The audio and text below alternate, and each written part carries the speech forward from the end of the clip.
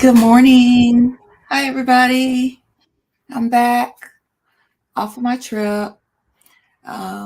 Looking rough. I'm about to do my hair in a minute. But yeah, welcome back to my channel. We're just getting started. Let me find and share the screen.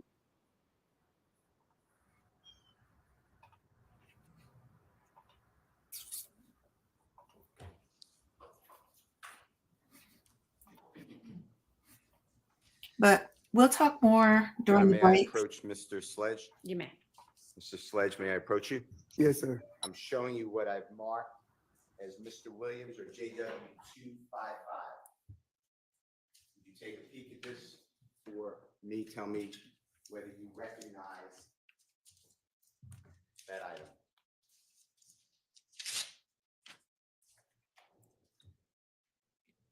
Yes. And is it in the same condition? Have you seen it prior to, 2024, 2023, going back? Is it the same condition? Yes. Any alterations or changes to it that you can tell? No, not allowed to see. Your Honor, I move for the admission of Mr. Williams 255. It's admitted. May Mr. Kokomo display it, Your Honor? Yes. It should come up on your screen, but it should be the same exact thing. You could check it. That's in front of you, okay? Yes.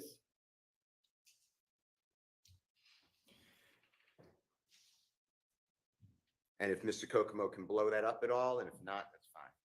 So this is exhibit number at the very top, Mr. Kokomo, if you just show, you see where it says exhibit or EXH number JW, Jeffrey Williams 253?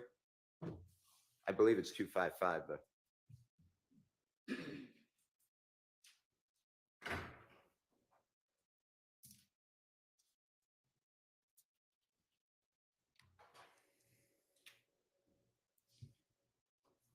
Let me see if I can.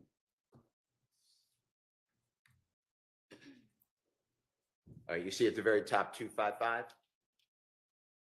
Yes. Okay, and then if Mr. Kokomo can just center so all the words can be seen on the actual writing. Do you recognize this as a social media posting? And do you see the date? Yes. And it's from DMAC, got me to TOO, banging at DMAC to banging.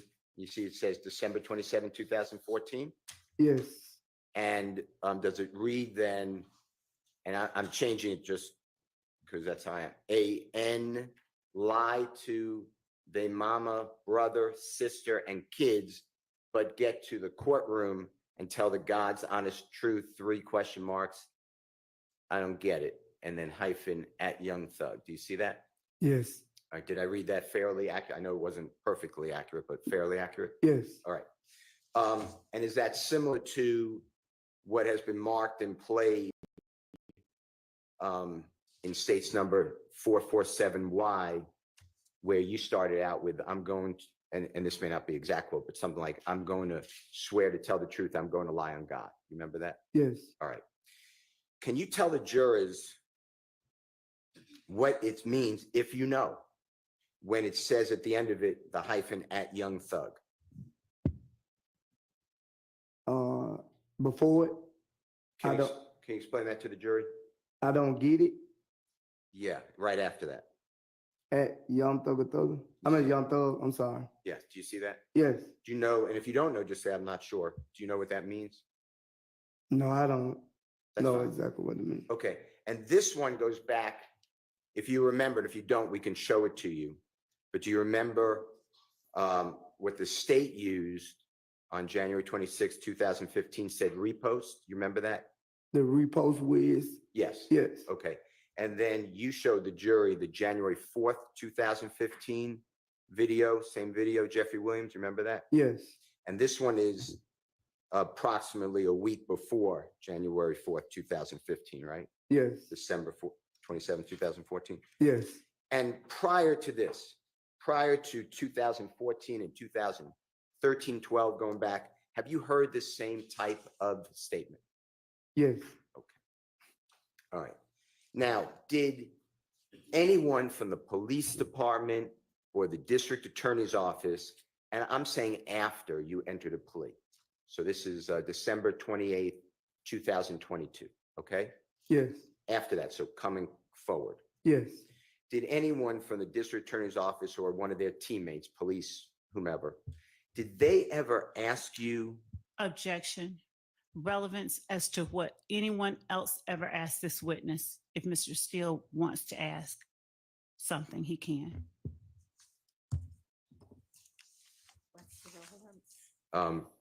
Ask about the evidence of the reposting? They showed the gentleman the evidence? Your Honor, my Know if objection. anybody, I want to know if anybody ever went over with him that it's a repost? Your Honor, Sustained.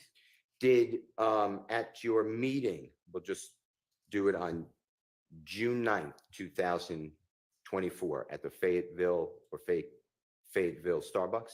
Yes. Did District Attorney Love ever ask Objection. you about, objection. Objection. Yes. Sustained. did State's Exhibit number 447Y, the repost, January 26, 2015, was that ever discussed with you? Objection, Your Honor. Sustained.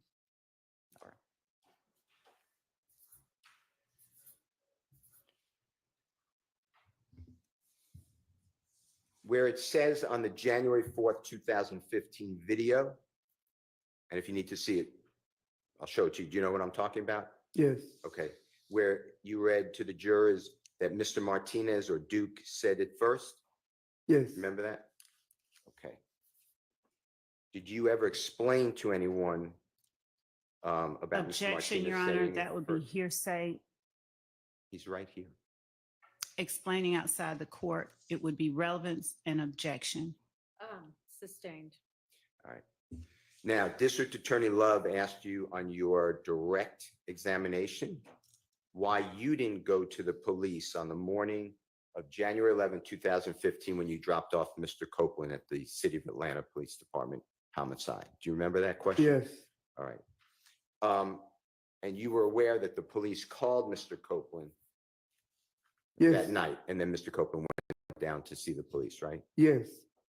Did the police call you and tell you that you were the prime suspect? No. Objection to the compound question. Overruled. No. You were asked questions about the music company or business YSL, direct deposits. You remember that, working for them, Yes. working for Mr. Williams? You remember all those questions? Yes. All right. Do you personally know, do you personally observe, does that music business have lawyers working for them? If you know, if you don't know, just say I don't know. I don't know. All right. Do they have accountants? Yes, I think they have accountants though. I know that. How about managers? Yes. Objection, Your Honor, vague as to managers. Overruled. Yes. Now, you were asked a lot of questions also about what you explained to the jury, that anybody can claim YSL. Do you remember all those questions? Yes. There was no beating in, there was no initiation fee. Remember those type of issues? No. Never have. That you never have to get beating in or however. Somebody could just say, I'm with YSL. Right. By doing that, does that mean that they're with the record company YSL? Objection, vague. By doing that, I don't know. Overruled. Now,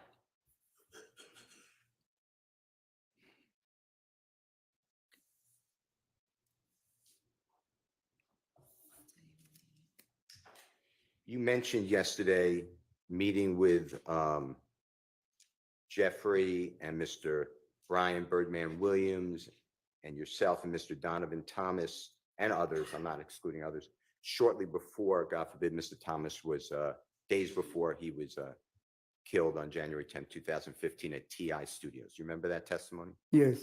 Is TI the performer TI that you're talking about? Yes. Do you know his real name? Something Harris. That's all I know. I know his last name Harris. Mr. Harris? Yes. And is he a phenomenal, well-known, accomplished artist? Objection, Your Honor. Sustained. You were asked about the definition of snitching. Do you remember that? I don't remember asking me that. All right. Do you remember saying in the video 447Y snitching, and I'm not going to say, but BIT blank H? Yes. Okay. And tell the jury what snitching means. To me, my definition of snitching is another person lying on another person. Now,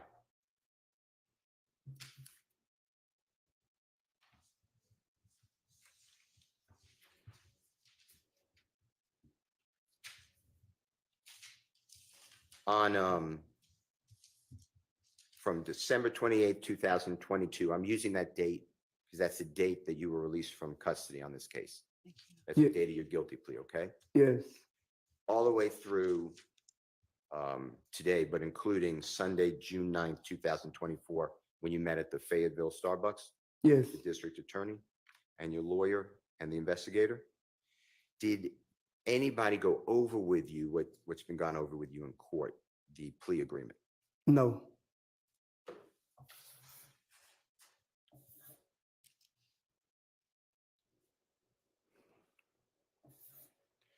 You told the jury that Jeffrey idolized or idolizes Little Wayne or Mr. Dwayne Carter. Do you remember that testimony? yes, Did you ever hear, are you familiar with Little Wayne's work? His music, his interview? yeah, I'm familiar with his music. Have you ever heard him use the word slime, the term slime? Yes, Was that before you ever heard anyone say it, or was it after? Thank you. I hadn't heard it said before, but he's like one of the first artists I heard say. He being who? Wine, the wine. Okay.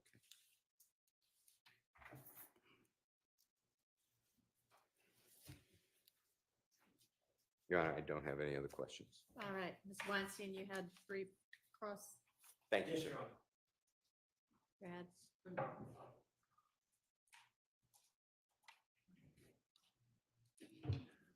Good morning, Mr. Sledge. Good morning. My name is Doug Weinstein, and I'm Diamante Kendrick's attorney. Yes, May I approach you and show you something? yes. Thank you.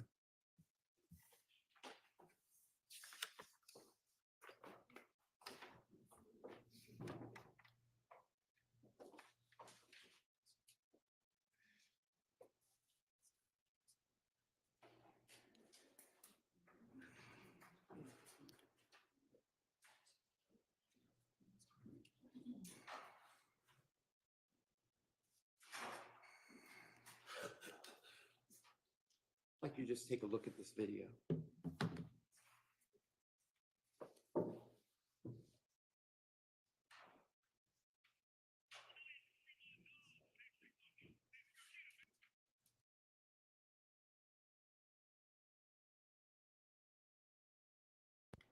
Do you recognize the action that was performed by that player in that video? Yes, Tyrone here. Hang on, Testimony don't say about it. anything about it yet. I'm sorry. Excuse me, just do you recognize that Yes, player? yes, Do you recognize the action that he performed? yes, Okay. Your Honor, I'm moving to admit Kendrick 1. I object on the basis of relevance and foundation, and if we need to approach so that Mr. Weinstein can show the court All what right, it well, is. Yeah, I haven't seen it, so. Okay. Okay, we haven't given out our. I need to step out. Okay.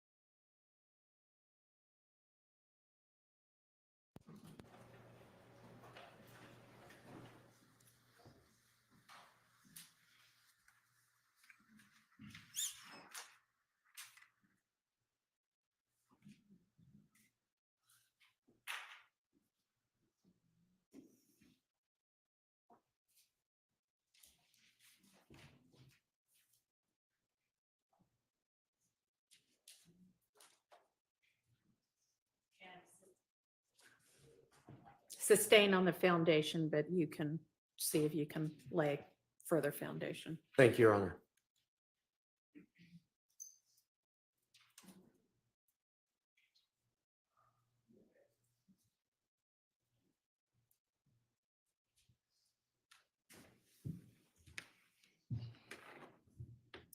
Mr. Sledge, I have a few more questions about that video that I showed you. Yes, Have you seen that video of that player before? I know who the player are. Have you seen him doing this particular thing? Have you seen that clip before that I showed you? I don't recall seeing the clip, but I just seen it when you just showed it to me. Did you watch the game yesterday? I didn't watch Miami game yesterday. Okay, I'll move on. All right. I'm going to show you something else, all right? Yes, May I approach? You may.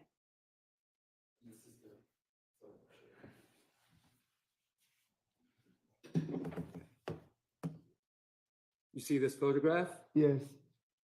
Have you seen that photograph before? No, not to today. Okay.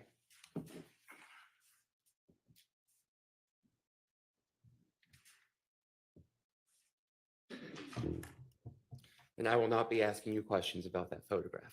Right. December 28th, 2022, going back to that date, where did you wake up in the morning? At Ford County Jail. And where did you wake up on January 1st, 2023, New Year's Day? And at home? At your home, Yes, in your own bed. yes, And you signed that plea deal that we've already talked about. yes, And you initialed all those statements that were made in there, right? yes, And you would have initialed anything to get out of jail on that day, correct? yes. If they would have asked you if you could say that YSL did Objection not kill calls for Tupac, speculation. What's the question? if they had asked you, Objection If to you- if they had asked you, just nothing else beyond that, Your Honor, because it's speculation. but again, you signed and initialed all of that, and you would have signed and initialed anything to get out Objection. of Rice Street, Withstand. correct? Asked and answered. Sustained. No more questions. All right. I think nobody else had cross. Is that right? Is that still the case? Okay. All right. Is there redirect? There is, Your Honor. All right.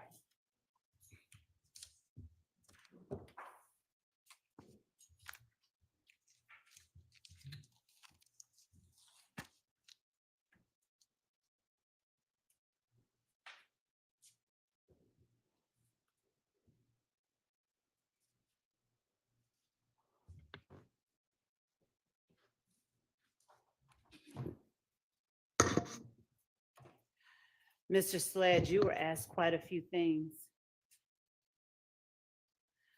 by Mr. Steele on Friday regarding what was and what was not asked of you at the time that you entered your plea agreement with the state. Do you recall that?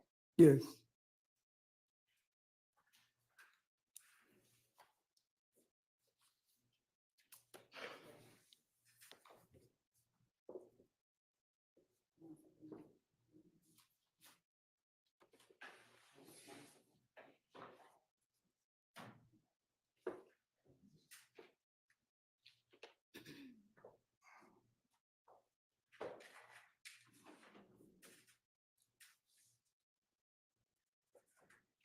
Your Honor, just Yes. to satisfy the rule of completeness, the state tenders States Exhibit 444Y, the entire plea agreement, or States 1AS, which was admitted for a different purpose at a All different right. time. Any objection? Okay. Your Honor, I would object to further commentary unless we need to approach. I'm tendering the exhibit. I understand. He's not commenting. He's stating what his objection is because I asked him to. I think we might need to approach to resolve it, though.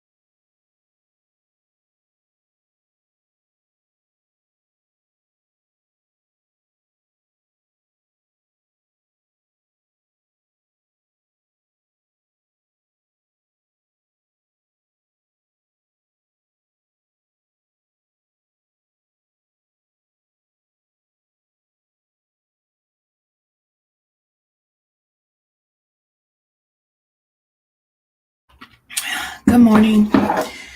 They're still talking with the judge, so we're just waiting. Good morning. Good morning. They're still talking with the judge. So, but anyway, I'm taking my braids out, so you guys have to deal with looking at me looking crazy.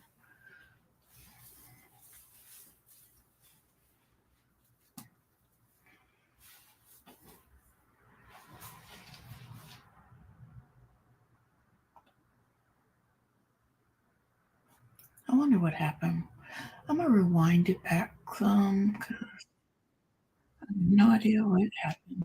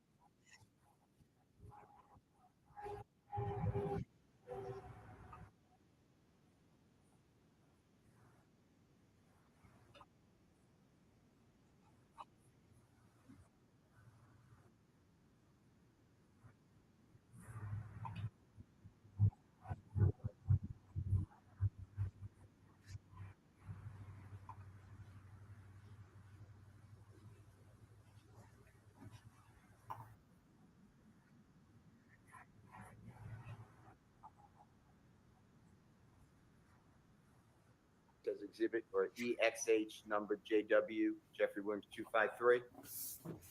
I believe it's 255, but.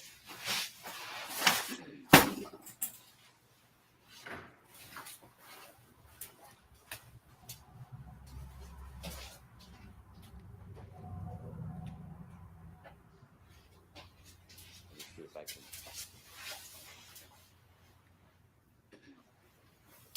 All right, you see at the very top 255? Yes, Okay, and then if Mr. Kokomo can just center so all the words can be seen on the actual writing. Do you recognize this as a social media posting? And do you see the date? yes, And it's from DMAC, got me to TOO, banging at DMAC to banging. You see it says December 27, 2014. yes. And does it read then, and I'm changing it just because that's how I am. A.N. lie to their mama, brother, sister, and kids, but get to the courtroom and tell the God's honest truth, 3 question marks. I don't get it. And then hyphen at Young Thug. Do you see that? Yes, All right, did I read that fairly accurate? I know it wasn't perfectly accurate, but fairly accurate. yes. And is that similar to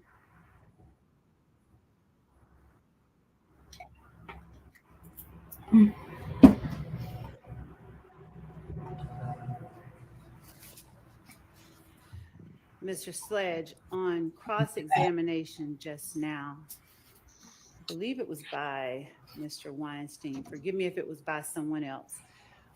Were you asked the question whether anyone ever went over the plea agreement with you between December 28, 2022, when you signed the document that is states 444Y and states 1AS, and today? Were you asked that question on cross-examination by either Mr. Steele or Mr. Weinstein? I don't know. I don't think Mr. Steele asked me that. He asked me something about June the 9th. So I don't know if Weinstein just asked me that question either.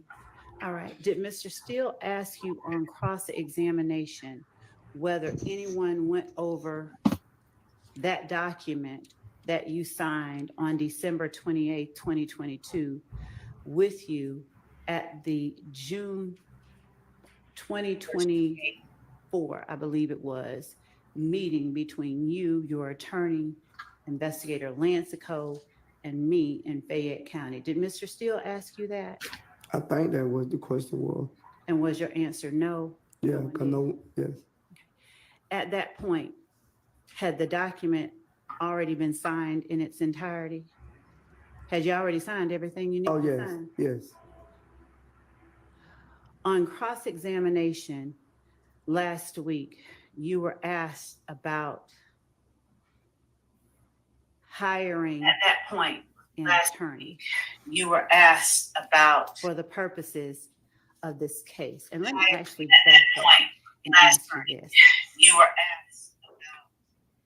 You were asked a few questions about what was going on at the time that you signed this plea agreement on December 28th, 2022. Do you recall that? yes, All right. Do you recall being in a courtroom here in Fulton County on the date that you signed that plea agreement on December 28th, 2022? I don't think I was in the courtroom. I think I was in the tank in the back when I signed. Okay. Were you in a courtroom when you acknowledged under oath that everything that you signed was true?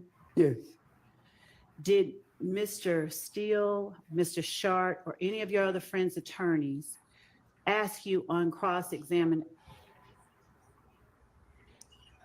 Sustained. Okay. Did you tell the jury that you loved Mr. Stillwell, you loved Shannon? yes, Did you tell the jury that you loved Defendant Williams? yes, And Mr. Stillwell and Mr.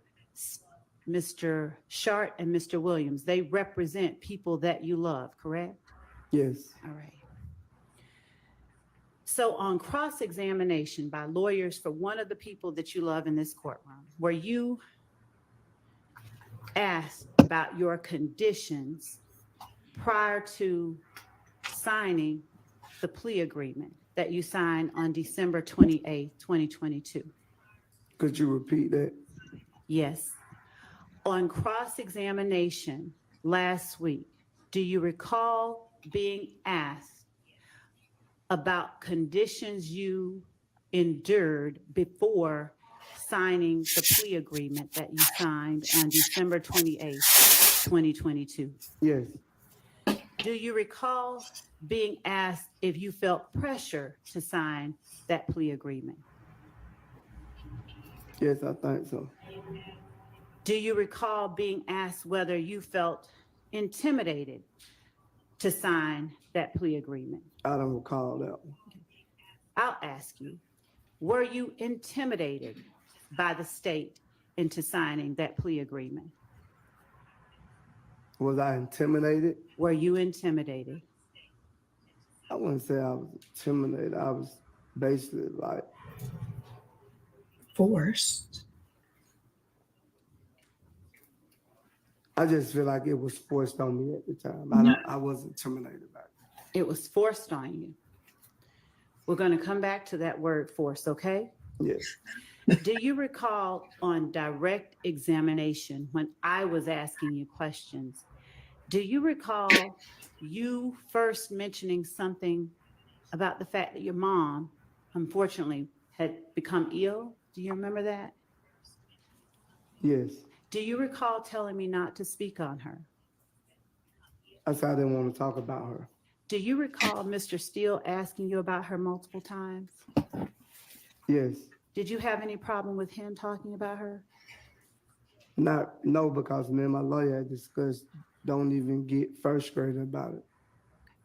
So is your testimony that you didn't mind Mr. Steele talking about it because you had a conversation with your lawyer about that? Yes, he just told me to stay focused, and Okay. even with you, he just said stay focused and answer the questions.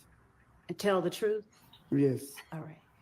When you say you felt forced, would you please tell the jury who it was that forced you to sign, or who you felt forced you, if anyone in particular, to sign anything on December 28, 2022?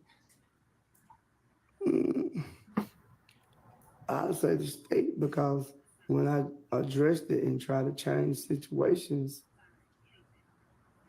they wouldn't change them. So And it's still your testimony is it still your testimony that there were things that you wanted changed that you did not get changed?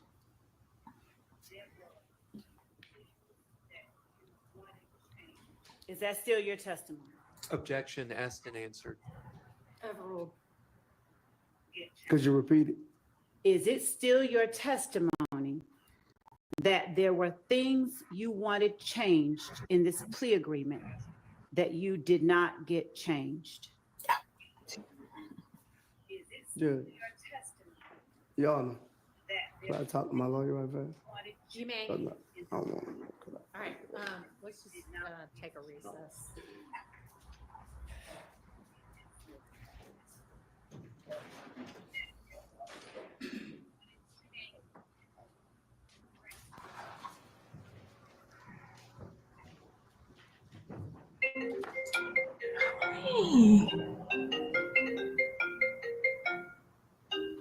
Easy.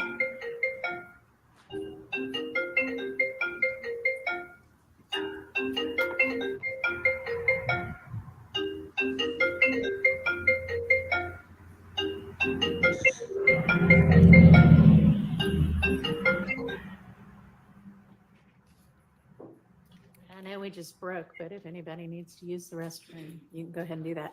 And can somebody let me know when he's back from talking to his lawyer? Thank you. Yes, Judge.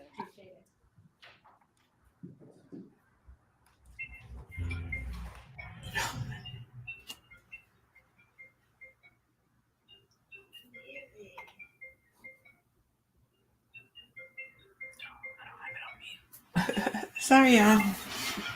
Hearing everything I got going on out here. But I just came back from my trip. For the most part, I had a great time. For the most part. Only issues was the beginning and the very end. Just getting through that doggone Jamaican airport. Oh my gosh, it's the worst airport ever. I hated it. It's so confusing. It's like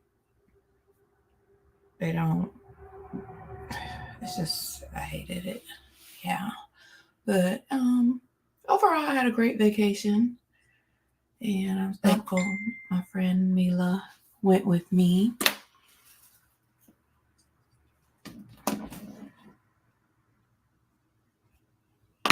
But we're back. I'm so glad we got back. We got back about 9:30, 10 o'clock last night, and I kept dozing off and on the ride home. Then when I got home, I'm getting ready for bed, and then I'm trying to catch up on the trial since I've been gone. And then I just sat there and watched the trial and started taking my braids out. So I didn't get a whole lot of sleep. But I figure I'll do that later on tonight or tomorrow. Yeah.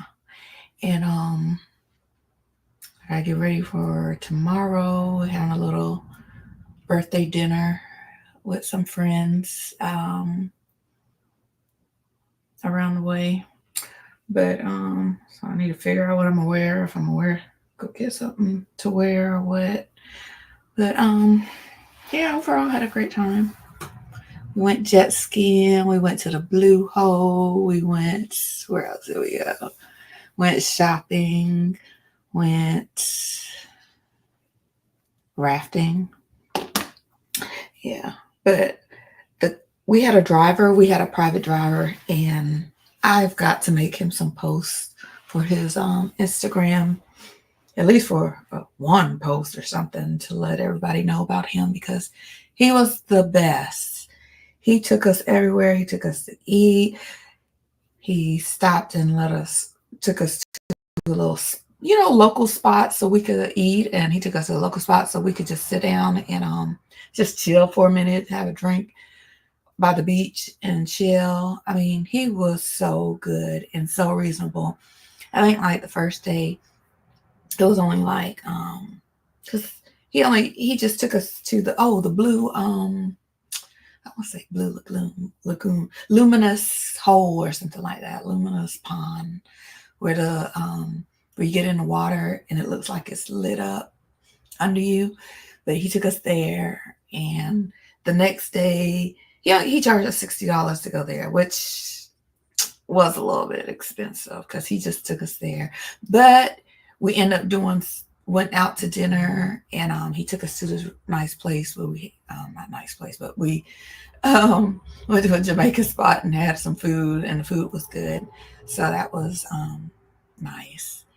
Then we met while we was there, his friend was there, and it was his birthday, and my birthday was the very next day. So it was just weird that we met up with him like that.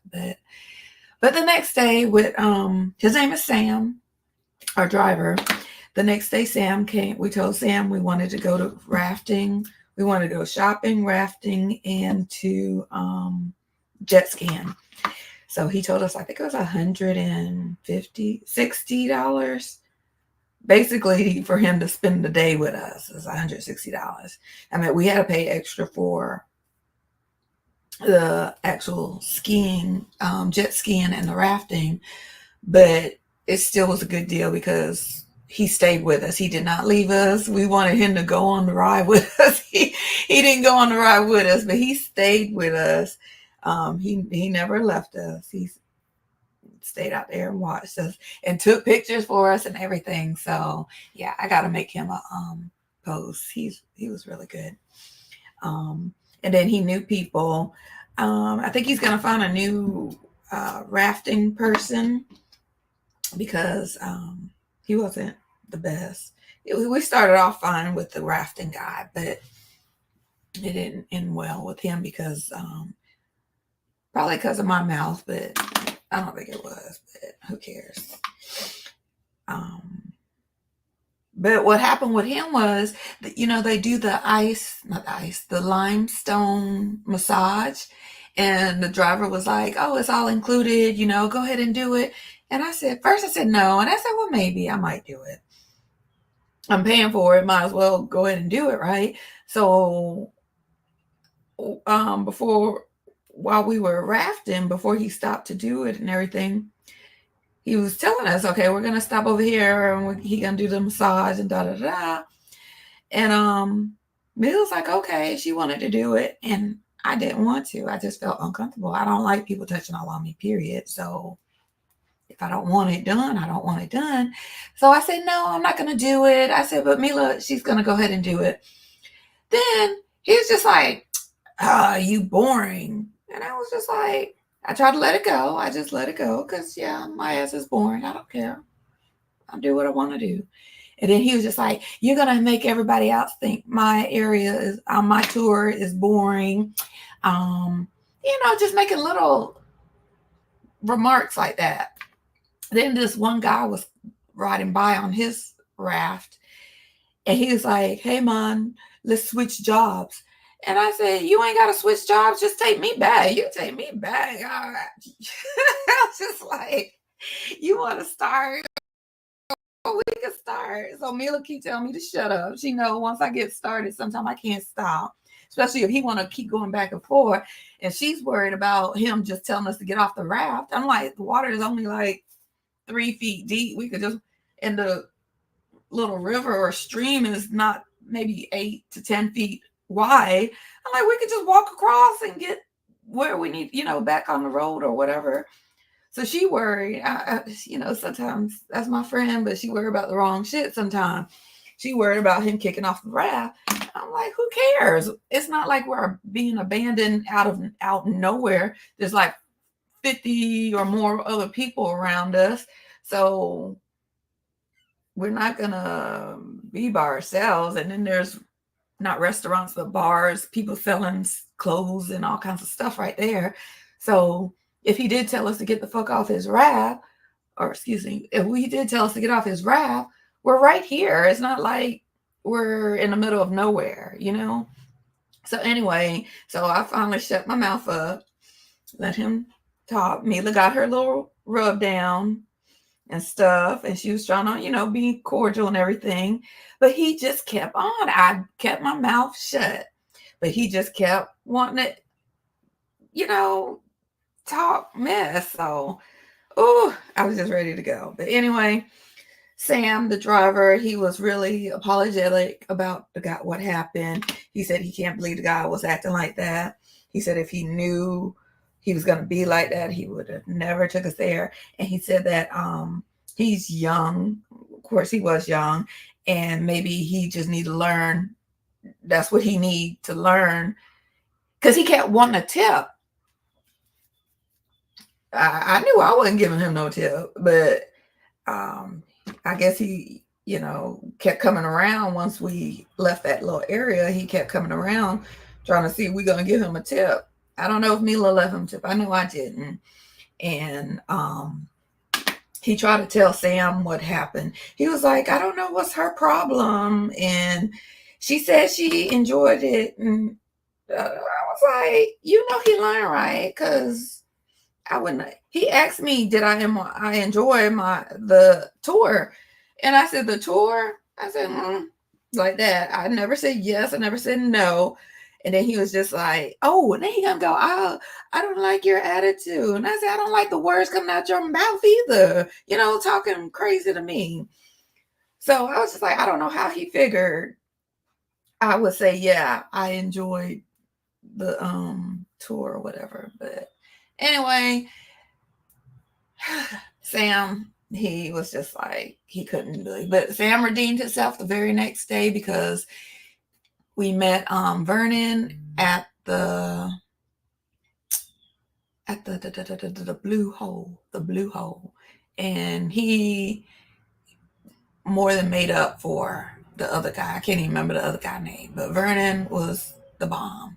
I gave him extra money, extra tip, because I was just like, he really did make up for that other guy's mistake. But they're back in court, so I'll be quiet.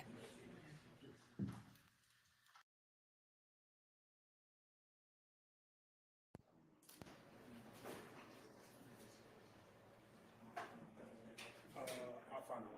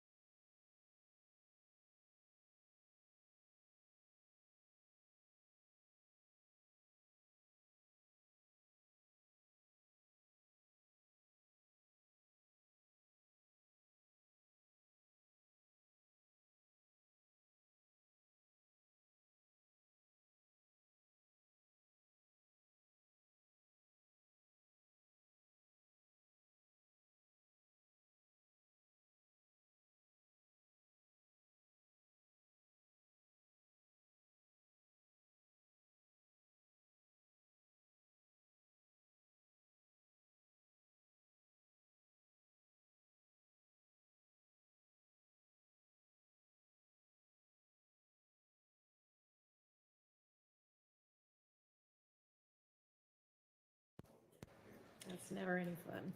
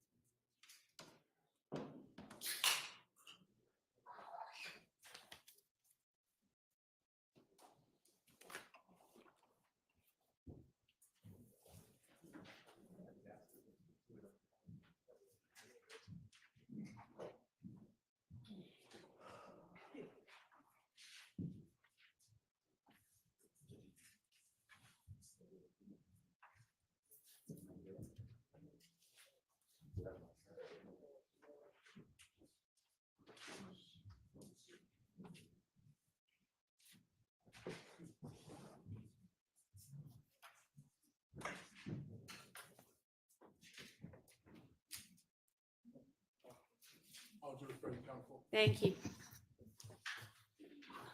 Go ahead, Ms. Love. Thank you. Mr. Sledge, have you had enough time to speak with your attorney? Yes, During the time that you spoke with your attorney, is your attorney the only person that you spoke with? yes. All right. Did you speak with any member of the state this weekend? This weekend? Yes. No, Did you have an opportunity to speak with your attorney this weekend? ma'am didn't talk, but Okay. All right. So did you testify on cross-examination last week that there were portions of the plea agreement that you signed that you asked the state to change, but that the state refused to change?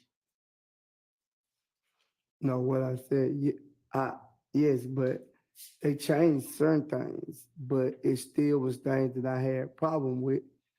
From my awareness, once, if you call me to the stand, that I would be able to explain the things that they didn't change. Do you recall when I first asked you questions on direct about the April 2015 drive-by shooting that you, April 15. the April 28th, 2015 drive-by shooting? Do you recall when I asked you about that on direct? Yes, Do you recall you told me you did that in your best interest? could you repeat that? You lost me right now. Do you remember saying that was in my best interest when I asked you if you pled guilty to the shooting on April 28th, 2015? Yes, And do you remember saying that I did that because it was in my best interest multiple times? Do you remember saying that? you said that I took the plea in my best interest. My question is, do you remember? I don't recall. Mm.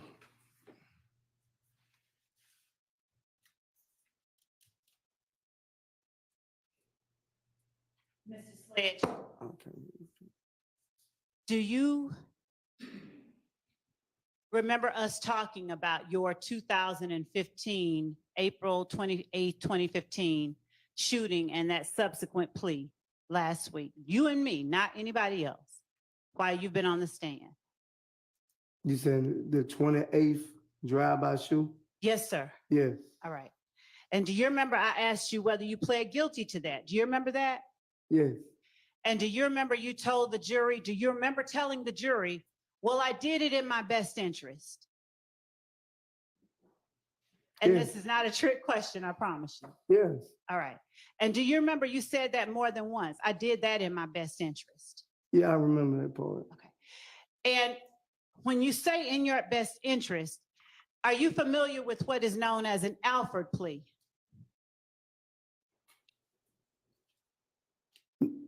No, I don't really know what an Alford plea really mean. I just was saying that I pleaded guilty in my best interest. And when you say that you pleaded guilty in your best interest, what do you understand that to mean as opposed to just flat out pleading guilty?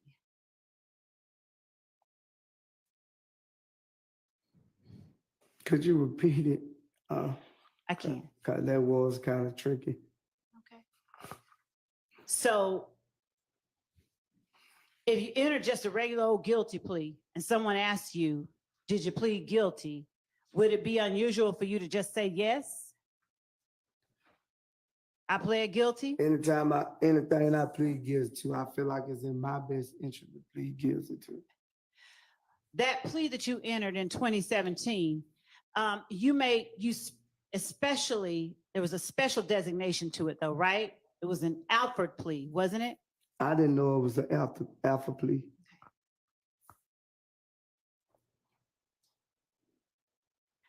When you entered the plea that you entered on December the 28th, 2022, did you recognize the prosecutor asking you questions as the same one talking to you here right now, me? Yes, All right. And did you recognize the prosecutor at the table with me as the same one I have my left hand on now, Miss Hilton? she wasn't in the courtroom when you did the plea. She went somewhere. Okay. All right. So if we see the video, but we see Miss Hilton's lovely face, you'll recognize Miss Hilton as having been in the courtroom? I don't remember seeing me here too. That's fair enough. Do you remember seeing a judge who looked a little different than the one on the stand now? Yes, Okay. Do you remember seeing your attorney, Mr. Wright, there sitting with you? yes. Is that the same attorney that you had in 2015? I don't think I got arrested in 2015, but if I would have, he would have been the one to do the case. Did you testify on direct examination that Mr. Wright has been your attorney for 15 years? Yes, Could you tell the jury when Mr. Wright first started representing you in criminal matters? I want to say like 08, 09, something like that, if I'm not mistaken. Did you tell the jury on cross-examination that Mr. Wright is someone that you trust? Yes, Did you tell the jury on cross-examination that Mr. Wright is someone whose advice and counsel you take seriously? I don't remember saying it like that. You put it in that word. Would you just tell the jury right now then how it is you feel about the lawyer who's represented you for the last 15 years? He been great. Oh, Overruled. he Go been ahead. he been great to me. Okay.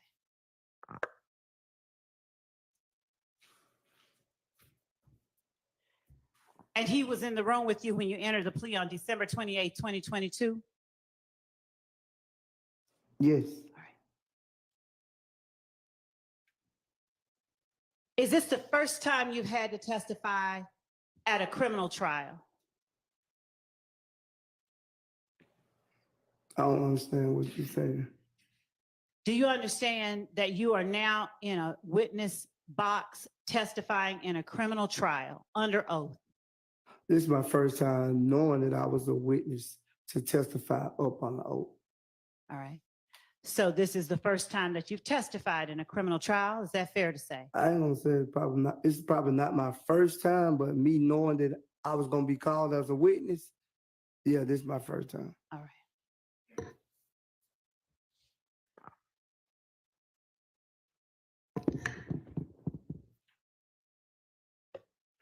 Do you remember being asked on cross-examination by either Mr. Sharp or Mr. Steele?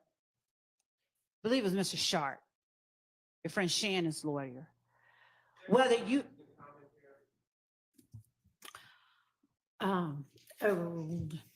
I think she's just trying to get clear who it is. But we don't need the commentary. yes, Your Honor. Do you know who represents your friend Shannon? Yes, I've been sitting in the courtroom like everyone else. Which person do you recognize as representing defendant Stillwell? Mr. Short. All right. So do you remember Mr. Sharp asking you if on December 28, 2022, you found yourself between a rock and a hard place? Yes. All right. And what did you answer to him regarding December 28, 2022? What did I say? Yeah, what was your answer to that I question? said yes. And would you tell the jury what the rock was and what the hard place was?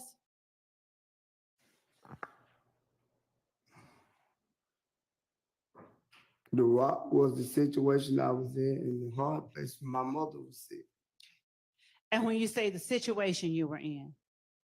incarcerated. Okay. And All right. And hopefully, is your mom doing, no, she deceased. I'm sorry. So did your being in Fulton County Jail have any bearing on your decision to enter that plea that you entered on December 28, 2022? Being in Fulton County Jail and away from my mother. All right. Which one had the biggest bearing? Being away from my mother. All right. So being in Fulton County Jail wasn't a big factor in your entering that plea? Objection, mischaracterizes his I'm asking a testimony. question. I couldn't hear them both at the same time, so. I'll rephrase. All right, she's gonna rephrase. Mr. Sledge, was being confined in the Fulton County Jail a large factor in your deciding to enter a guilty plea on December 28, 2022? Yes, it was, but my mother was bigger. Okay, all right.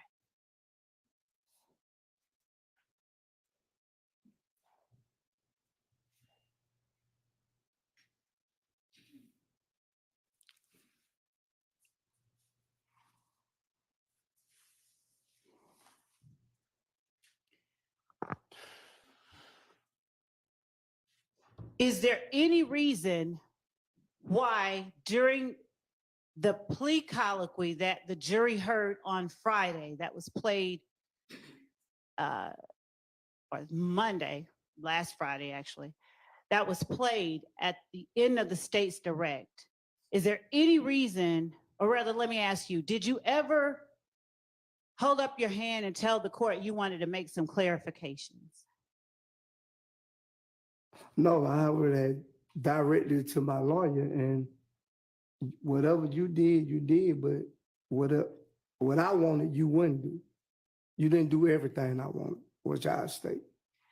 You were asked by Mr. Steele, your friend, Mr. Williams' attorney, whether or not the state ever sat down and met with you. Do you remember being asked whether the state ever sat down before the June meeting and before you entered that plea agreement and met with you? Do you remember him asking you that? Yes,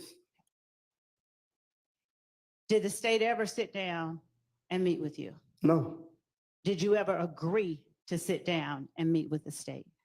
I can't agree if the state don't come to me and ask me.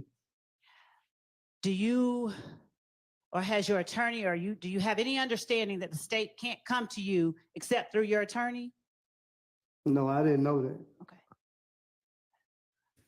Did you ever have an understanding that the state wanted to talk to you before you signed the plea agreement on December 28, 2022? No, Okay. Did you ever ask your attorney for an opportunity to speak with the state? no, I ain't never asked them to speak to the state. Why not? I don't know. I can't tell you that else. I never asked him to speak with you because that's his job. That ain't my job. That's why I hired him.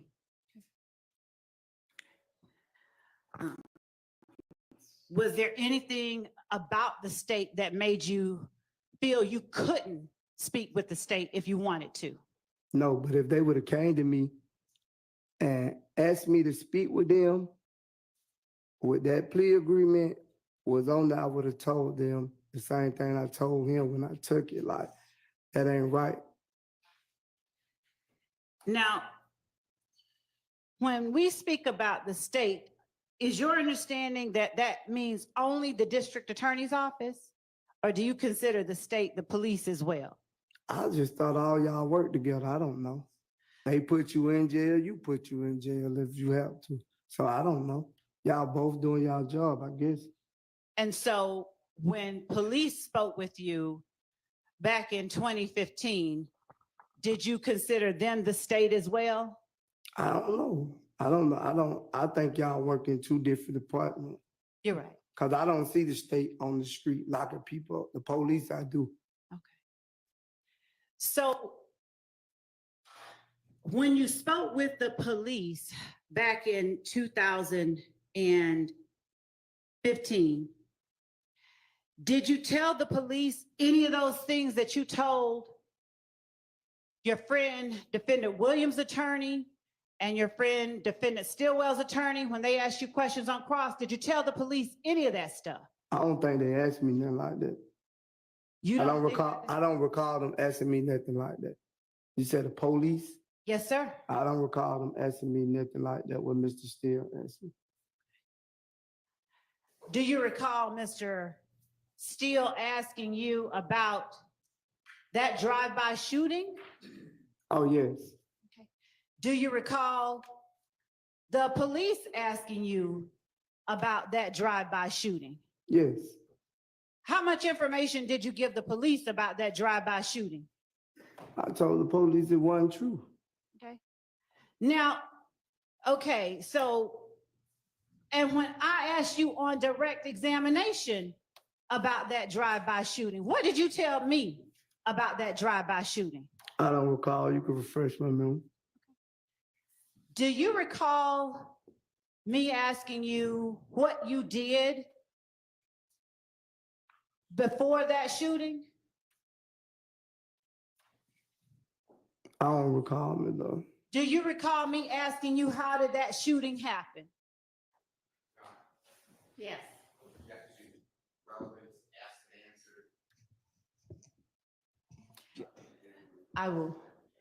I can show you. I can Go ahead. respond. Overruled. Thank you, Judge.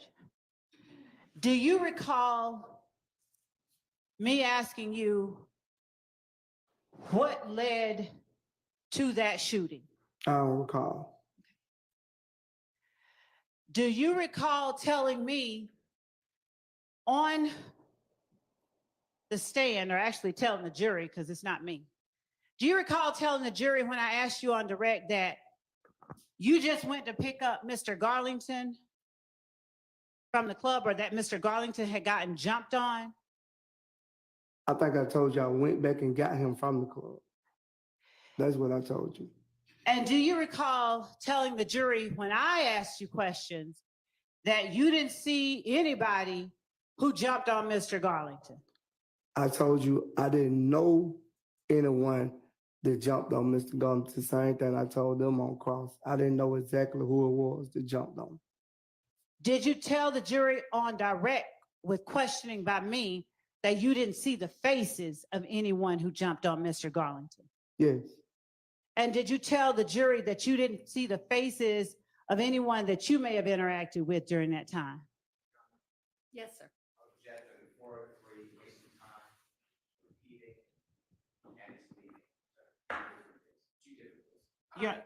May I Yes. respond? Yes. Your Honor, Mr. Steele cross-examined the witness on this very topic. I believe that it is necessary to orient the witness to the questions I asked before I get into the questions that I want to ask him about what he told Mr. Steele, number one. So it's not a 403 waste of time in any way. And I believe that he made a second objection I'd like to respond to, but I can't remember what it was. It was kind of long.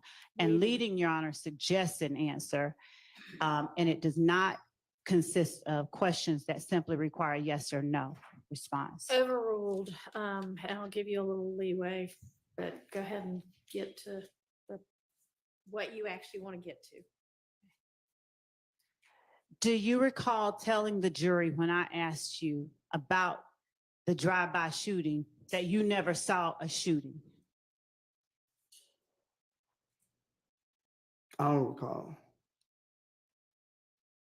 Do you recall telling the jury when I asked you about the drive-by shooting that you just dropped off Demekion and Quindarius and you went on your merry way? I don't think I said I went on my merry way. You didn't use merry, that's my words. Okay, but I remember just exactly went what you on. said. I ain't saying I went on and directly left the scene, but I didn't actually witness them shooting the gun. That's what I said. Is it your testimony today that on direct examination, you did not tell the jury that you dropped off Quindarius Zachary and Demekion Garlington and left and don't know what they did after you left? I don't recall that. Do you recall me asking you about another house getting shot up on Drew Drive after the house on Adele getting shot up? I don't know in what article. I don't know the addresses. Do you recall me asking you about whether you saw or participated in any other house getting shot up other than the house off MLK on Adele Drive? Do you recall me asking you that? I don't recall. So do you not recall as well telling me that you didn't see any house get shot up? I don't recall me telling you that I seen the house get shot. I don't recall. Now, what I just heard you say is, I don't recall me. Me telling you that. You don't recall you telling me what, sir? I just don't recall, Ms. Lola. I don't recall. What is it that you don't recall? I'm sorry, I need the jury to know. I don't recall. What don't you recall? I don't recall. I don't recall. You've been pressuring me so much, it's like, I don't even be remembering a lot of stuff you saying. Is it that you don't recall telling the jury you did not see any houses getting shot up on April 28, 2015? I don't recall. Okay, today, do you recall seeing any houses getting shot up on April 28, 2015?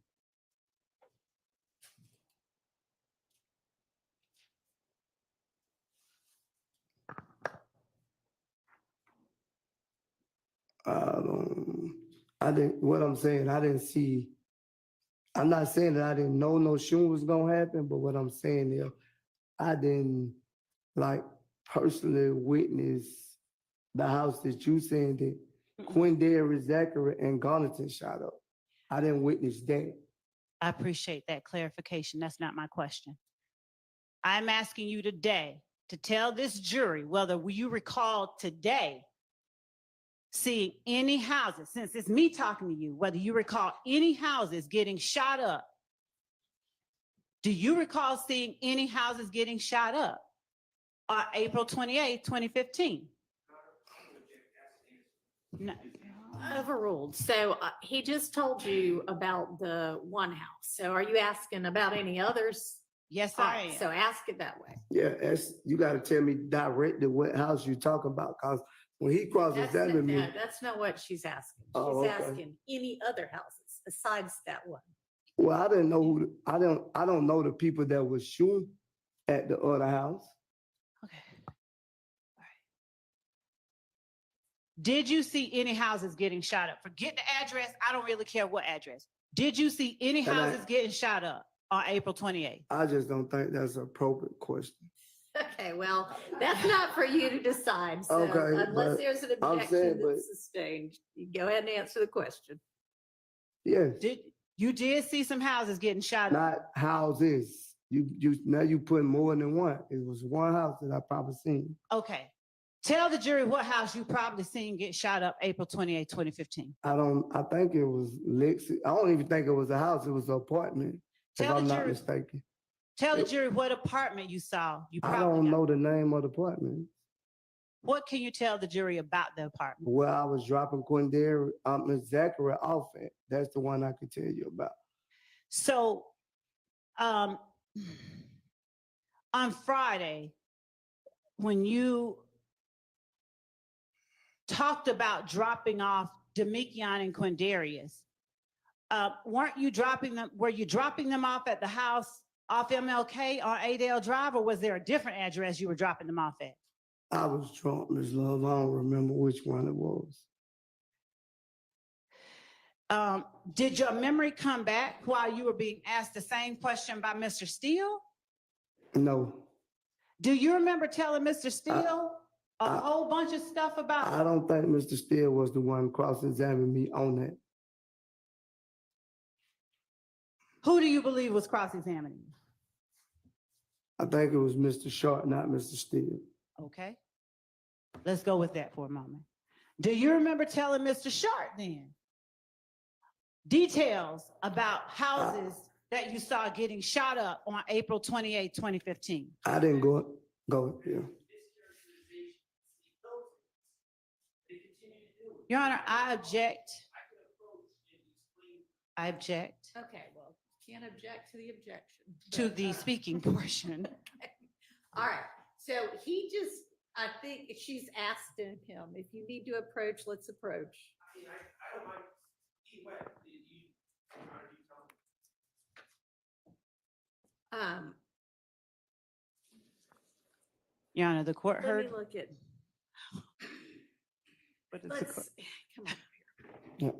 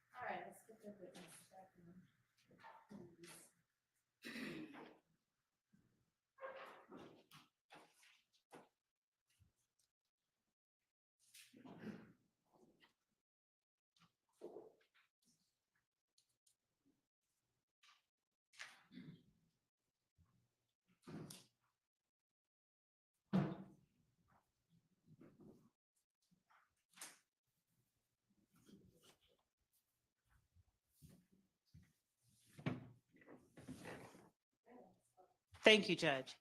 Mr. Sledge, please tell the jury what you remember today, everything you remember happening with respect to April 28th, 2015, from the time you picked up Mr. Garlington. Well, love, I've been here 4 days, just found know how many hours. I can't remember all that stuff, so I don't recall. She's not asking you now what you remember testifying to. She's just asking you what you remember about that night. I don't recall. When did your memory about it leave you? I can't answer that question for you, but I'm sorry? I can't answer that question. I don't know. Did you remember it when you were asked questions by Mr. Sharp?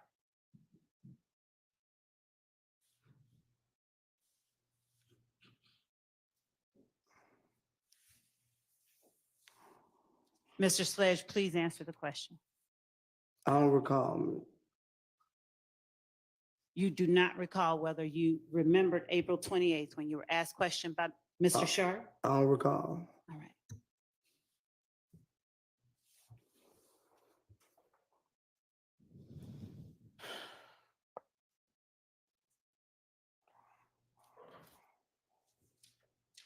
When you were entering the plea agreement that you entered on December 28th, 2022, did you ever stop and ask the judge or tell the judge you wanted to clarify anything? No, because I thought my lawyer had already did that. And when you heard the state read out factual acknowledgments and ask you if they were true and correct, did you ever indicate part of them are true, but part of them are not? I didn't think I could speak that in court. Why did you think you could not speak it in court? Because I ain't thinking like I could just burst out and say that while the judge reading, or while you was reading out, because the judge didn't read it out. I ain't think I can do that. That was never explained to me. Between December 28th, 2022 and last week, did someone tell you you could burst out while the state was reading something? No. Interrupt? No. So last week when I was asking you questions and you told the judge I gave you a headache and made your blood pressure go up, you felt comfortable enough? Did you feel comfortable enough to do that? Because I'm on the stand trying to explain.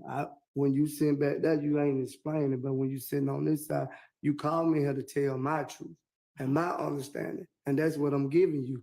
I can't give you nothing else. I'm only giving you my truth. Okay.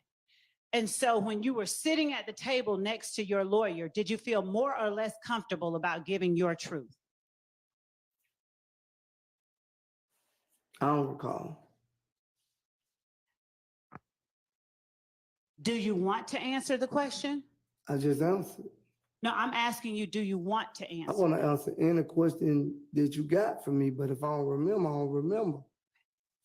And so what is it that you don't recall about being at the table with your lawyer? I just don't recall, my love. I ain't trying to give you a hard time. But it looked like you trying to give me a hard time.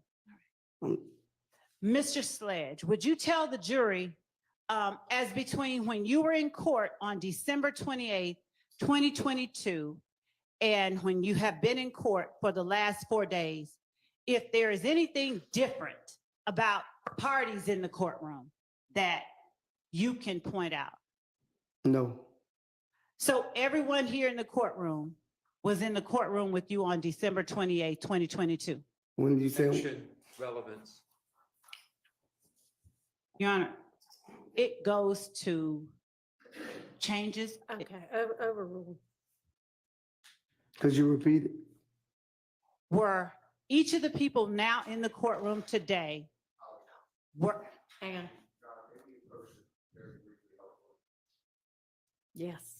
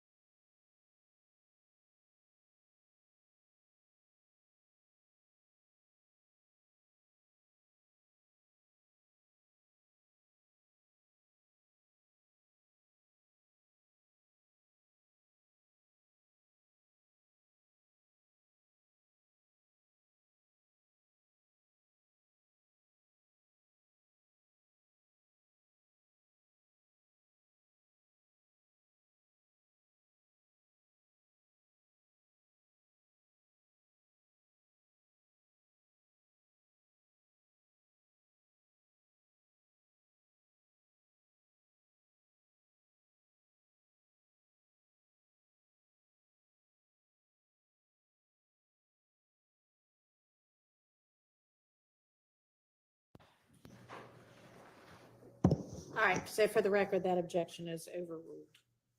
Let's get the witness back. Oh, Octavian.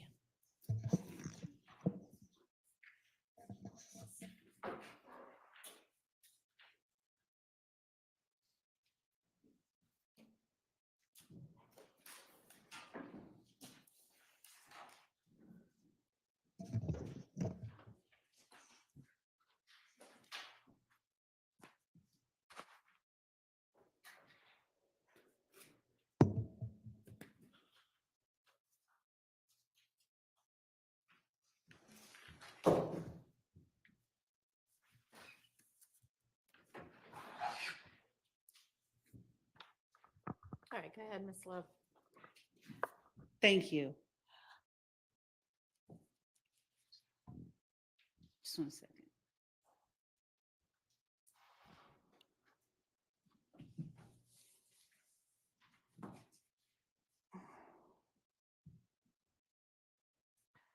Mr. Sledge, would you please tell the jury who is in the courtroom with you today that was not in the courtroom with you on December 28, 2022? Could you repeat it? Can you rephrase that? Because that's going to be a whole lot of people. Just get to the point that you want to ask. Yes. You already said I was here. Was there a court reporter here in the courtroom? Not this one, but a court reporter? I think so. Were there deputies? I think so. Were there DA investigators? I think, yes, Obviously, you said your lawyer was here. yes. All right. Was your friend Shannon here?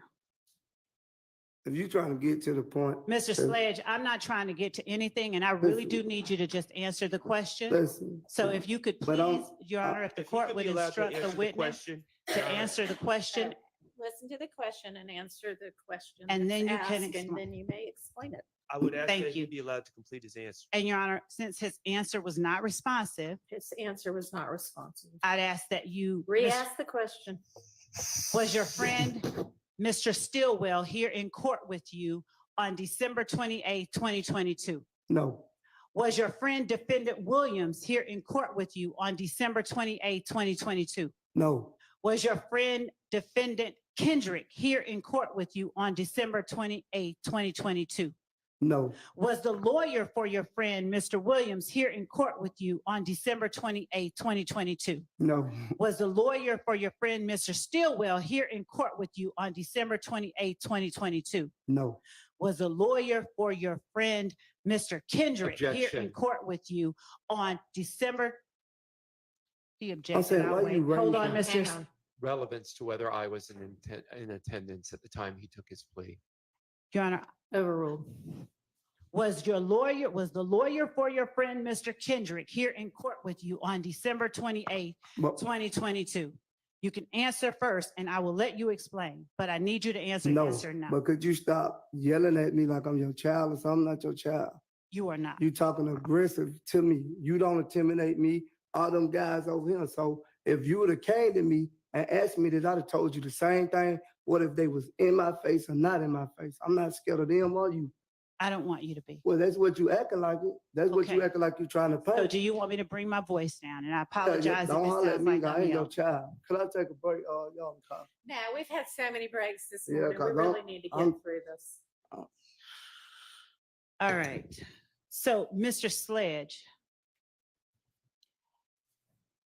was either Quay that is in the courtroom here today in the courtroom with you on December 28, 2022?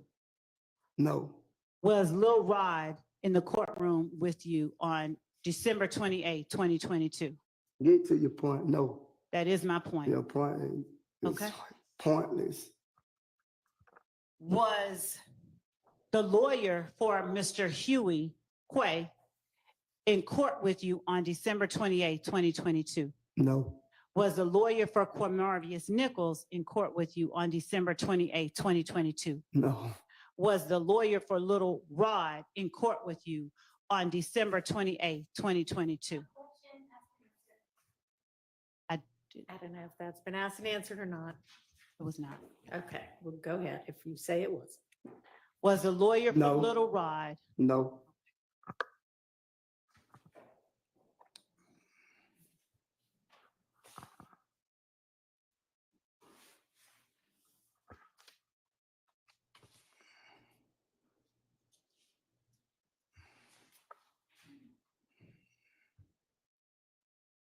on cross-examination?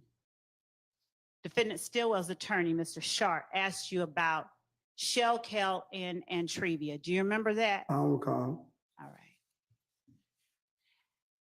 When did you lose recollection of what happened 3 days ago? I don't recall.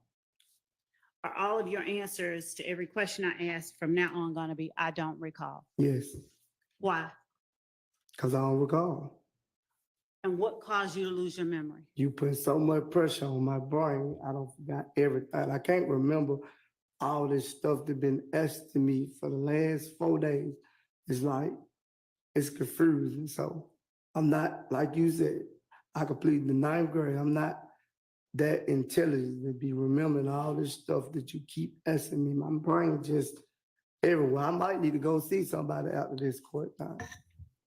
Mr. Sledge, did you have any problem at all understanding the questions asked to you about Brian Steele? I don't recall. Right. Did you lose your memory at any point with Mr. Steele? He wasn't pressuring me like you. He was helping me. He was explaining to me, he was breaking down, but it seemed like I appreciate what you're saying. I'm gonna respond to that. Objection. The Mr. witness should be allowed to answer the question. Were you finished with your answer? no, she cut me off. Go ahead. Go ahead, please.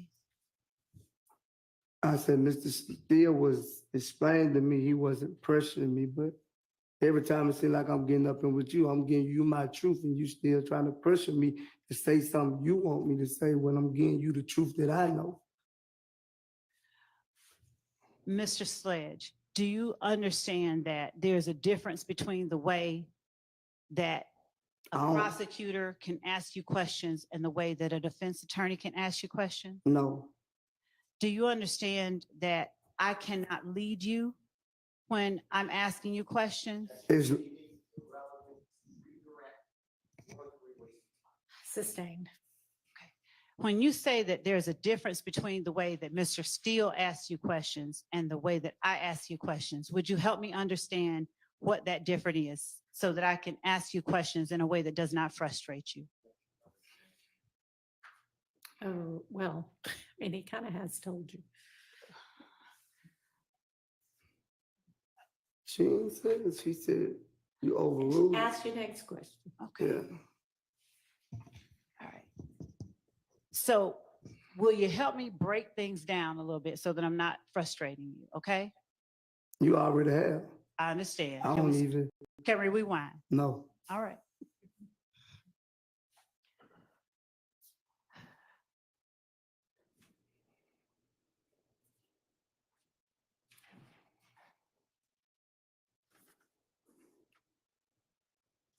When you were asked about Antrevia, was Shell Kell the person you said who had also started a relationship with Antrevia after you? I don't recall. What is confrontational about that question? I just don't recall. Why don't you recall? Because you pressured me, I don't recall. You hurt my brain. All right, so let's take an early lunch and you can get calm down in the meantime, hopefully, and then we will come back. Let's see, it's almost 11:15. Let's come back at 12:30. Yes, Your Honor, thank you.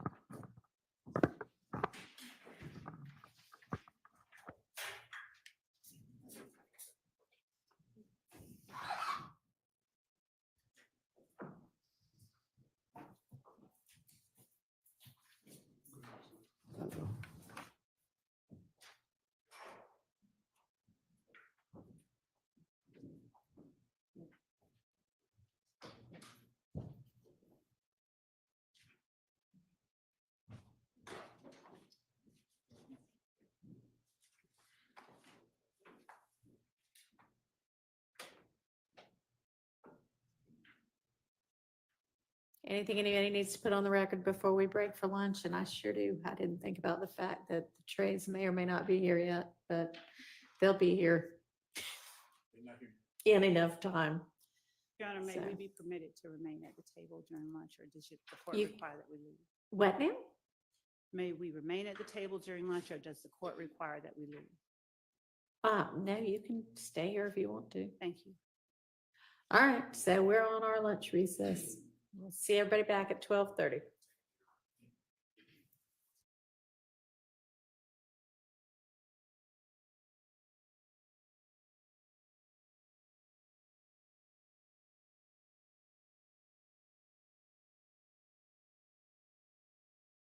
Okay. I just got off the phone with my realtor and ain't much change out here since I left. Oh, I'll turn this volume down.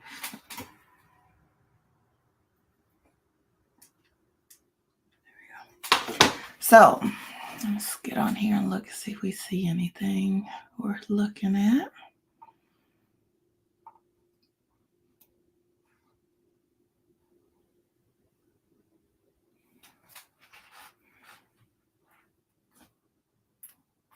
Oh my God, let me go do this real quick.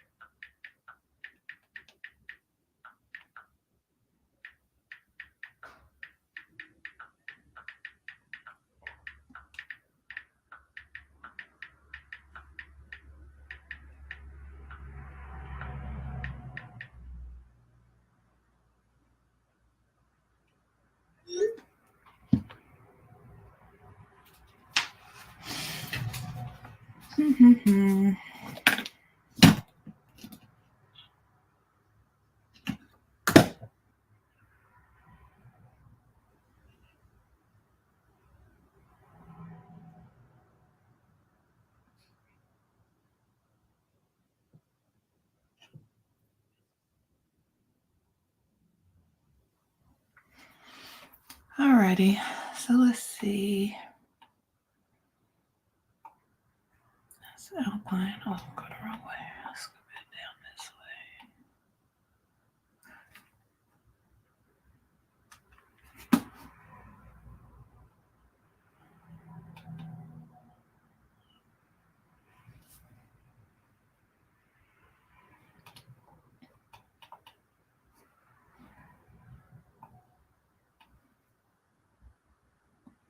What is your hand? What is that? Victory Woods. Nope. What's Victory Woods? Ashcroft. This is the neighborhood I would like to go to, but they're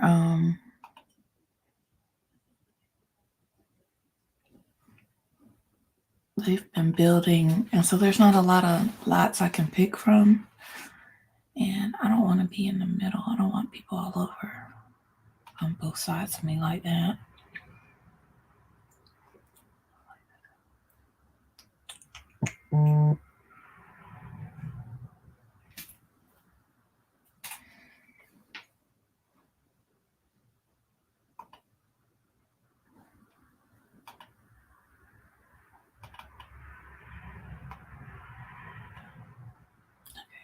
New home for sale.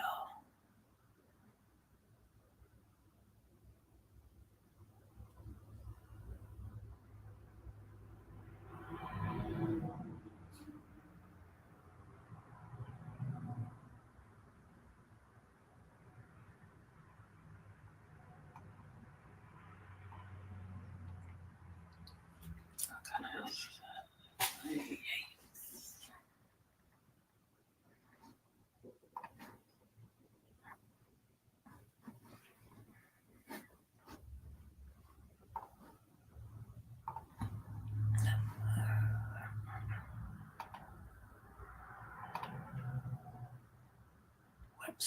Webster or Yates.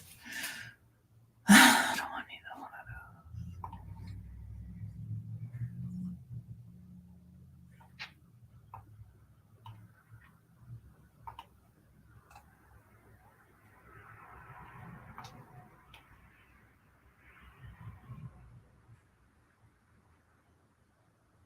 Blue is available.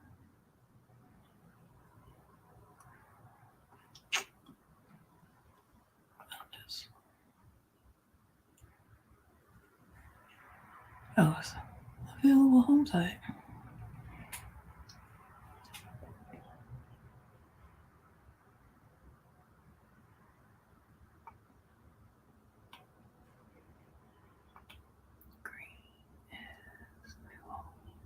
Already built.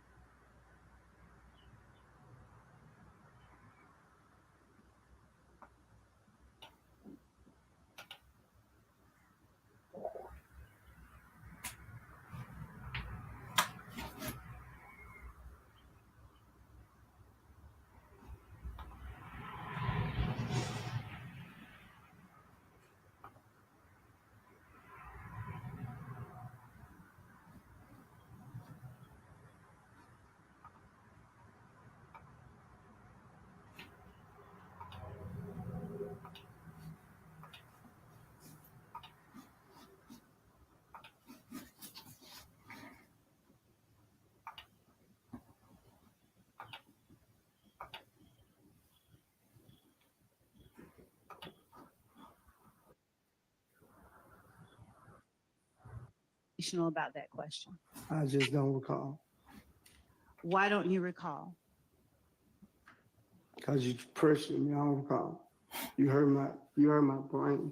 All right, so let's take an early lunch and you can calm down in the meantime, hopefully, and then we will come back.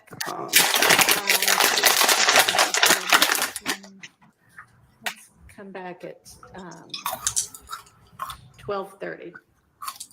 Yes, Your Honor, thank you. Oh my God, that was crazy funny.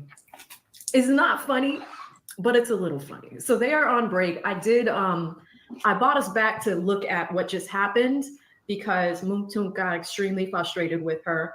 And rightfully so, because she tried to compare it like, oh, well, what's the difference between the way that I'm asking you questions versus the way that Brian Steele does it? I don't know. Brian Steele is not screaming at the witness. He's not screaming at him. You are, Miss Love. You are representing the Fulton County District Attorney's Office. And I don't know I don't even think she realizes that she was yelling at him. Did y'all see that? She's like, well, what's the difference between the way that Attorney Steele is talking to you versus how I'm talking to you?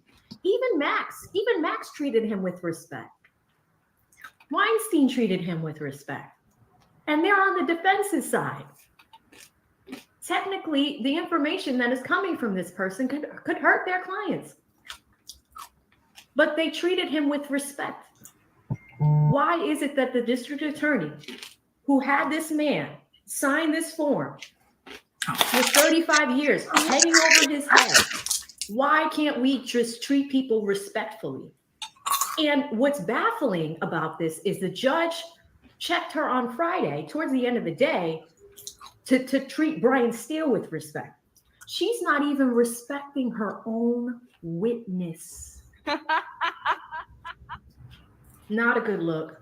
And it's happening in front of the jury. And the jury has seen some of Love's behavior over the past few months. And, I saw a few of y'all's comments. Her job is to ask him questions. She is doing her job. But I think that it doesn't have a good look of professionalism. That's at least my commentary on it. It's not a professional look because there are prosecutors around the country in the United States that are very effective without that type of behavior. It's crazy. It is crazy. But since we have the court is on a break right now because Mounk Tounk needs to take a breather, talk to his lawyer. They're having lunch. I'm going to go ahead and read all of our super chats since we have a little bit of a break. But let's start up at the top. Shout out to D with the 199. He says, let's get ready to rumble. D, when you dropped this at 9 a.m., did you think that this is how the morning session was going to go? Crazy, right?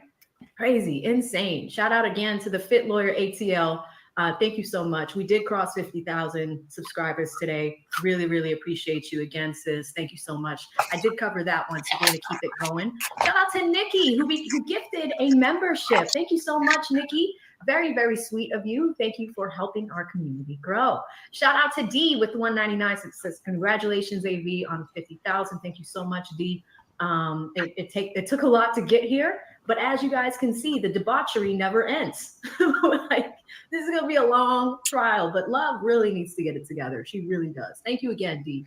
Shout out to Keita G again with the 50K. I caught that one earlier. Shout out to Full Drinking and Half Thinking, who gifted 10 AV memberships. Thank you so much, Full Drinking and Half Thinking. Great content creators. It's a podcast. These are gentlemen that are just having conversations about life, right? So shout out to Full Drinking and Half Thinking. If you got one of those memberships, I know you guys typically you say thank you. So thank you so much to Full Drinking and Half Thinking for helping our community grow. Same thing with Keita G. She gifted 10 memberships. Thank you so much, Keita. Shout out to Nikki with the $2 super sticker. Thank you so much, Nikki. Really appreciate you, sis. Shout out to Lauren with 199. Lauren says, congratulations, YSL AV. I mean, at this point, I should just be hired as, on the defense team. Cover this at home. But thank you so much, Lauren. I appreciate you. Shout out to Maricela with the $49.99. She says, congratulations, AV. Well deserved, and keep hustling. You inspired me every day. That was very sweet. Thank you so much, Maricela. And she sent a Cash App as well. So I've added her as one of the stream sponsors. Thank you so much, Maricela. Hope you're having a great day out there slinging them cars. You got to let us know what dealership you're at. Definitely have to check that out. Shout out to Mango Gelato with the 10. Mango says, good morning, AV. You look gorgeous, and congrats on the 50. Thank you so much, Mango Gelato. I appreciate you. Shout out to Viva again with the 200. And then shout out to Michelle with the 2 here. And she's she's saying, thank you to Viva. How amazing is that? It's awesome. Shout out to TRT. TRT says, hey, AV, did you see my comments on the 120 day 124 live? Yep, we went over that. But the same thing, TRT, did you expect that to just happen, what we just saw? Unbelievable. And the thing is like, I don't understand why Judge Whitaker allows this to happen in her courtroom. I would have checked her so long. Like, if I was a judge in this case, that doesn't happen. I mean, and I don't know if Judge Whitaker is just letting her do this so she makes a fool of herself in front of the jury, but it's kind of like, all right, love, you got to get it together. Simone wasn't even like this with Woody. Simone wasn't disrespectful. Not one time did you see Simone disrespect Lil Woody. Not one. And then you see ADA Love. Actually, hold on. What is this? Let me look it up. I think she's like the deputy district attorney. What's her problem? Let's go to the Fulton County website. Here we go. I still have it up here. Just because I'm curious. Let's look at this. All right? Here we go. We have Adrienne Love. Chief, Deputy, District Attorney. She handles high-profile cases and difficult witness division. That's her job title. I'm not even trying to be funny. Oh my God. Let's read on. Let's read a little bit about her history here. So Adrienne Love is an attorney with more than 16 years of litigation experience, and she's a 15-year veteran prosecutor. Adrienne earned her JD at Georgetown University Law Center after she graduated cum laude with a Bachelor of Science degree in math from Morris Brown College and a Bachelor of Civil Engineering degree from Georgia Institute of Technology. Interesting. Adrienne has served both as an associate juvenile court judge. Oh my God. Which she used to be a judge. let's continue on. And as an assistant public defender, in addition as working as a prosecutor. Adrian has served the state of Georgia as a prosecutor for over 15 years. She joined the Fulton County District Attorney's Office in August of 2011. After serving 6 years as an ADA in the Middle Judicial Circuit of Georgia. She has specialized in handling the most complicated felony cases and has successfully prosecuted decades-old cold cases. Adrian has served as the head of the District Attorney's Office Gang Unit and has served Fulton County as a chief senior assistant district attorney in the Crimes Against Women and Children Unit, the Gang Unit, and Major Case Unit. Adrian has served as lead counsel in scores of complex felony jury trials and has been recognized for her litigation prowess in such awards as the Cold Case Award and the Gang Unit Employee of the Year Award. Adrian now serves as the state of Georgia as a part of the District Attorney Bonnie Willis's executive team. So litigation prowess stood out to me. I'm not trying to be funny. I mean, we saw some of that prowess just pop out for a little bit, but wow, that's a little bit about her background. And again, I'm not trying to poke, I'm poking fun, but at the same time, I just can't understand where that respect factor doesn't land in the courtroom. You know, as you guys can see, she's very seasoned, she's very tenured, but it doesn't look good for the office of the TA, you know? So I hope that her behavior improves after, you know, some of the checking from the judge. I don't get her until, is it the end of this? Telling you himself that he's extremely frustrated. You know, he doesn't want to talk about people that are no longer on this earth anymore.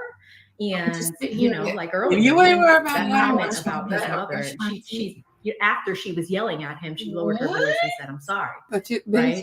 sorry for your whatever the case may be. But I really hope that some type of coaching comes from Bonnie's office or from the judge, but this is just not a good look at all. So anywho, I wanted to just quickly look at her background and education and experience. Things like that. So thank you so much, TRT. You took me down a rabbit hole there. But shout out to I Got Time today, who became a member. Welcome. Thank you so much. These houses Shout out to Maduke with $5. Maduke says, "Is it safe to say another prosecution witness has jumped the fence to defense?" Yes, that is correct, Maduke. I mean, I cannot understand why she acts this way. I want to make an N unit. The math is not mathing. Maduke. The math is not mathing. Oh, yeah. Thank you so much. Shout out to Michelle, who gifted 5 memberships. Thank you so much, sis. Appreciate you and thank you for helping our community grow. If you received one of those memberships, I'm sure you already did. Make sure you say thank you. Shout out to Senor Fred, who became a member. Welcome, Fred. Appreciate you becoming a member over here. Shout out to I'm going to call you Kay because I don't want to butcher your name. Kay hits me with a 5. Kay says, "We need to launch a full investigation on the store that Love keeps supplying Love with these god-awful pantsuits." Now it goes to... You know, like sometimes it does come off like we're bashing, but, you know, I make some comments about her wardrobe.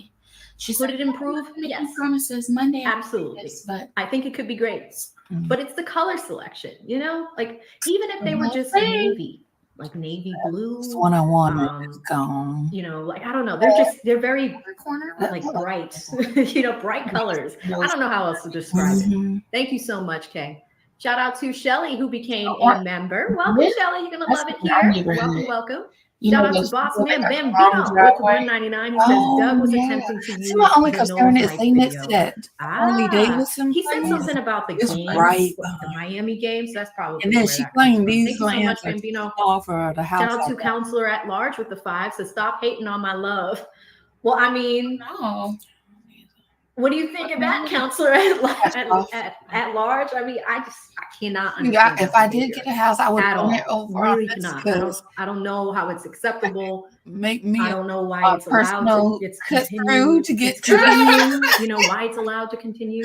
I would. Crazy I mean, work. you look. It's Crazy work. little Thank you so much, counselor at large. grass Shout out out there to with little Miss C with the bushes. 10. Like, Miss I C mean, says, park "Good morning, back there. AV and Oh, chat. that's all I right. signed up for the Yeah. notification for today and nothing. You're not even in my YouTube feed like every day. I had to go and search for you." Oh, Miss C, this sometimes this They happens. already So have this is a some reminder houses for that all of they you already guys. know what they're Make gonna sure I build don't know there. why YouTube does And it. so Now, this one is if you look at your land is. where it says that you This one might be a subscribe little to me, bit right? bigger than that one. If you go to my channel and if you click on that, it will It's a show Yates if and a your Webster. notifications are on. Yeah, you remember or the off. alphabet? Now, YouTube They're automatically houses. changes them to That's what I was saying. I'm personalize. like, you could build. So they don't always stay on the whole that time. land, I but don't know why they do that, 3,700 square but feet. I've been hearing that from a few of you guys for a few I months. think So 1,000 just make sure that dollars. you, under your settings that it says That's notifications are yeah, set to all. it's I mean, you probably guys know I usually start around 9:30 every morning. So that's why we ask you to I didn't check know. things I'm like the not really notification like bell that, and but make sure I'm your just settings saying are she's good, and saying also continue to like the this video land don't every look. time you come. I mean, Right, because like what that will that do one, but this is the one is. like button is actually I it's have. training the I just YouTube made that algorithm right of there your look habits and the that content much that you like. smaller than So me. when you hit the like button, when I'm on in the morning, it will end up on your homepage. It'll be one of the first things that you see, and that's why we ask you guys But there's, to hit the like button, because we're training the algorithm like for where the your intersection personalization, but it also it's like a win-win for everybody. It helps me, like it puts the road. this on They're building that new gas radar, station over there. and it's a way for new people to find us too. So that's how that works. But thank you so much, Miss C. I hope that helps. Shout out to D with the 199. D says, "What is it with the Easter colors? It's September." I mean, she wore white after Labor Day. I mean, yeah, there's a lot of colors. I think Simone is wearing like a pastel purple today as well. So the color choices could be improved. It could be improved. But the other thing, and I was thinking about this too. The other thing is with Atlanta weather, it's warm. You know, it's still very warm in September. I thought you were very, very warm in September. So I don't know if summer is just still on their minds. That could be it. But anyway, thank you so much, D. Shout out to TRT with the 5 says you have to watch it and see what happened. Yes, in TRT, I saw that you dropped the link too. So if you have some time during this break, we'll take a look. And I know that you dropped the timestamps as well. So I will put those up on this side. But thank you so much, TRT. Shout out to Mary Sally, who's been a member for a month. She says, only a month. It feels like forever. Love the community. I mean, we all love it. Like it's really fun here. You know, you can go to other channels if you like, but this is a pretty unique spot on YouTube. I really like it. Thank you so much, Maricela. Shout out to Nikki with the 2 says Whitaker is Love's lawyer. I think so. Yeah, well, and we were talking about that. You know, like sometimes she's helping her out with objections, but I didn't know where on the flip side, from what we saw on Friday, she doesn't give the same grace to the defense attorneys. You know, during the cross-examination for Max, she kept kind of rushing Max to move along, to stay away from certain topics. She did the same thing with Steele. You know, Steele was kind of struggling to get some of his questions out. And I don't know if you guys remember this. He was trying to personalize and humanize Young Thug, right? And really he went which way? Centered on showing that YSL is this way to come out right here, you know, or he Mounk Tounk in was this way to an employee of YSL Yeah. at one point. He was the head of security and he was getting paid things of the No. like. You know, what did Love do? She objected like every 5 minutes. And out on Spears Creek. in the legal world, it's considered rude, but it is a tactic that is follow allowed, Spears Creek to this right? like So the judge checked her on it, but skate land. you know, she also helps her out a little bit too much. Like he went that like. We looked at But there's a better Whitaker's like history, and at one point she was prosecutor herself.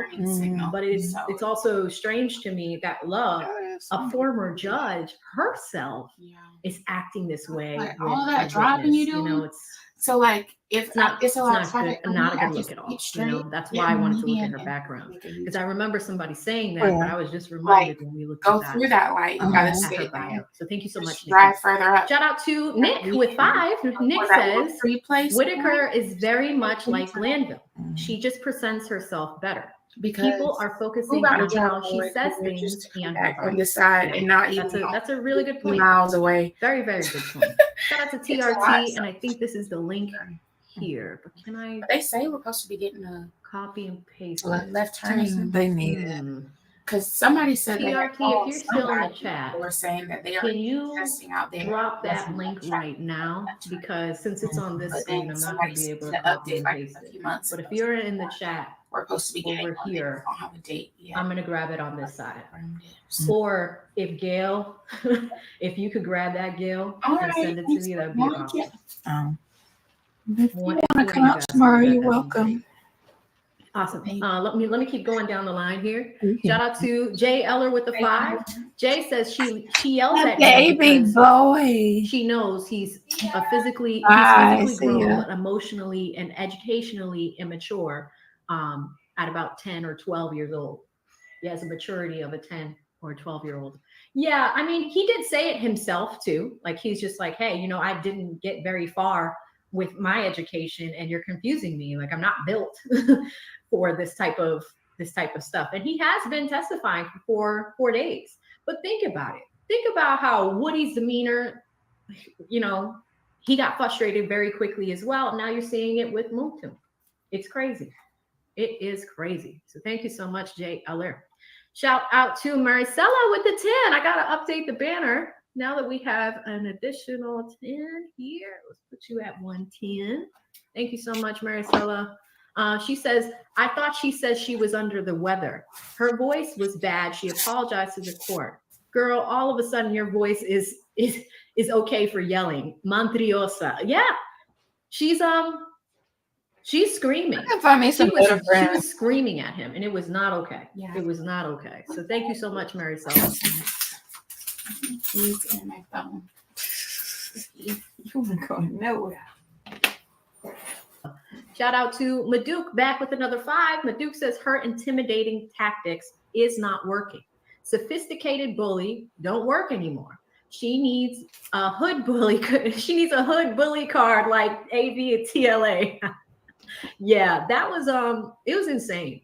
Like, you know, and you guys caught onto it. You're like, this is a tactic she's using. She's trying to beat the witness down. That's not how you build a strong case. And a veteran prosecutor like that doing it, she knows better. She does. Thank you so much, Maduke.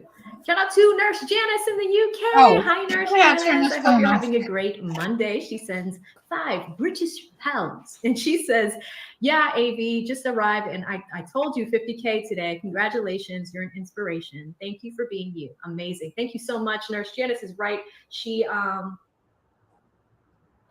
okay.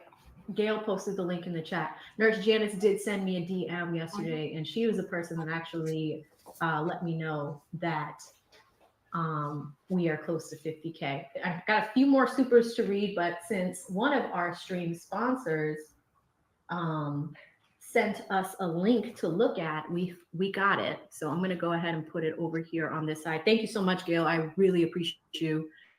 And this is a clip from my stream.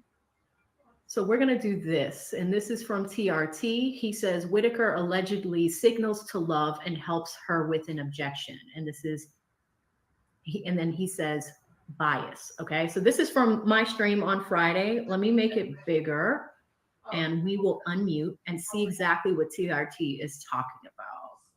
Lawyer for trial. Did that create pressure on you? Yes. That, Asked and answered, relative non. how about facts not in evidence too?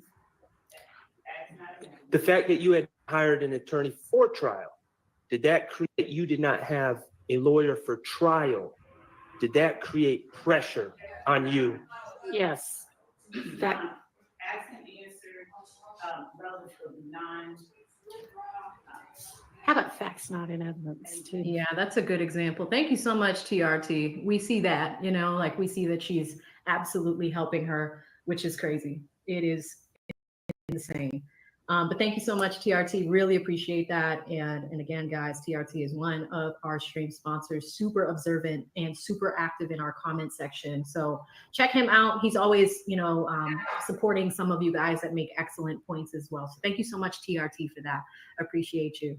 Shout out to I Am First Lady with the 5 says, at what point can the defense ask for recusal? Because the judge is clearly showing bias with her manners with the state. Yeah, and here's the thing. Look at how hard they had to fight to get Glanville off of the case. They had to raise it all the way up to the Georgia Court of Appeals, right? And that process, I think, took about a month. So now we have a new judge who is making some interesting rulings. And when she first came on, she's like, here's a list of things that we're going to change. But this is quickly going south. This is quickly going south as far as the prosecutors and the judge's relationship here. We have found photos, my editors did, of photographs with the judge and Bonnie Willis together, Does that mean that there is some type of collusion? No, because Fulton County is very small. She is the district attorney. So if they're at events, then it's likely you're going to see photographs of them together. Now, the other thing, too, is that we found about some of the members from the defense team. Some of the members from the defense team had contributed or made contributions to this judge's campaign when she was running to be elected as judge, right? We knew all of that. But what we did not know is that once she took over this case, that she would be kind of helping them out with objections, giving some more rope. She's trying to do this in a gentle way, but I think she could be a little bit more assertive with love, just as far as like not allowing certain behavior to continue. If you tell an attorney, please don't act this way in my courtroom, it goes a long way. And she attempted to do that Friday night, but I think that this behavior needs to be addressed too. So here's what we might see. When we come back from the break, maybe she says something to love. Maybe, but one never knows. Shout out again to High Value Man, who is another one of our stream sponsors today with $500, which is insane. Thank you again. He says, told you I'm here for the journey. Huge milestone. Congrats and happy Monday. Thank you so much, HVM. That really meant a lot to me. Shout out to Karma with the 10. Karma says, love has popped a spacely sprocket in her brain. She knows his mom passed away. She plays in the witness's face. She did it to the young lady. Disrespectful, yelling. Judge is openly biased. Congrats on 50K. Thank you so much, Karma. I really appreciate you, sis. And yeah, great observations. All that we've been talking about. And I think, Karma, you had left this super chat before she started screaming at the witness. So it's crazy how like a lot of this stuff came into fruition after you guys had mentioned it. Shout out to Miss C with the 5. Miss C says, DA Love has entered into an entire different person. Yeah. I believe Sybil has come out. Who let her out? Oh my gosh, that's so funny, Miss C. Thank you so much.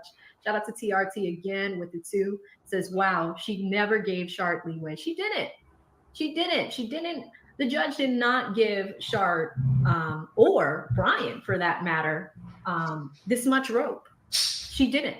Like they barely got some of their questions out. Look at Weinstein this morning. Probably the shortest cross-examination. All riddled with objections, right? So crazy, but great observation, TRT. Let me just update you over here with another. I think, yeah, I got your numbers wrong on this side. I think you're somewhere around like 540. Sorry, guys. One woman show here. See how hard this is? Thank you so much. Thanks again, TRT. Shout out to Deb with the 2. Deb says, love that pink pantsuit. Oh, love that pink pantsuit's got to go. Right? It needs to go. Like, I don't know. Sometimes there's the bright pink one. There's a fuchsia one. There's a lot of pink. I think this is like the 3rd pink suit we've seen in the last 2 weeks. Crazy. Thank you, Debbie. Appreciate you, sis. Shout out to Chi-Town with the 10 says, congratulations, 50K for those who hustle harder. Yeah. And these are long days. These are long days. It's so funny because like sometimes I have to have conversations with my family members and it's, you know, they can't find me. And I'm like, well, this is kind of like a job for me, right? And I like it. It's amazingly fun. But sometimes I have to let them know to cool it with the text messages because there are certain notifications that I need to have on. But if I'm using an iPad, right, to take notes, if I'm using my phone to watch super chats, and if I'm using an Apple device, if somebody texts me like 4 times in a row, all of these devices are pinging. And it's like, I can't talk right now, you know, crazy. But, you know, this is a grind. This is a hustle. And I love this work. So thank you so much, Chi-Town. Appreciate you. Shout out to Identity with the 2 British pounds. No comment, no question, pure love of the game. Thank you so much, Identity. Really appreciate you. Shout out to Mush. Look at how long this username is. Shout out to Mush with the $2. He says the sassy prosecutor starring Pinky Love. Yeah, very sassy. Sassy is not the word today. It is not. Shout out to TRT and TRT. I apologize. I'm going to get these amounts right. But TRT says, love always making speaking objections. Always. You can count on it. Like that will happen. Thank you so much, TRT. Shout out to ID Grow with the 5. ID Grow says, big congrats on the 50K. You deserve it. Best coverage on this case by a milestone. Thank you so much. Really appreciate it, ID Grow. But yeah, you know, huge milestone today. Thank you guys for subscribing, hitting the like button, all that good stuff. Really appreciate you. Shout out to Rashid with the 10. Rashid says, good morning, AV. I don't recall is powerful, but he's going to jail for sure. Yes, Love is talking very reckless. Yeah, she is. She is. There's a lot going on in today's courtroom. I mean, I really hope she straightens up, but you know, I don't recall. He just shut down. Do you guys remember that part? He just shut down because he's just like, okay, I'm just going to start answering with I don't recall. And then she goes, okay, well, are you going to answer all of these questions with I don't recall? And he said, yes. Because it's like, all right, you know, you got to give people a break, you know, and he did ask the judge if he can have a break. And, you know, poor guy wants to see a therapist after this testimony. Crazy. Thank you so much, Rashid. Appreciate you. Shout out to TRT again. He says, I can't watch anymore. This judge is biased beyond belief.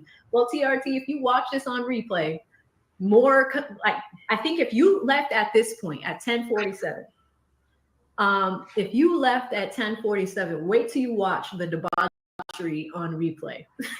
I mean, I don't know if you're going to be able to handle that. Like, it's going to be crazy. Thank you so much, TRT. Again, shout out to Unk. Viva Wood Life with that 300. Amazing. Thank you so much, Viva. Shout out to Scooby with the 5. Scooby says, I got 5 on it. Congratulations. Thank you, Scooby. Really, really appreciate you. Thank you. I like that name too, Scooby. Shout out to Anna P with the 5. Wow, Anna, I haven't seen you in a long time. Anna says, hi, AV in chat. Hope you're all having a great Monday. I just got on. Can you give a 2-sentence summary, please? Oh, sorry, Anna. I remember when you jumped on, but basically we are finishing up with Mounk Tounk. It is likely that she's going to finish up with him today. Hopefully we finish with him today and we're going to move on to our next witness. I do not think that this testimony helped the state prove RICO, prove any activities. If anything, what it does look like is just complete witness coercion, which is not a good look for the state. Half of these people are being forced to testify. And there are 98 witnesses coming up. So if we are seeing this with Woody, and we're seeing this with Mounk Tounk, I did see some of the footage from Mr. Bean. The people that don't want to testify, that are almost being compelled to testify, I think we're going to start to see some patterns emerge, right? And it's interesting because with Woody, Simone had him on direct examination and on redirect, right? With this witness, you see Miss Love on direct examination and redirect. However, you just see like stark differences in the way that both of these women ask questions. You know, Simone almost lost her cool a few times with Woody, but at the same time, you know, the witnesses have to answer the questions. it is highly frustrating for a witness to be, to sit there for days. And then when after you're done with the and Woody's testimony, oh my gosh, like that was probably the longest we've seen. It took almost all summer, like literally almost all summer. And then we're finally moving on to meet the next witness, which is Mounk Tounk, and Mounk Tunk's getting frustrated after 4 days. Woody was up there for weeks. Crazy, because we had to get through all of his jail phone calls, all of his footage. Simone had to get around the fact that he was going to say, I don't recall. So that's also another interesting thing is if Mounk Tounk comes back after lunch and just continues to say, I don't recall, this is not a helpful witness for the state at all. So hopefully that helps a little bit, Anna P. But I appreciate you. Shout out to Lisa with the 2. Lisa says, love is being argumentative to me at the witness. Oh, well, Lisa, we all watched what went down after that point. Thank you so much, Lisa. Shout out to Versatile Lawyer, became a member. Wow, you know what's so cool about this community, guys? Is there's so many legal people joining. It is growing. It is growing. It's so great, like to the point where I think advertisers know that so many attorneys are in this chat and, involved in this space. It's hilarious because they're like, hey, do you want to do a brand deal with Morgan & Morgan? I'm like, okay. Interesting. Thank you so much, Versatile Lawyer. Welcome to our community. Shout out to Ash with the 5. Ash says, if Woody was on the stand, he definitely would ask her why she's yelling at him. Damn, I miss Woody. Why is she being so aggressive and ugly? Yeah. I mean, I could y'all imagine Love and Woody? I think Woody would have told her to stop immediately. Mounk Tounk took a little while. It took him a little while before he finally said something, but I was actually happy he stood up for himself. Like, you don't have to talk to me like that. You really don't. Like, I'm not trying to be difficult, but at the same time, just treat him with respect. It's so easy. It's so easy to do. Shout out again to Duchess of Quincy. Quince or Quincy? Thank you again, Duchess. Really, really appreciate your support. This one, all like that super chat also almost made me cry. Thank you so much. Really appreciate you. Shout out to Lottie. Lottie, I believe you're in the Netherlands. Correct me if I'm wrong. Lottie says, loves feeling under the weather today. She mentioned that when she was late for court this morning. That might be why she's extra cranky. Yeah, I mean, it's so funny because as I was getting ready for the stream, I briefly checked in to see how they were doing in the courtroom. And that explains a lot. I didn't know she was not feeling well, but I remember poking my head into the mainstream and seeing her bag on the desk. And I was like, uh-oh, there's that bowling bag. Thank you so much, Lottie. Shout out to Mush, who hits me with a 2. Says, damn, Viva, Unk is unking today. Blessings. Thank you so much, Mush. Shout out to the Sophisticated Black Strong channel with a 10. Says, God bless Mr. Viva Woodlife. Bro, I'm so inspired by your giving. No flattery, just real. Wow, that was super sweet. Look at that. Y'all are amazing people, man. You really are. You're even looking at other members of the chat and how they are as people. The great thing about Viva is I believe he's a writer. Check him out on Instagram. I was watching, I think last weekend he did a little live and he's just like, I'm embracing my unkness. I'm outside. I was like, look at Viva. But he is super inspiring. So I co-signed this one. But thank you so much, Sophisticated Black Strong channel. I appreciate you. Shout out to Paula. Paula, thank you so much. She hits me with the 50 and says, congratulations on 50K, AV. Hugs and kisses. Thank you so much, Paula. This is very sweet of you. Really, really appreciate you, Miss Paula. That is super generous. Did not have to do it. Very, very sweet. And look, she used green hearts. Shout out to Young Slime Life, right? Thank you so much, Paula. Shout out to Jay with 199 says, thank you. I'm learning a lot from you. Thank you, Jay. I appreciate that. Because like I said, guys, there's a lot that goes into this, but I'm trying to give back with the legal education that I have. My bachelor's is in legal studies. So, I spent a lot of time in the books, and then going to law school for 4 years. That's 8 years of knowledge in this noggin. So that's why I was surprised to see here's the other thing a lot of people don't know about law school. You do not have to have a bachelor's in like pre-law to go to law school. Notice that she had a bachelor's in like math, right? DA Love. And then it was like a bachelor's in, I think, civil engineering or something like that. I had people that were in my law class that, you know, had a background in like science. There's a lot of scientists that end up wanting to be attorneys because of like, I think it's intellectual property, things of the like you really don't have to have like a bachelor's in a particular program or area of study to go to law school. So super interesting. But yeah, there's 8 years hanging like up here. So I'm like, I might as well give back to the public and like teach people how it works and have fun doing it. So thank you so much, Jay. Shout out to Identity with the 2 pounds. Says, hey, beautiful, judge cool to start with till call. Judge cool to start with till call. Okay, the judge was okay in the beginning. I think that's what we're trying to say, Identity. Let me know. Thank you so much. Shout out to Claudette with the 5. Claudette says, love is walking the courtroom to wake the jury up. They've been sleeping for weeks. Yes. This is an interesting one, Claudette. She was walking around the courtroom. Some people use that as a tactic, you know, that you could stand at the podium. Last week, she was standing at the prosecution desk. Sometimes when you are walking around, it does wake the jurors up. As far as them sleeping for weeks, this is something that I did want to address. There are several people that are streaming in the courtroom. And one of those folks had mentioned that, and you guys saw it on Friday, if you're catching up, you can go back to the Friday stream and look at this part. I think it was about midday. And I think I chopped that up for you guys so you could see the Rule 22 hearings. Some folks have been mentioning that the jury has been paying attention. But these days are long and they are boring. And sometimes you do need to get the jury's attention in a different way, right? So thank you so much, Claudette. Shout out to Cassandra, who became a member. Welcome, Cassandra. You're going to love it here. Shout out to Dee, who also became a member. Welcome, Dee. You're going to love it.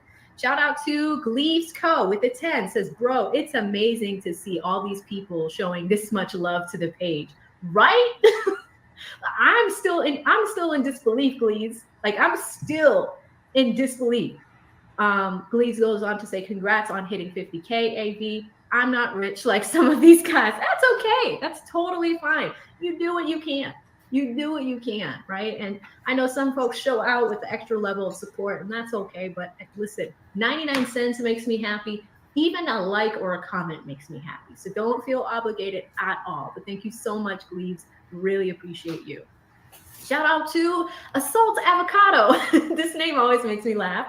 Assault says, congrats from Vegas on 50K, AV. One thing about Miss Love and her aggressive approach could be due to her trying to impress students that she allegedly instructed or / instructs. Okay, that's a great observation, Assault Avocado, because I think that she is trying to do this with flair. You know, she has bought a lot more energy than Simone does. So Simone is also, I think she's an adjunct professor at Emory. I'm not sure where Love teaches, but I do know that they do have interns at the district attorney's office as well. So maybe that could be behind some of this, but they usually have like summer interns, things of the like. But great observation, Assault Avocado. I didn't even realize that. Shout out to Rashid with the 5. Says, I wonder what Thug was just thinking about. I know. So there was a close-up of Thug. And Thug does this thing where like if his hair starts to hang, he just like throws his head back. Like he throws my butt almost like, got discombobulated with that hair throw. But Thug does that all the time. It's so funny. But yeah, I wonder what he was thinking about. Shout out to Rashid with another 5. Says he turned her every which way but loose. Seriously. Too funny. Thank you, Rashid. And then Rashid with a 5th one. He says, you heard my brain. I mean, poor thing. How would you guys do if you had to like just wait with Love and go through all of that with her? I mean, I couldn't. Like, especially if you're gonna talk to me like that. I'm sorry, ma'am. You can come correct a little bit. There's no need for you to speak to a witness that's supposed to be helping you in that way. Crazy. Thank you so much, Rashid. Shout out to Dior with the 2 super chat. Thank you so much, Dior. Really appreciate you. Shout out to Katie Cat 365 TV with the 2 says badgering her own witness. Yeah, y'all were picking up on it. Badgering him, like, it was crazy. Shout out to Boss Man Bambino with the 2 says, I would pay for Kevin Samuels' view on Miss Love. I mean, I don't know if y'all watched KS's material. I certainly did. And, had an opportunity to get to know the man, and, I still help out with their family and stuff like that, right? Kevin used to have this saying about female attorneys. And when I talked to him, he used to say that about me. He's just like, hey, when you do graduate law school, like, men don't want, like, the ball busters, right? Like, he's just like, you try to hang on to you being you, he's just like, we do not want the ball busters. We'll take the paralegal over the female lawyer. I was like, dang, Kevin. But he used to have a theme when it came to female attorneys. I was so worried about that. And then he's just like, you're going to be fine, kid. Don't worry about it. I was like, all right, thank you. He's just like, just stick to our plan. You'll be all right. And I was like worried because I'm like, oh, I'm over 30. I've hit the wall. He's like, you're going to be good. He's like, I'm not worried about you. And I was like, Kevin, can you rate me? He's like, no. I was like, okay. Because, like, that's the one thing that people ask Kevin the first time you talk to him, because he was trying to get people to be realistic. Like, okay, rank yourself 1 through 10 and you can't use 7. It makes people really be realistic about where they are in the dating market without the 7. I thought that was brilliant. But he did that more for the appeal and for the people on the show. But his actual clients, he would refuse to rate you.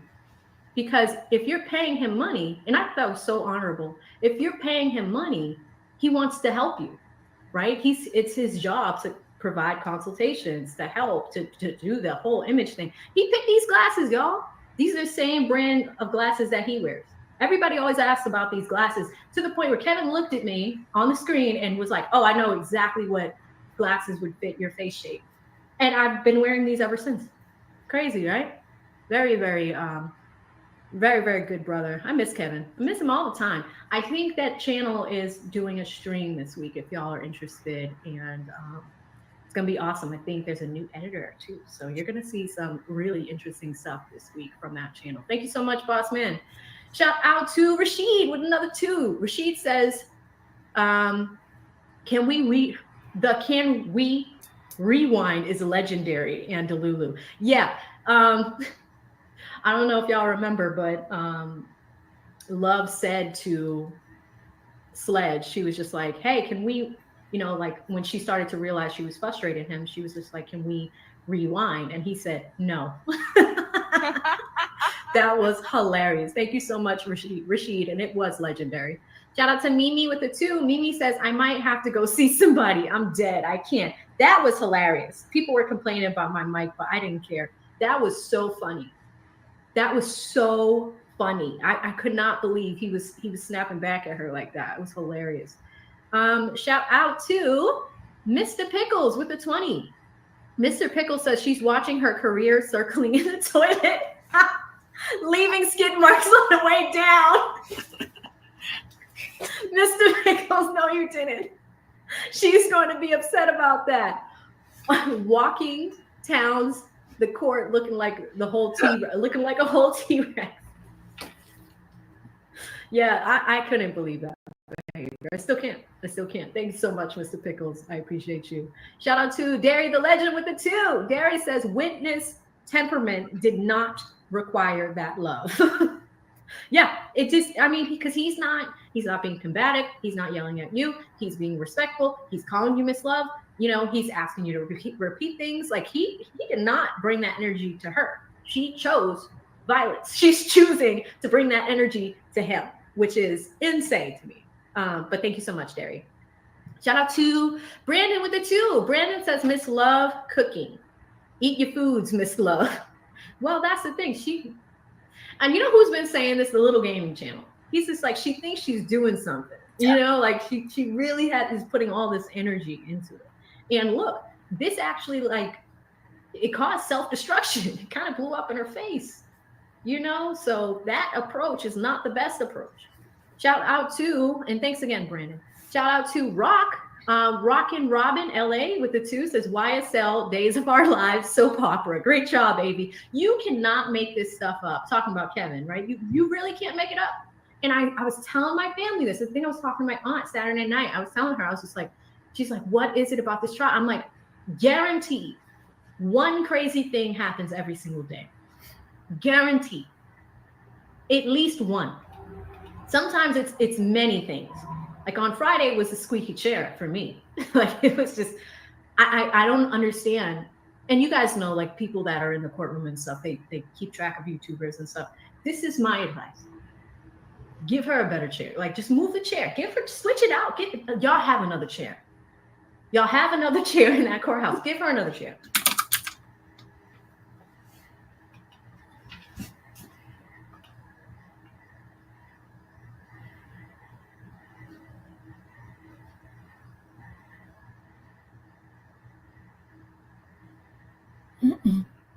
What did I do?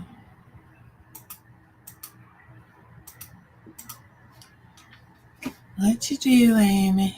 Oh, and I'm like super satisfied with it. But I can't imagine what it's like to have over 100,000. But you know, we keep working, and it'll happen one day. You know, because I'll be here. I mean, this trial's going to be on. I'll be here. You know, because we're like friends now, like all of us. You know, like we're cool. So you know, you can count on me for 9:30ish. Sometimes your girl's late a little bit, but you know I'll be here. You know I'll be here. Thank you so much, Miss L Boogie. Shout out to Ash with the 5. Ash says, if I was on that jury, I would vote not guilty just to spite her. She has done nothing but waste their time. Yeah. You know, do y'all remember she said that she was only going to take 3 hours with him, and it ended up being 3 days? How do you think that jury feels? He was probably happy because he was thinking this is probably just going to be 1 day in court. 1 day in court has turned into like 4 or 5 for this guy. With 8 kids. 8 kids. I wonder what he does for work, but you know, if you got to provide for 8 kids, you're taking somebody's money away. You really are, in addition to wasting taxpayer dollars. But again, you know, she needs to get certain things on the record, and that got extended, you know, because of some of the objections and things that they need to go through. But man, it's definitely a waste of taxpayer dollars. I want my money back. I lived in Fulton County. Matter of fact, my driver's license is a Georgia driver's license. It still says Fulton County on it. I want my money back. Like, how do we get it back? Like, if we could do refunds for taxpayer dollars, I want my refund. Actually, we could. Too funny. Thank you so much. Shout out to Practitioner Her with the 2 says, did AV already talk about infamous Miss Sylvia? Yeah, you know, Practitioner Her, I did on Friday briefly. You know, I have respect for Miss Sylvia. I talked about the Rule 22s. We looked at the judge's reaction. We watched that live. So if you're curious on my stance on it, you can go to Friday's stream, and I have labeled that for you guys. So you can go directly to that Rule 22 portion. And then go from there. But yeah, respect to Miss Sylvia. Definitely no hate on my side for her. But, you know, again, I respect a person's right to free speech, to stream how they stream. I think it is really important for the jurors to remain anonymous and go from there, right? But, you know, there's also an ethical standard, which the judge talked about and provided to her, and we will go from that point on. But yes, I did address that. Thank you so much for the question. Shout out to the Innocent Bystander channel with the 50. Thank you so much, IBC. IBC says $50 for 50K. Congrats. So well deserved. Thank you so much. And guys, check out the Innocent Bystander channel. This is an actual content creator who's doing his thing. And I can't wait until I can, we do an Uno reverse where I see your channel grow and I can leave you a $50 super chat for 50K. So amazing that other creators are in this chat as well. Other creators are a part of the community. It's just a great place, like where we have a pretty decent squad here. So real quick, guys, it is 12:11. The jury is due back at 12:30 from their lunch break. So they should be back in about 15 minutes, 14 minutes. I said 15 minutes. 18 minutes. 18 minutes at this point because it's now 12:12. So they'll be here shortly. Shout out to Frank with the $5 super sticker. Thank you so much, Frank. Really appreciate it. Shout out to Lincoln with the 5. What does Lincoln say? Lincoln says, when they say you get more flies with honey than you do, they say you catch more flies with honey than you do with vinegar. He says, than you do with finger, but I think it's vinegar is what he means. Hashtag Pinky, you are not the brain. That's funny. Thank you so much, Lincoln. Appreciate you. Shout out to Ashley with the 5. Ashley says, if she treats her witness like this on the stand, can you imagine how they treat inmates in the jail? Oh my God, you just reminded me. And speaking of Pinky, you are not the brain. I need to reach out to LA Pink. So I did announce this in my video, I think it was like 2 videos ago. LA Pink is an activist in the Atlanta area, and she has been really advocating for the Black men that are in that jail system. She's been advocating almost against, not even, I'll just say against the Fulton County District Attorney's Office, because some of these men have been sitting in that prison without attorneys, without proper representation. The prison is a shit show. You know, you guys know I don't like swearing like that, but if the prison is a shit show, it's crumbling, it's falling apart. A man died in there due to bed bugs. It is just, it's inhumane. And then we learned about Rice Street. We learned that Rice Street, they've got nut juice everywhere. Like, you better wear some sandals if you're trying to take a shower. You know, like, it's crazy. But the reason why I brought up LA Pink is because she has agreed to come on the channel. I just need to arrange it with her schedule, but I'm going to have her come on during one of these lunch breaks, and then you guys will be able to ask her questions. I'm going to interview her because I think her work is very fascinating. I like what she's doing in the name of justice and for men's rights. It's really important work, and she needs to get the word out there about some of the work that they're doing. So I did see her on another platform. Several of you guys shared her information with me. I reached out to her. We just need to arrange it. So that's going to be a pretty cool interview. And y'all know we've had some, we have some guests slide in from time to time. So we had Doug Weinstein on. I would love to get Max. And I was in Max's DM. I almost got him. Like, he follows me on Twitter. Almost got him. But the next day, DA Love put out a document or filed a motion that she didn't want to have any of the defense attorneys on YouTube. The motion was denied, but that's the last time I talked to Max. So I'm going to try reaching out again, but because he's in the courtroom, you know, it needs to be on a day where they're not working or something like that, or if there's a break. So I'm just waiting for an opportunity, but I would love to get Max on here as well.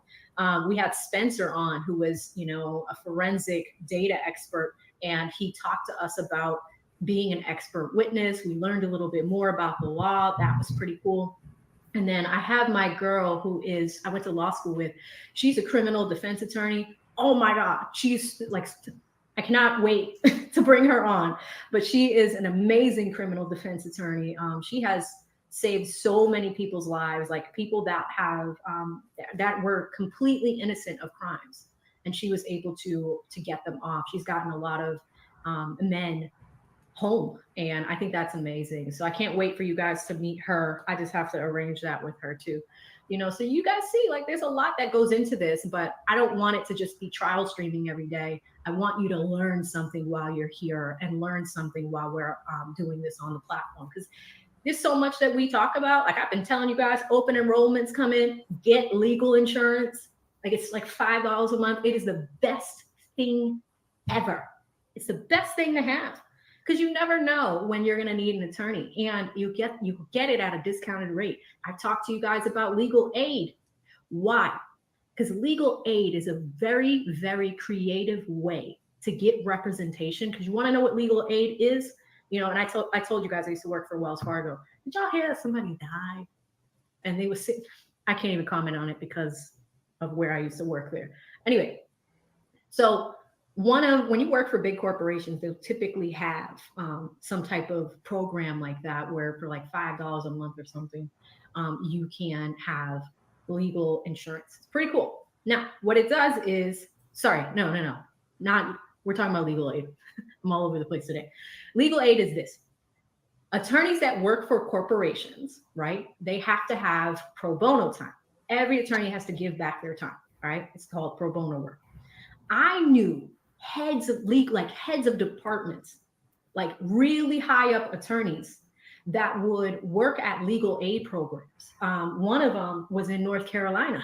That's why, I thought of Wells. Amazingly skilled lawyers that have to give their time away for free anyway. So if you go to legal aid, you're actually going to get a skilled attorney that knows what they're doing for free. You're welcome. That's what I'm saying. Like, people don't understand. Like, there are ways around it. So many times we hear that attorneys cost a fortune. They do. But there are strategies that you can use to get the proper representation that you need, especially for criminal defendants. I'm telling you guys, like, I know you hear, what are my options? A public defender, or do I need to throw thousands of dollars at somebody? No, there might be some wiggle room in the middle. There might be some wiggle room in the middle. I had one guy who was, I think he was deputy counsel for one of the banks I worked for. And he was working a criminal case on the side for his pro bono hours for free. I was like, oh my God, that's how I learned about this. I was thinking about it over the weekend. I was like, let me tell my people on Monday. Anyway, way off topic. Let's go back to Ashley here. Yes, it reminded me of LAP. Thank you again, Ashley. Shout out to Corporate America with a 10. This is another one of my clients, guys. She is amazing. Listen, ladies, we need to send DA love to Erica, okay? So Erica is growing her YouTube channel. Check her out on Instagram. Probably one of the most well-dressed people I've ever seen on the platform. Erica knows everything about fashion. I was watching a reel she did this morning. I was like, wow, that's so cool. It was so cool. So Erica, thank you so much. Ladies, please follow her if you're looking for fashion tips and advice, like, go for that. And here's the other thing. Erica has spent a lot of time in corporate America too. And I had a great conversation with her about, like just being a woman of color and in these boardrooms and stuff. And how I was telling her, one thing that I could not stand is, like, you guys know I have naturally curly hair. I would get my hair done.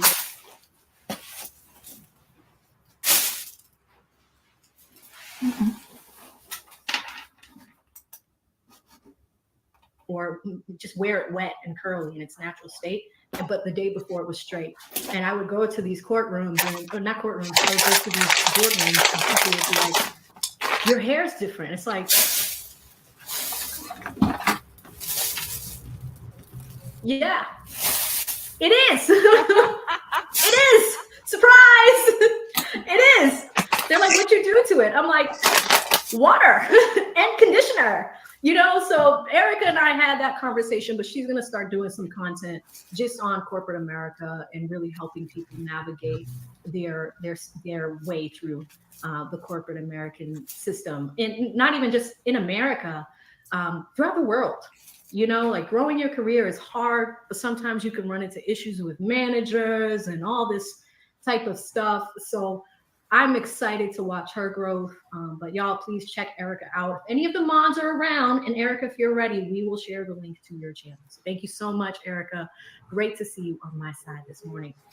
Shout out to Maduke with the 5. Maduke says, AV, did you see the police body cam of Fanny's daughter? But guess who? Fanny's sidekick, Mr. Wade. Pull it up. It's a must see. If we have a little bit more time, they're due back in about 10 minutes. So I'm going to try to get through all these supers, get to our Cash App and Venmo crew as well. And if we have some time, then we will look at that Maduke for sure. But yeah, me and my editors were talking about that. We're like, hey, should we do like a short video on it? It's just becoming older news. But if it's worth it, if you're saying it's good, Maduke, then we'll check it out here. And then maybe he can chop it up throughout the week. Shout out to She Loves Fantasy with the 5. Fantasy says, Defense doesn't object, but it's pointless with this judge. Besides, Love does a great job burying herself. She does. She does. I mean, we just witnessed it. We just watched it happen, Fantasy. Thank you so much, sis. Shout out to Bless Mom from Texas with a 5. Hi, Bless Mom. She says, congratulations, AV. So happy for you. Sassy Fraz in the chat is amazing. Their comments are epic. Love this community. Chat is fire. Okay, I will check out Sassy as well. Thank you so much, Bless Mom from Texas, for the super chat. That is incredibly sweet of you. Thank you so much. Shout out to Mr. Johnson with a 2. He says, new shirt, spread DA love. You know, in fact, I thought it went out. We were going to poll you guys on the next shirts. I want a shirt for Mounk Tounk, but like, you know, from his testimony. I think our trial watch store is going to grow so huge. But I want a shirt for Mounk Tounk. I can't think of it yet, but once the trial starts, I might poll you guys on a few options. But if you have some ideas, it might be time for a members only poll. So thank you so much, Mr. Johnson. Shout out to Frank with the 2. Thank you, Frank. Really appreciate you. Shout out to Chris with the 2. Says Love suffers from permanent resting. Yeah, resting bitch face. You know, and I don't like to use that word very often, but yeah. Interesting observation, Chris. Shout out to Katrina with the 5 British pounds. Katrina says, absolutely humiliating, disrespectful, condescending. I cannot believe she is allowed to do this. She has got away with so much. Same, Katrina. Literally, if I were to sum up what we just saw, it would be in this super chat, like this sentence right here. Thank you so much, Katrina. Shout out to Brandon with the $2. Says, eat your food, Miss Love. Yes. Yeah. Well, and that's the thing. It's almost like, you remember being in elementary school or in primary school and, you know, it's time for lunch and you got to sit by yourself. She chose to sit in the courtroom and stay there and work. Like, I don't know. People are like, we don't want to sit with you. Don't come to lunch with us. Shenanigans. Thank you so much, Brandon. Shout out to Carl with the 10. Says AV to the 50,000th power. Congratulations. Thank you so much, Carl. I know you've been hanging around with me for a little while too, so it's always great to see you. Thank you so much for the super chat. Shout out to Katrina, back again with the 2 British pounds. She says, geez, my head is aching here. I would flip. I mean, that's the thing. Mounk Tounk's like, I got a headache. Some of you guys were saying you were typing in, I have a headache before she would go off and before we saw what we saw, before we saw the train wreck. It was crazy. Thank you so much, Katrina. Shout out to Socially Detached with the 2. Says, I thought she was badgering a witness. Technically, it is witness badgering, and that's why it needs to be checked. But here's the thing.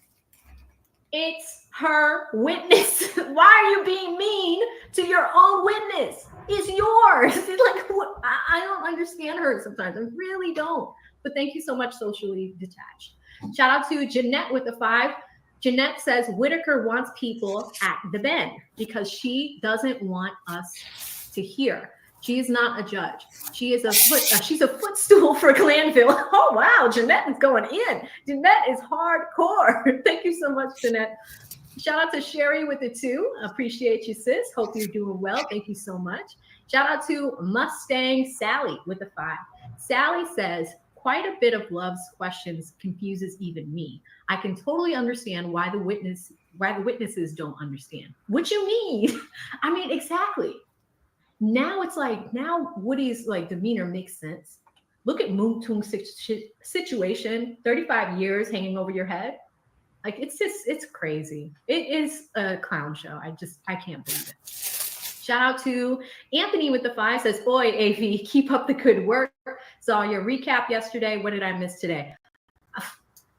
Anthony, you dropped this at 12.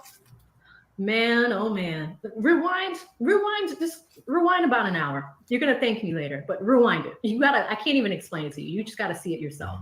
I cannot believe that happened in the courtroom. Shout out to TRT with the 5 and says, I'm back, AV. Whitaker is letting Love imply that the defense is intimidating Sledge, but the defense can't ask about Sledge not having an attorney for trial. That's an interesting observation. It really is. You see what I mean about TRT? He's sharp. He or she, I think it's a he. He's sharp. He stays on top of it. But thank you so much, TRT. And I think you're right. You're absolutely right. Shout out to Sherry again with the 2. She says, AV, you have grown so much and I'm so proud of you. Oh, thank you, Sherry. I have. I don't know, like people would say when they first came across me, it was, I was like this mousy little law student on lead side. And he's like, hey, do you want to come up here and cover this? We were doing Johnny Depp back then. We were covering the Johnny Depp trial. And I was like, sure. I was so nervous. And he's like, how tall are you? I was like 5'3". He was like, so Lead has become a really good friend over the years, and I wouldn't have been able to do any of this or reach this milestone without him. So, really, like, a lot of it is me, but being under his guidance for 2.5 years, I learned so much about YouTube, how it works, how it operates. Like I'm having the time of my life. This is so much fun. Like from home, like I'm wearing socks. Hold on. I don't know if you can see it. I'm wearing socks. This is amazing. Thank you so much, Sherry. I appreciate you. Shout out to Andre with the 2. No comment, no question, pure love of the game. Thank you so much, Andre. Shout out to Mimi with the 2. She says DWC has a squeaky chair counter. It's at 5 so far. Dear Woke Christian has a squeaky chair counter. I mean, they should just really move the chair. I don't know why, a deputy or someone doesn't move it, we're just using the same one. Come on, guys, get it together. The county can afford new chairs. If you can afford this case, you can afford some new chairs, right? Thank you so much. Shout out to Everett with the 10, says, show your GA driver's license and block out the address. Oh, Everett, I can't do that. Do you know how many crazy people there are on the internet? You want me to put my driver's license on here? There are crazy people. They dox you. Like there were people trying to find Lee's address, my address. Hell no, we ain't doing that, Everett. Are you crazy? But thank you so much. I appreciate the super chat. It's a good idea. But if there weren't any privacy concerns, I would consider it. But thank you. Shout out to Anthony with the 5. Anthony says, after Woody's testimony, RE, the jail conditions, cruel and unusual basis for a writ of habeas corpus. Explain the writ. Okay, so let's do this, and I'm gonna need we're gonna need some help here because a writ of habeas corpus. Hang on, we'll do. Let's explain what that is, and we're gonna go to the U.S. Marshals as a source. What is a writ of habeas corpus? A writ of habeas orders the custodian of an individual in custody to produce the individual before the court had to make an inquiry concerning his or her detention, to appear for prosecution or appear to testify. State courts may issue such writs to a prisoner custodians to produce federal prisoners. Well, that is the case, but right now, and let me just come back to the courtroom as well, so we have that up there. Right now, Woody is not in custody. So it would have been appropriate back then if he still was in custody, but he is not in custody anymore. So hopefully that helps explain it fairly quickly, but I just wanted to, before we go down another rabbit hole, just quickly explain what a habeas was. But thank you so much, Anthony. Look at y'all learning about the law. Like he knew. Thank you so much. Shout out to Mr. Damn Good. I like that name with the 5. He says, just throw the whole damn trial away. This woman got that microphone and started screaming at her own witness. Why would that make sense? But I agree with you. I think now it's time to take the trial and put it in the garbage, just in the trash, like next to where it belongs. Throw it away. Thank you so much. Shout out to Rockin' Robin LA with the 20.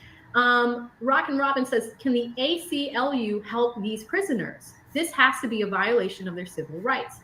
Am I thinking right? Yes. You're not the only one. A few people were asking if the ACLU can intervene. I want to save the answer to that question when LA Pink comes on, because I know that she has a deep knowledge of this, has been advocating, but also has some history and context behind the jail conditions in Fulton County. She's been a resident of Fulton County herself. I think she has businesses there.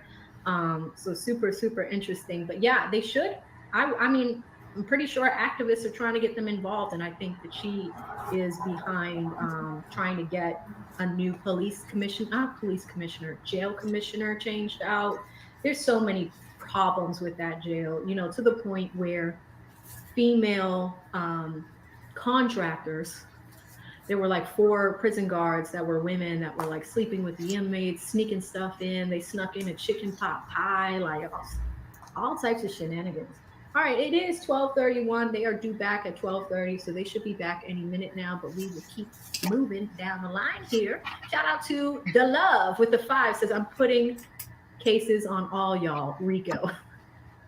You get a RICO. Everybody gets a RICO. Too funny. Thank you so much, The Love. Shout out to Ricardo with the 5, says, is it called pro bono? Are lawyers required to take so many cases? Well, so pro bono means that it is for free, right? It's some of your legal knowledge, your time. And here's the thing. You can choose to take a case, or you can choose to provide services. So some people at Legal Aid will, a bunch of lawyers will go there to donate their time, but sometimes it could be answering questions. It could be answering legal questions, right? The second part of your question, are lawyers required to take so many cases? They're not required, right? The only people when it comes to criminal law that are burdened with having a lot of cases typically are the public defenders. Why? Because there's not many of them. And, if a lot of people need help, if a lot of people cannot afford attorneys, and if the state is paying you, then most folks go under the public defender route. And aside from that, I think I showed you guys this. Let me pull it up again. Let me show you guys this. So remember how I was telling you guys about the model rules of professional conduct? Some of the rules are really centered on providing your client with effective counsel.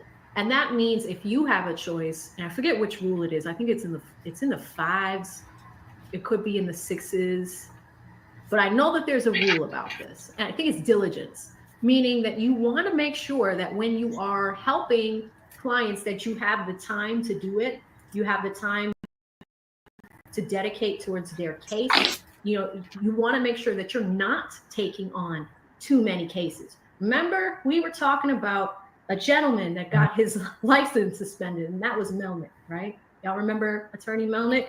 He was Little Woody's lawyer. Melnick was running a solo firm by himself, but had an enormous caseload. So he was taking on a lot of cases. Now, when we read the legal documents for his suspension, one of the things that came up that several clients had complained about was, him not getting back to them, not showing up for court appearances, things of the like. When you have too many cases, that will happen. So it's actually preferred that attorneys do not take on too many cases. But in the lens of a public defender, they kind of don't really have a choice, because the state has to provide people with adequate representation. So hopefully that answers the question a little bit, Ricardo. But if I had time, I could talk about this all day. But hopefully that's a quick answer to your question. Shout out to Nicole with the $10 super sticker. Appreciate you, Nicole. It looks like you might be a Taurus. Thank you so much, Nicole. Appreciate you. Shout out to LV to be me too. I tried. Thank you so much with the $2 super chat. No comment, no question. Pure love of the game. Shout out to Mars with the 2. Mars says, was the defense better off keeping Glanville? This is a good question. I'm going to ask you guys. And let me go ahead and refresh over here. I'm going to ask you guys right now. That's an interesting poll question. Let's do a social experiment. Was the defense better off with Glanville? Is that what you asked? Yes. All right. And I'm going to give you a third option because I know some people like the maybe. So vote. Let's see. We're going to come back to that, Mars. We're going to let chat answer that. Thank you so much. Shout out to Everett again with the 10, says, where did my super chat go? LOL. Congrats. More success. Thank you so much. Everett, what I do is typically I'll wait towards breaks to read them, or I'll wait till the end of the day. If some large ones come in, I will try to periodically stop to get those immediately. But I like to go in order because some people did leave theirs very early in the day. So I want to make sure that they're all captured. And what is good about this is it gives us time. Because can you imagine if I just had to sit up here during the break and not do anything, you know? So that's why I save them for the breaks. But thank you so much, Everett. And welcome, because newbies are noticing that. So you might be new to the community. So thank you, Everett. Shout out to Get Somebody Else to Do It. The $2 says, love, get somebody else to do it. I love that. That was hilarious. Thank you so much. Get somebody else to do it for the $2 super chat. Shout out to Miss R with the 5. Miss R says, "Great, keep up the great work, AV. Congratulations." Thank you, Miss R. Very, very sweet of you. Really appreciate that. Thank you. Shout out to Relentless with the 2. Relentless says, "Free Thugger on King David's Shorty." I love it. I love it. Thank you so much, Relentless. Free King Slime. Shout out to Mixed Chick Sammy with the 10. Sammy says, "Why is Mounk Tounk's lawyer not saying anything about how Love is yelling at him? Can he not say anything?" So this is a good question, Sammy. So Mounk Tounk's lawyer, number 1, is under subpoena to be there, right? And number 2, since he is not a party to the case, he's not defense counsel and he's not a prosecutor, he can't object. Now, what he can do is, you know how we have those breaks, you know, when they take breaks or whatever, he can stand up and say something at that point. But because, you know, he's really there to support him, but he cannot object. So if you notice, like, you know, at the end of the day on Friday, whatever he needed to say, he waited towards the end of the day. And the only time he spoke is when he was clearing something up with Steele. So Steele was like, "Hey, you know, I found this whole thing out." And then, you know, I think it was like they were going over the coffee shop thing and the plea arrangement that was discussed at the coffee shop. So, you know, he spoke on behalf of his client towards the end of the day. So if he does have anything to say, he will say them during breaks. I hope he says something to the judge about this behavior, but we'll see when they get back from lunch. Again, they were supposed to be back at 12:30. It is 12:38, so we're going to keep going. But thank you so much, Sammy. I appreciate you. Shout out to King Dub with the 2. No comment, no question. Pure love of the game. Thank you so much, King Dub, for the super chat. I appreciate you. Shout out to Nicole, who became a new member. Thank you, Nicole. Welcome. Welcome, Nicole the Taurus. Look at that. You're going to love it here. Thank you so much, sis. Shout out to LV to be me, too, with the 2. Says, "You're making my brain hurt" is a new shirt idea. I think it is, because we need a Mounk Tounk shirt. We've got plenty of Woody shirts. Like we've got "I don't recall," "What you mean," "I did these crimes." But I think in honor of this trial, right, I think we need a Mounk Tounk shirt, because making someone's brain hurt is a thing. It really is. Thank you so much. And I will definitely poll you guys later on to see what type of Mounk Tounk shirt we come up with. Shout out to Brandon with the 2. Says, "Shout out to Fanny and Love. Keep up the good work." I don't know if you're being sarcastic or what, but thank you so much, Brandon. Shout out to the Bull.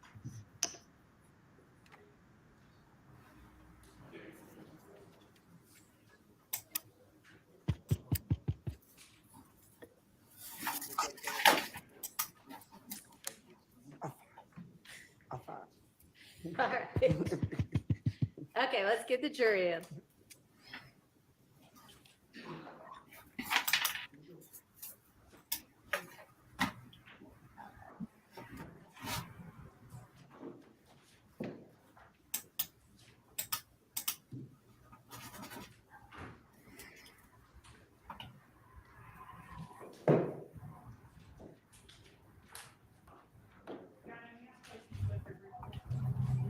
Who briefly?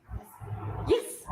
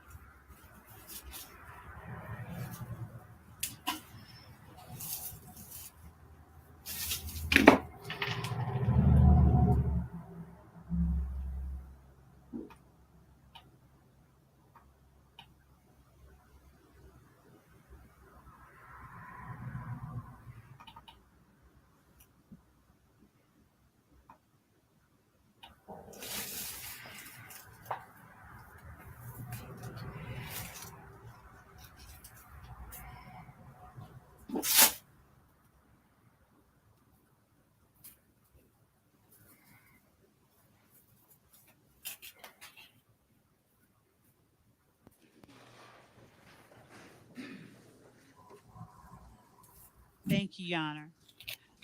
Mr. Sledge, did you have a good lunch? Yes, All right, good deal. All right. And is your head feeling a little bit better? a lot better. All right, good deal. Mr. Sledge, I want to just, and Judge, if I broach an area that the court has told me to move from, I'll quickly move from it. Mr. Sledge, are you able to tell me what you remember about April 28th, 2015? What happened on that day? Everything you can remember today. Do you want him to tell you about the entire day? You don't, do you? I don't. And so the judge is helping me out a little bit. So starting from the point where you learned about Mr. Garlington getting jumped at the club, will you tell the jury, not the judge, the jury, everything you remember about it? Is that all right? Yeah, I guess. Okay, thank you. From my understanding, like, he got jumped on in the club. Then I left the club, he called me back. We went and picked up a gun. I want to say Zachary, and then we went, I don't know the name of the apartment. Okay. And then I want to say we traveled back down. It's that. Traveled back around. It's that.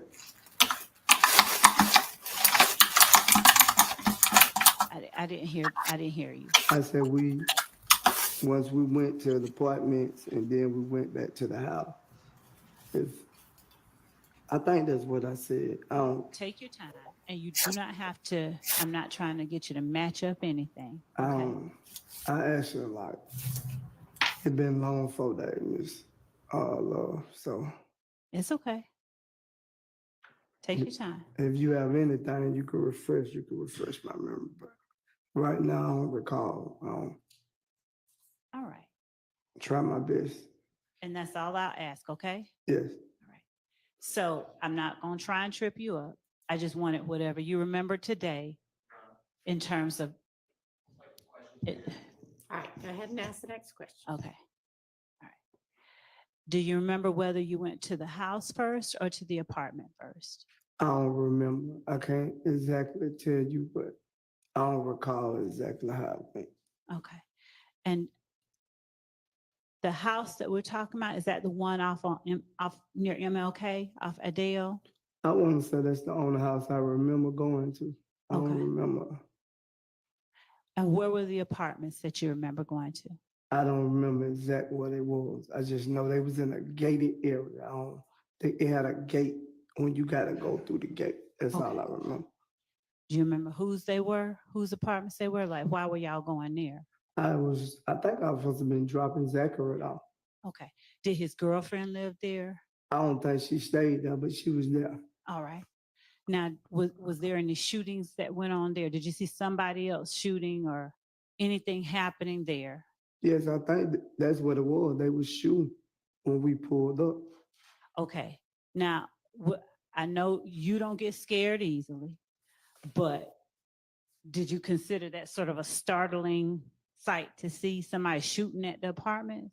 For me, it was normal. So I can't speak for no one else, but Fair for enough. my stuff, it was normal. All right. And were they shooting at apartments that you were sending or taking Mr. Zachary to? I don't know if it was the exact apartment, but it was right there in that area. All right.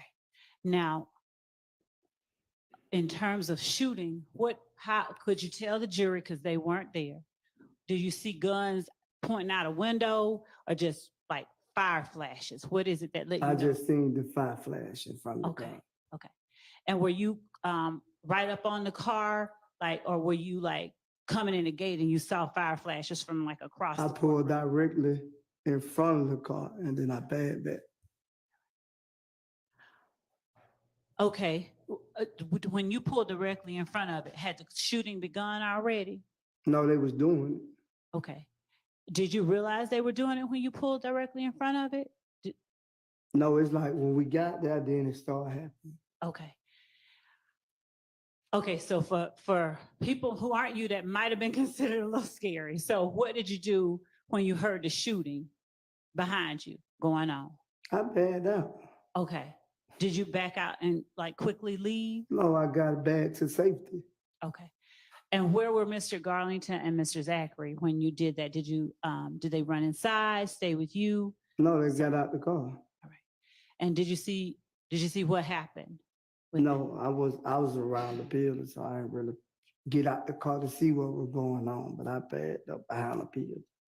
Okay. Did you have to pull around the car to get in front of it? Or did you? No, or it's did a they pull straight up- shot. It's just a straight shot through the apartments. Okay, so is it fair? Did the car pull up behind you then? What you mean? Did I understand you to say that you ended up in front of the car that was shooting? That mean they was probably back then facing like coming out and I'm coming in. I got you. Okay. Did you notice what kind of car it was? No, All right. And did you have a belief as to who it was that was in that car? I didn't know who it was. Okay. Did you later form a belief as to who it was that was in that car? No, I don't recall. All right. Did you all do anything based on who y'all believe might have been in the car? I already answered that question. I Did- answered that question 2 days ago when I told you about it. Okay. Forgive me, I had a long weekend. Could you tell me what you all did based on what you all believed or who you all believe was in that car? There's nothing more that'll happen as a result of it, I promise. I don't know who was in the car. At the time, I didn't know who was in the car. I still don't know if that was true, what was told to me, so. All right.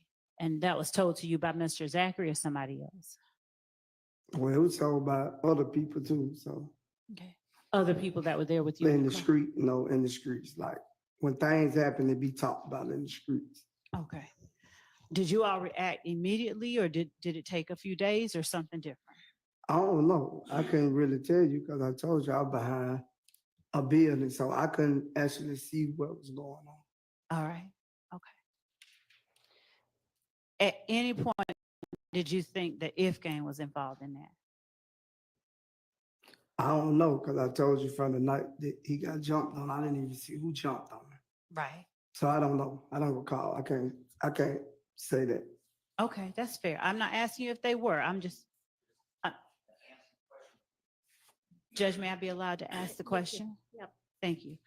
I'm just asking you at any point if you believe they were, not whether you know, not whether they were, just at any point. Did you? No, believe? I never believe. I never believe.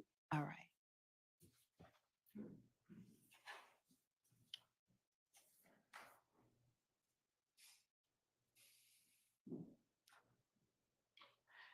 Now, we talked last week about Antrevia Smith, and you talked a little bit about that on cross-examination, your relationship with Miss Smith. The Kelvin Watts who started dating Miss Smith after you did, was that the same Kelvin Watts that had a beef with Kenneth Copeland? I don't really know if him and Kenny Copeland had a beef or not. Okay. So did you ever learn or did you ever discuss any kind of beef that Kenneth Copeland had with Kelvin Watts? I don't recall if we ever discussed Miss Love. I don't recall. Okay. But is it fair to say that, let me ask you a better question so I'm not leading. Is the Kelvin Watts that started dating Miss Smith after you did, was he also called Shell Kel? Yes. All right, thank you. And do you know if Shell Kel, did you consider him having any family relationship to Donovan Thomas Jr.? I never knew they was, how long I've been knowing Donovan Thomas, I never knew they had any relationship. All right.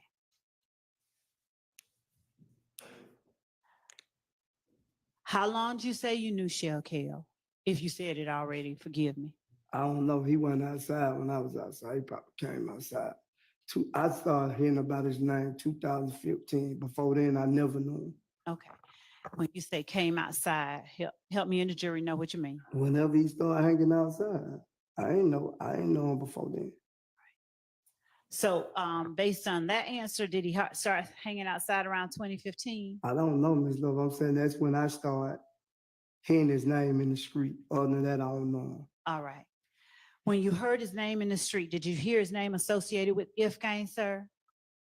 No, not when I first started hearing his name. At any point later on, did you hear his name associated with Ifgane? Yeah, maybe, yeah. All right. Now, do you remember whether that was after 2015, like 2016, 17, or during about 2015? I don't really recall because it was late. It probably was late in 2015, but Thank I don't you, know. sir. All right.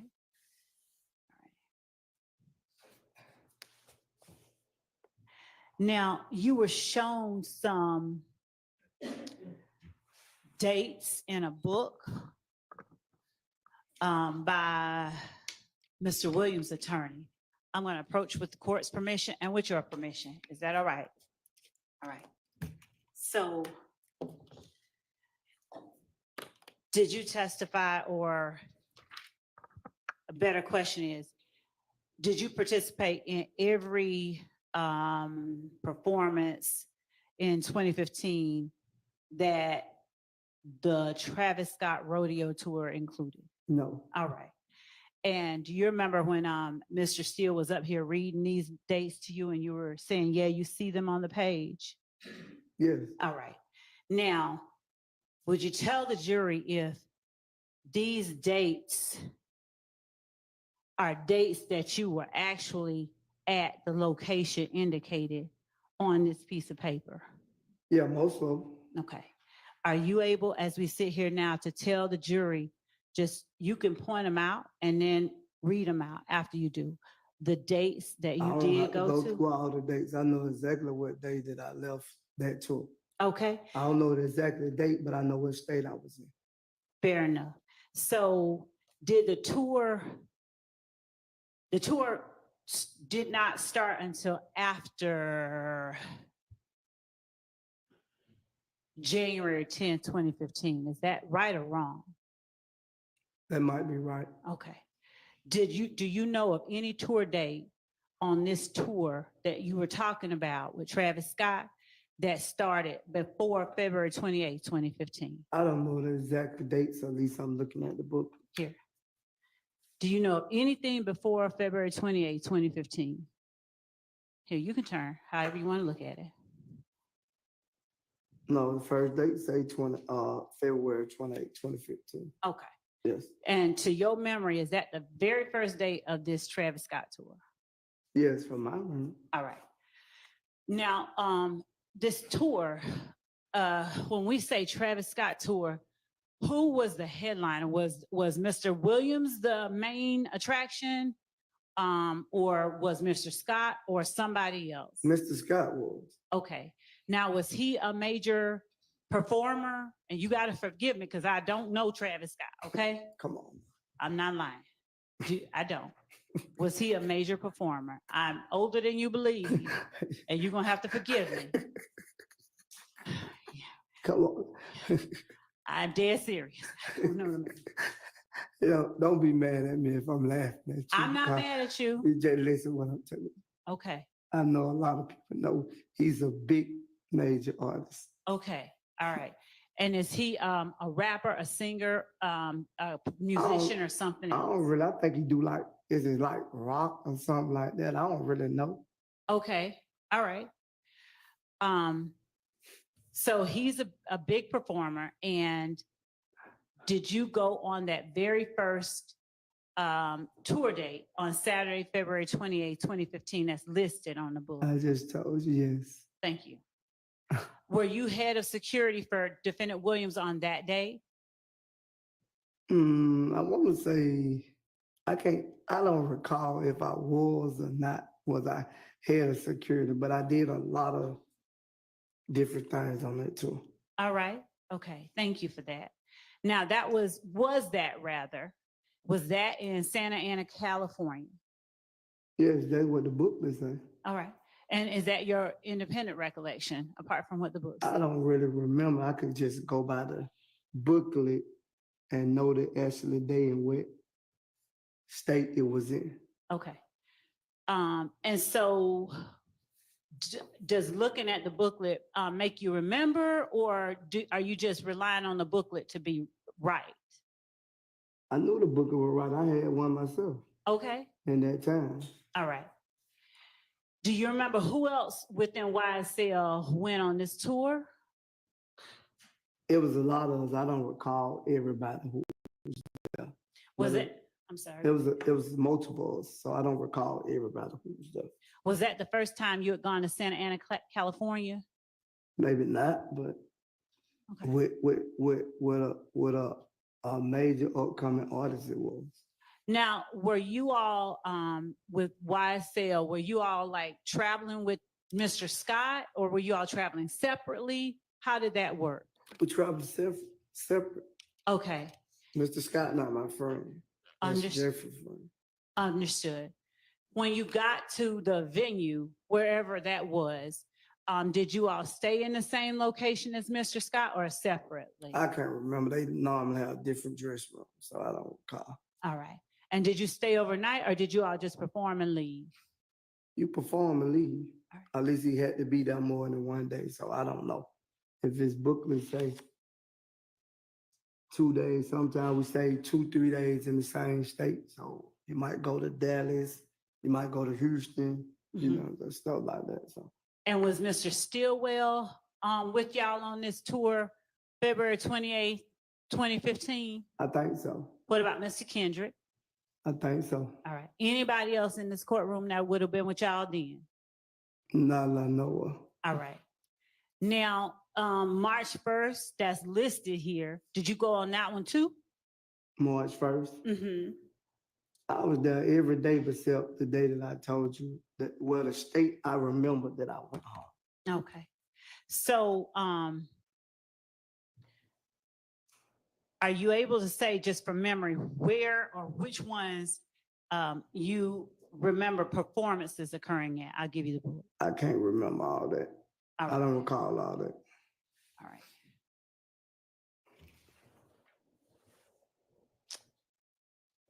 On the days that are listed as travel days, are you able to tell the jury if you all actually traveled on those days, or were there some days that you all traveled on different days?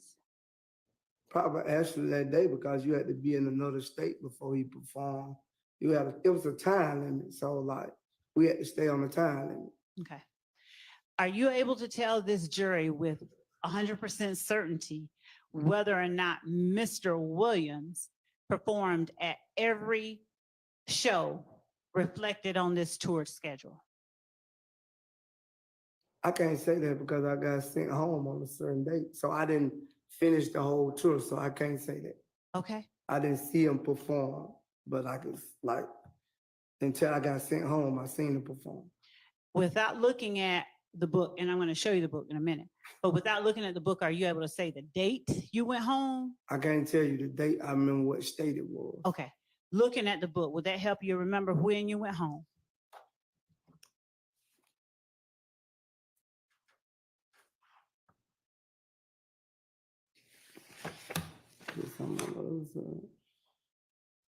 And does that schedule just consist of that one page, or is there two It's pages? one page. All I right. remember right here. Are you, I got my finger pointed at it. okay. Can you read out the The date, date? it and was the place? Thursday, March 26, 2015. Thank you.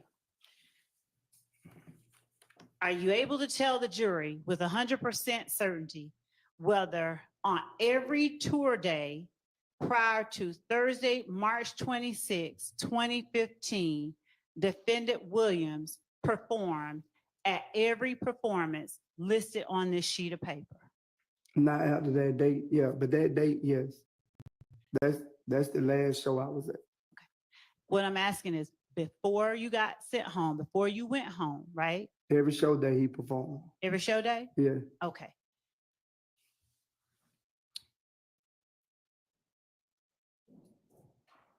Do you recall who all was at the shows that he performed at every day before March 26, 2015?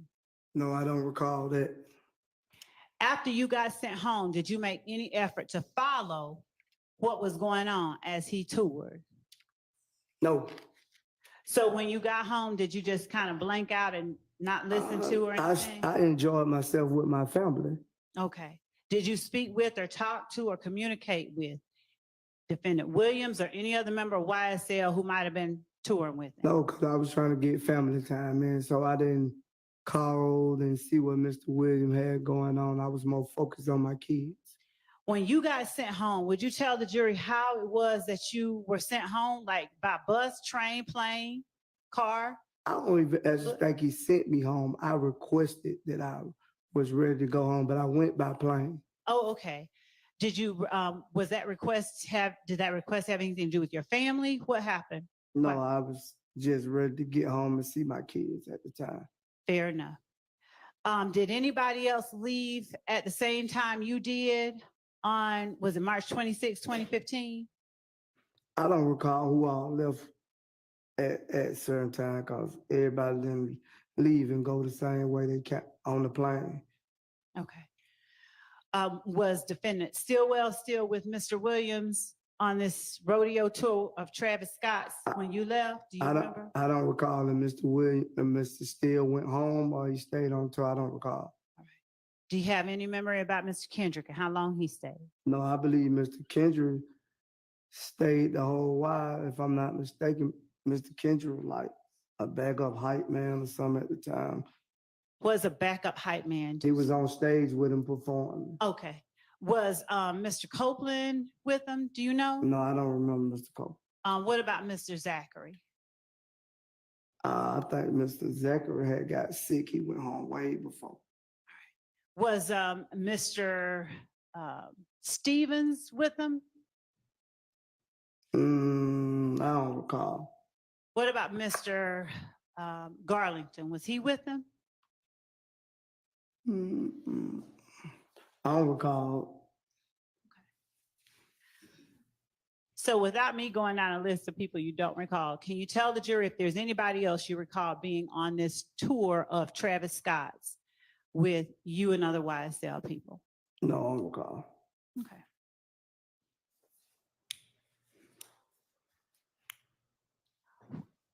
DK, Walter Murphy, was he at ever any point on this tour? I don't recall. All right. Do you recall ever being on tour with Mr. Murphy?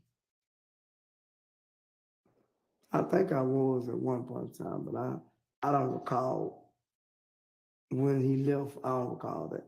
Okay. I won't say that he was never on this tour. Yes, sir. But I don't recall when he left off the tour. Okay. Now, is this tour that you're just pointing to, is that the only tour that you've accompanied Defendant Williams on as either head of security or something else? Or is there any other tour that you can tell the jury that you worked or were a part of? From my understanding, what I know, I only know about 2 tours. I don't forgot what the second tour name was, but I was there. All right. Was that after or before the one? It was after. Do you remember how long after? It probably 2019, I want to say. Okay. And was it in the States or was it like in other countries or something different? We went to Atlanta, but it was different states. And I think like on the tour, he did go to another country at one time. Say it for me one more time, sir. I think he did go out the country on one of the dates. I just don't remember what date. All right. Do you remember whether he was the headline by 2019? Yes, he was headline. Okay. And did he have other artists performing with him? Yes, his artists. All right. Besides people from YSL, like with this, he was performing with Travis Scott. Did he have some other people besides YSL performing with him in 2019? I don't remember the guy's name. It's Kelly, something like that. I think it's something like that. I don't want to use the term of what his race is, but his name Kelly or something like that. Was he my race? No. Okay. He was his race. It was his race. Yeah. Since you want me to Alright. say, You're all right. That's all right. uh, All right. Was it Machine Gun Kelly? that's who it is, Machine Gun Kelly. Okay.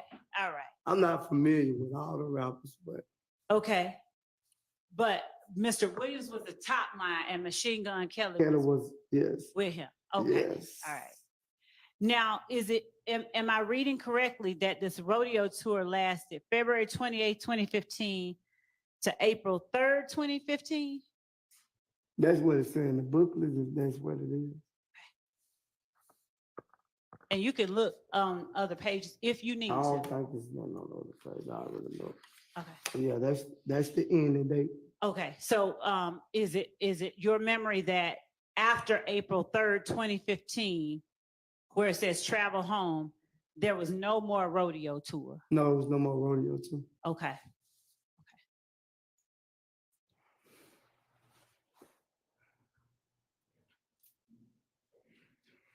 When you worked on the tour in 2019, do you have a rough estimation of how many places, how many cities y'all visited? No, it was a lot. Okay. And do you have any idea of who all within YSL would have accompanied you and Defendant Williams on that tour with Machine Gun Kelly? I don't recall everybody who was with us, Miss Laura. That's fair enough, Mr. Sledge. Do you recall anybody though? Person I remember there, I know Mr. Kendrick was there. Okay, okay. What about Mr. Stillwell, 2019? I Just don't even remember what Mr. Steele was. No, Okay. I don't think. Oh, Just- whoa, let me back up. yes Let or me- no? Let Don't me tell back. me. Can I bag up? I don't even think Mr. Kendrick was there. I'm sorry for that. Okay, that's I don't think Mr. Kendrick was there. okay. Was Mr. Murphy there to your knowledge? No, I don't recall. All right. What about Mr. Zachary? I don't recall. And did you and Mr. Williams, y'all stay at the same hotel and things like that on that tour? Yes, I was basically everywhere he went, probably like my room was like next to his, was probably up on the floor. Okay. Now, when you talked about earlier knowing Mr. Williams' music, but you can't recall always songs, are you familiar about any YSL members that he talked about in his songs? I don't recall. If you got anything to refresh my memory, you can.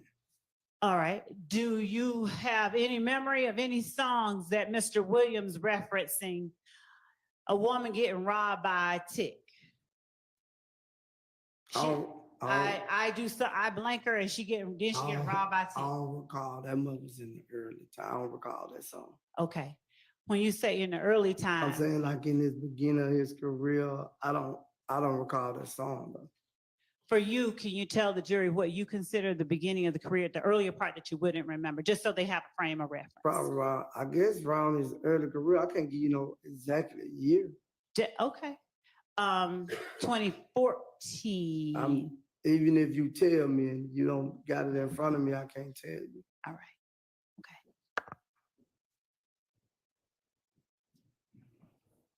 What about Lil Woody popping at your noggin?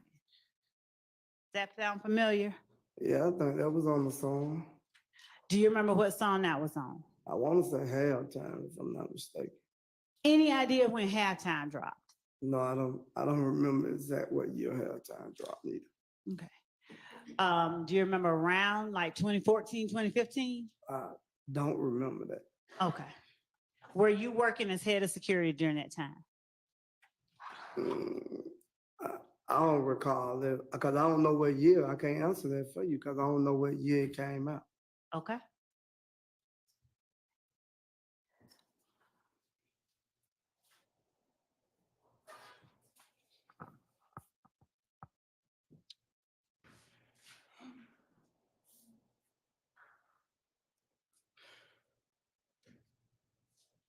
In March 2015,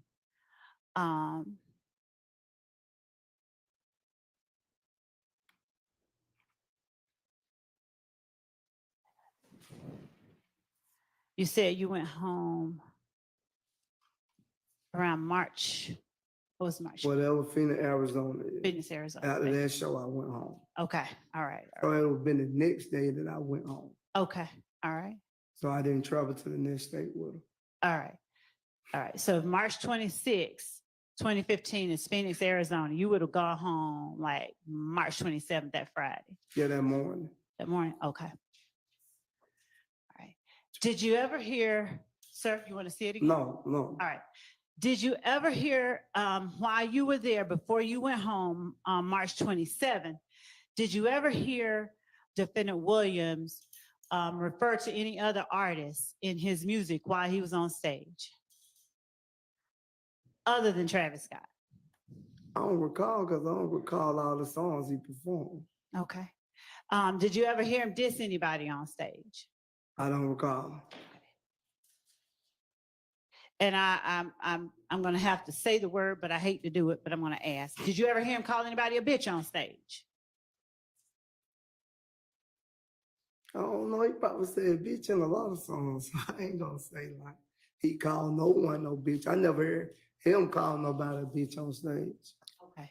And did you ever hear him refer to anybody substituting one part of their name for the word bitch? No. Okay.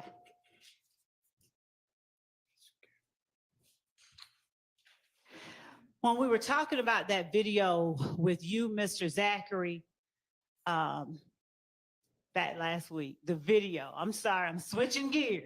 I'm switching gears. Here, there. But I ain't That's how you, aggressive. but that's how you confuse me. You going to one subject and then you jumping all the way left field. All right, I'm gonna try and orient you. Last week, when you and I were talking, do you remember me putting up a video of you and Mr. Zachary, and one or both of you had a gun, and you were saying something like, "We're not going back and forth," and you were talking about Kale in the video. Right. All right.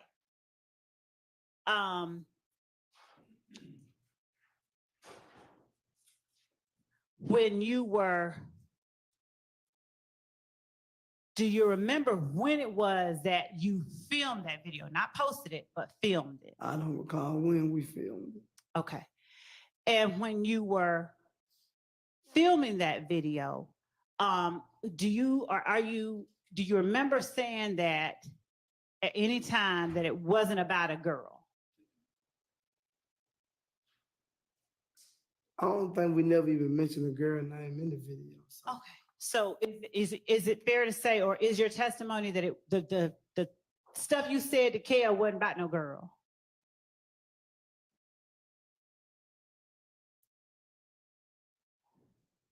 I don't recall. I can't say it, bro. I don't recall. Cause you saying what I said, I don't recall because I ain't say nothing about no girl in the video. That's fair. All right, but do you remember the video? I remember we made the video, but I don't remember what I said in the video. Ms. Dyer, are you able to pull up that video?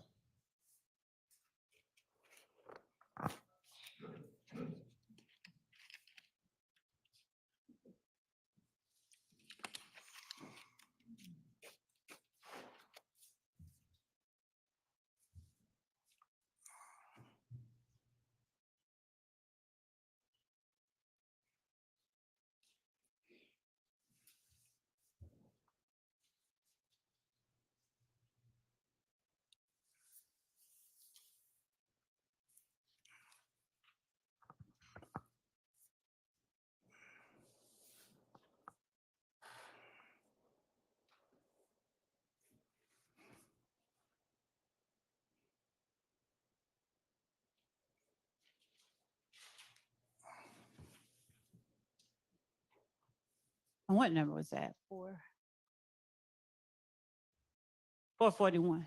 All right. We're going to play 441 for you one more time.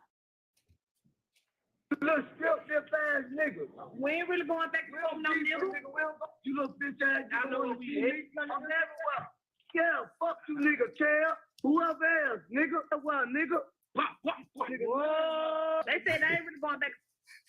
Okay. You chuckling. Cause Now it's funny now. it's funny now. Yeah, that video. Now, who other than Kale were you talking to when you said and whoever else? I just said whoever else. All right. Now, what were you meaning to tell Kale? I want them to tell him nothing. Okay. I said what I said in the video. All right. Which was we're not going back. I ain't going back and forth with him. All right. I ain't say them, I said him. Right. Was he trying to go back and forth with you about something? If you want to be honest, they were saying that he was looking for me about treatment. So Okay.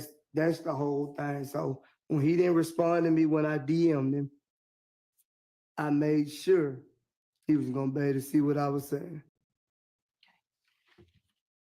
What did you DM Kale? I DM, I don't got no problem with him about no girl. Okay. And when did to your knowledge, did Kale say something about Mr. Zachary? I don't know. No, I can't recall if he said anything about Zach. I don't know. Then I'm gonna have to fall to my country roots and ask you what was Mr. Zachary doing up in there with y'all? I don't know. He was just being silly in the video too. It was all silly. It wasn't in that serious. Cause when I seen Kel, he ain't do nothing to me. And I ain't do nothing to him. So it wasn't that serious. So for you putting guns on the internet, ain't that serious? Is that fair?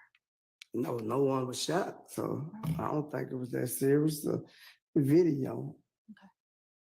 Yo, I also walk around with guns all day. It ain't that serious. All right.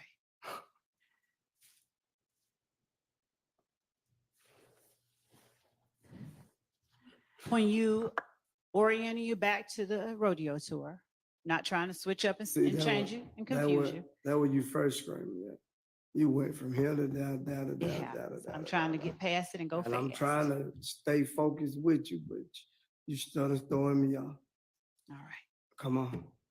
When we're talking about the rodeo tour, you said you had to go home, but you were working. Did you have any kind of contractual obligations you had to fulfill before you went home? He'll let me go home anytime I wanted to, no matter what the contract was. He'll let me go home. If I tell him I want to go home and see my son, he'll be like, he'll let me go home. All right. And did you have someone to replace you when you went home? Yes, I was head of security, so that means I only choose the security.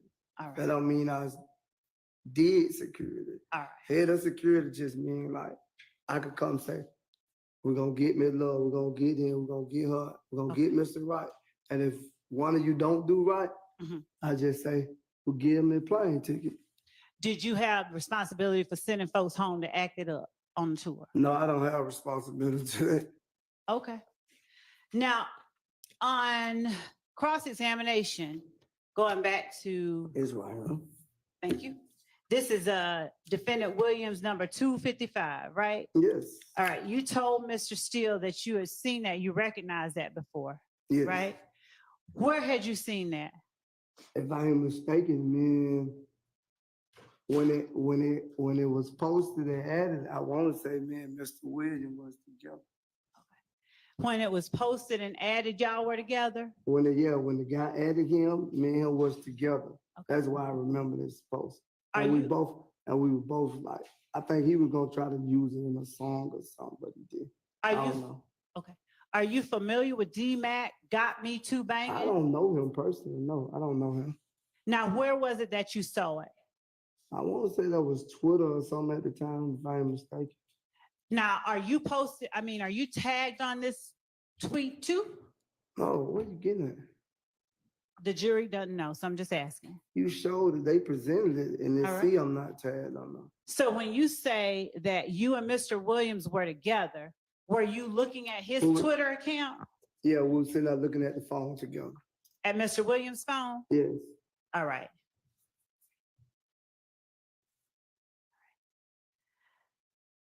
I'm going to pull up what I will mark for you as State's Exhibit number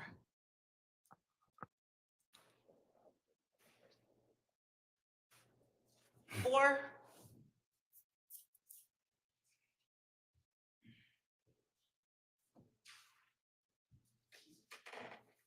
Judge, I'm going to, for the purposes of this question, mark the clip that I'm going to show as State's Exhibit 447. I'm sorry, 449. Okay. And it is from 1:03:30 to 1:08:17 of Mr. Sledge's testimony on September 5th, 2024, when I asked about the video of Defendant Williams speaking into the camera, talking about they lied to their mama. September 24th. Last week, Oh, just last week. I was gonna say, Yeah. Just take a look at it, if you will. I will. Okay, thank you. I'm not trying to give you no hard time. Thank you for trying not to give me a hard time. Take a look at it. My apologies. Yes. Miss Knight, would you- Mr. Steele, do you mind coming over to Mr. Knight, Miss Knight, so so that she can show you what we're about to show? Anybody else? Any of the other? And anybody, attorneys? yes.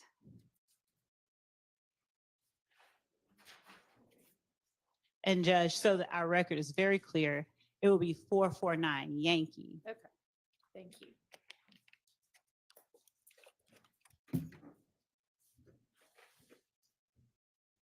And thank you for not giving me a hard time. I don't want to. I just want to get up, get out of here. All right. I don't want to give you no hard time. Is it done?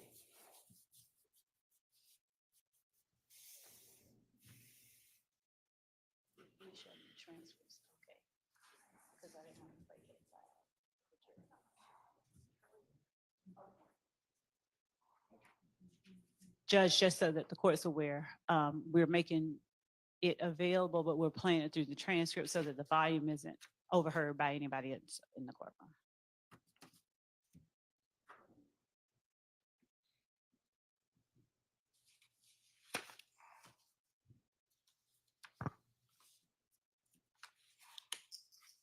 And with the court's permission, I'm just going to sit while they're looking.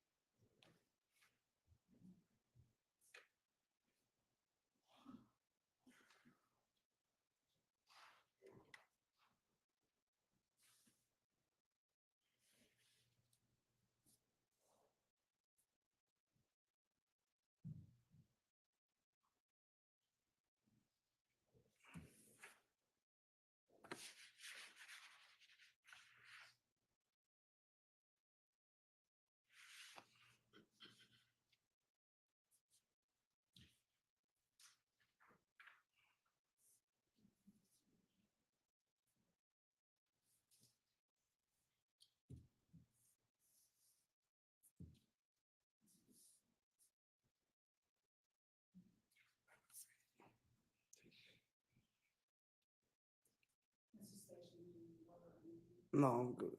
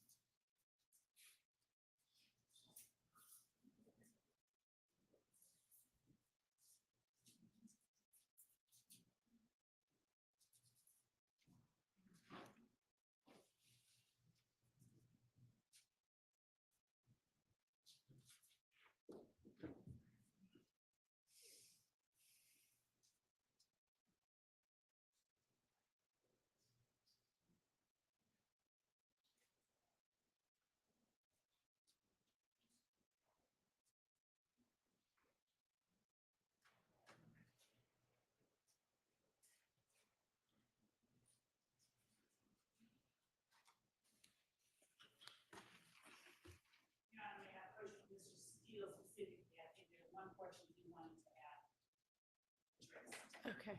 Mr. Steele, is that right? Did you want to I approach have about any- a particular section?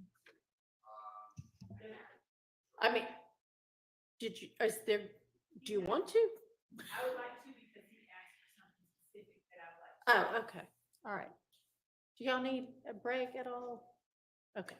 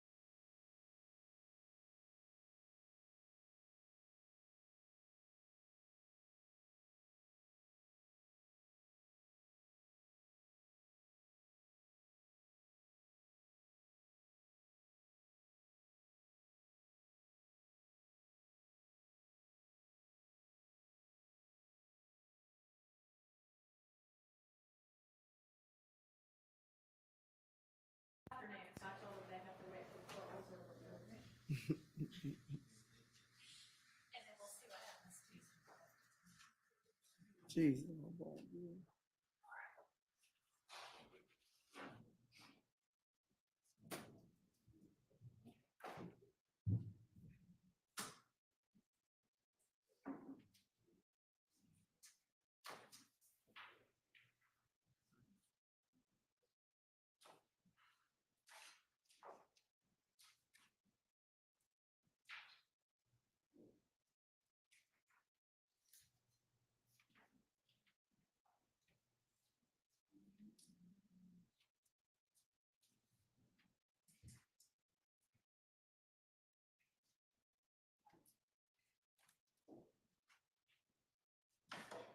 Pledge, I'm going to put in front of you a portion of your testimony that we have and will mark as 449 Yankee, just for the purposes of the record.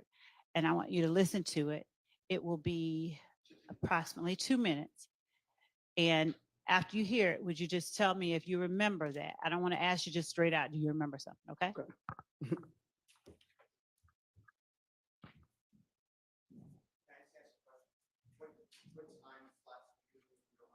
I don't mind, Judge. I'll tell him if you don't, if you give me a second. Hold on. Are you doing anything okay? Okay.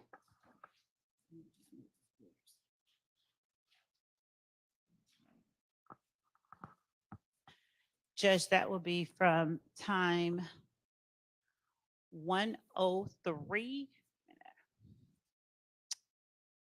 1:03:30 to 1:08:17. Yes, a little more than 2 minutes. I mean, yeah. I'm sorry. Me and my bad math.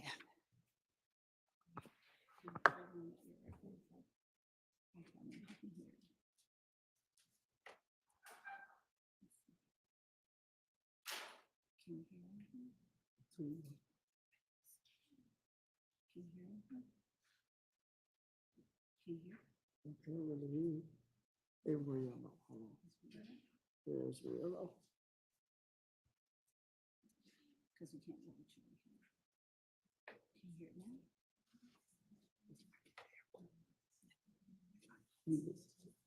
You try to listen to it and see. Can't you understand what it's saying? Can't understand. You're right.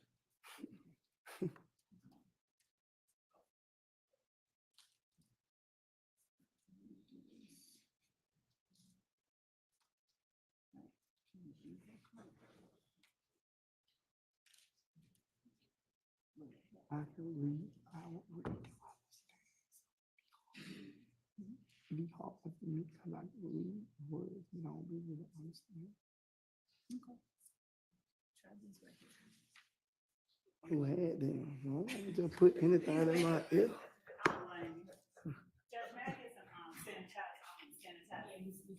Sometimes.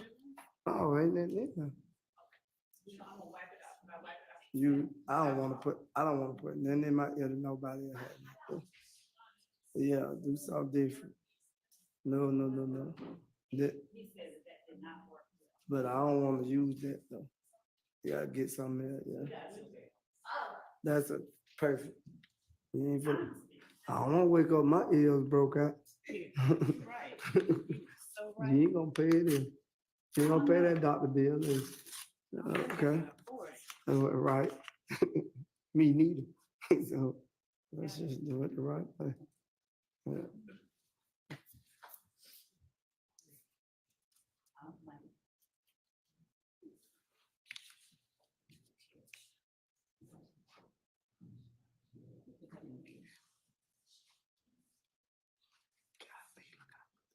You can pull them. Oh, okay.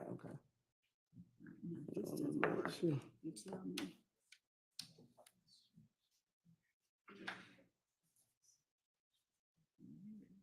Oh, okay. I just want to make sure I can hear you.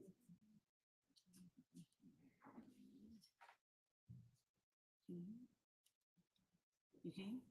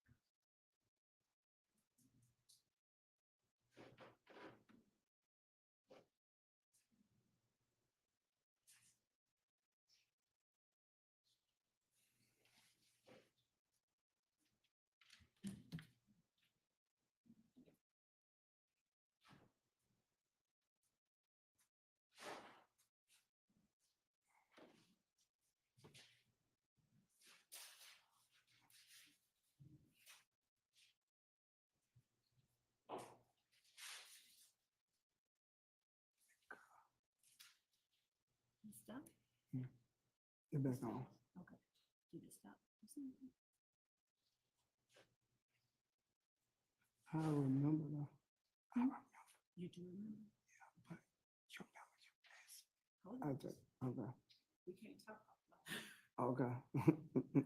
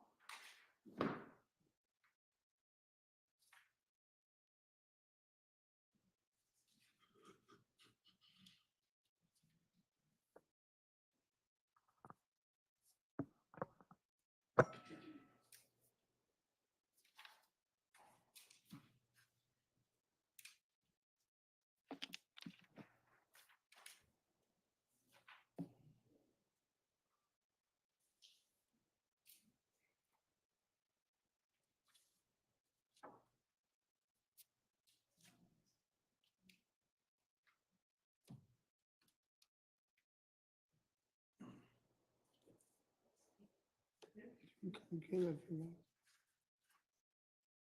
It ain't that, but you can get it. I know what you're talking about. Just when it stops at 108. Right here. You can stop it if you want to. At 108, just listen to it through 108.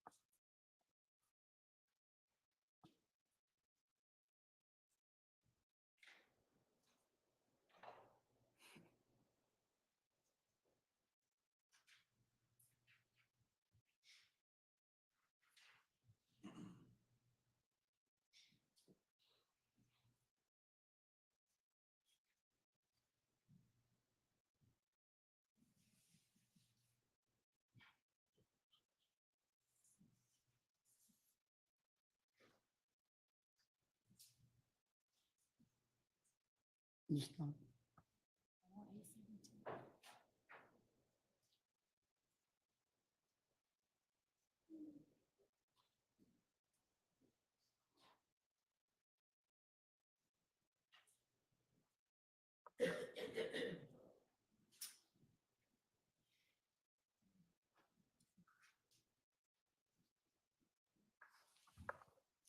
let you keep this, okay? Yes.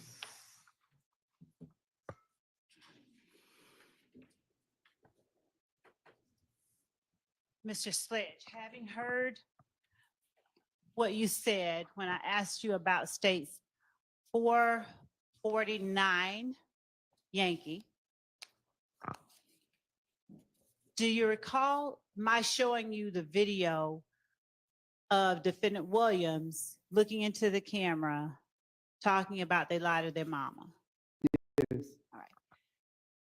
And do you recall me asking you whether that was your voice in the video? I told you it sounded like my voice. And do you recall me pressing you, asking you, was that you? When you just showed me video, I see now, but that's why when I told you it sounded like me, I thought you just took it as that was me, because I told you it sounded like me, and the only way it can sound like me, I had to be there in the room. Do you recall telling me that you did not remember being in the room? I see on the video I did, but like I tell you, you were pushing me so much that day too. My mind just was everywhere. And when I asked you if that was you specifically who said snitching bitches, I said, yes, that was me. That was my voice. Sounded like my voice. That's what I said. did you ever acknowledge though that that was you in the video? I said it sounded like my voice. So yes, I acknowledge that with me if I said it would sound like my voice. I ain't say it sounded like Miss Love, and I said it sounded like me, that record, that to me, that's saying it was me. All right. Do you recall me asking you where you were? I said, and I told you I didn't remember whose house it was, but I did. I said that sounded like my voice. Do you recall me asking you who all was in the room? I don't recall you asking me that. I ain't hear that on that neither.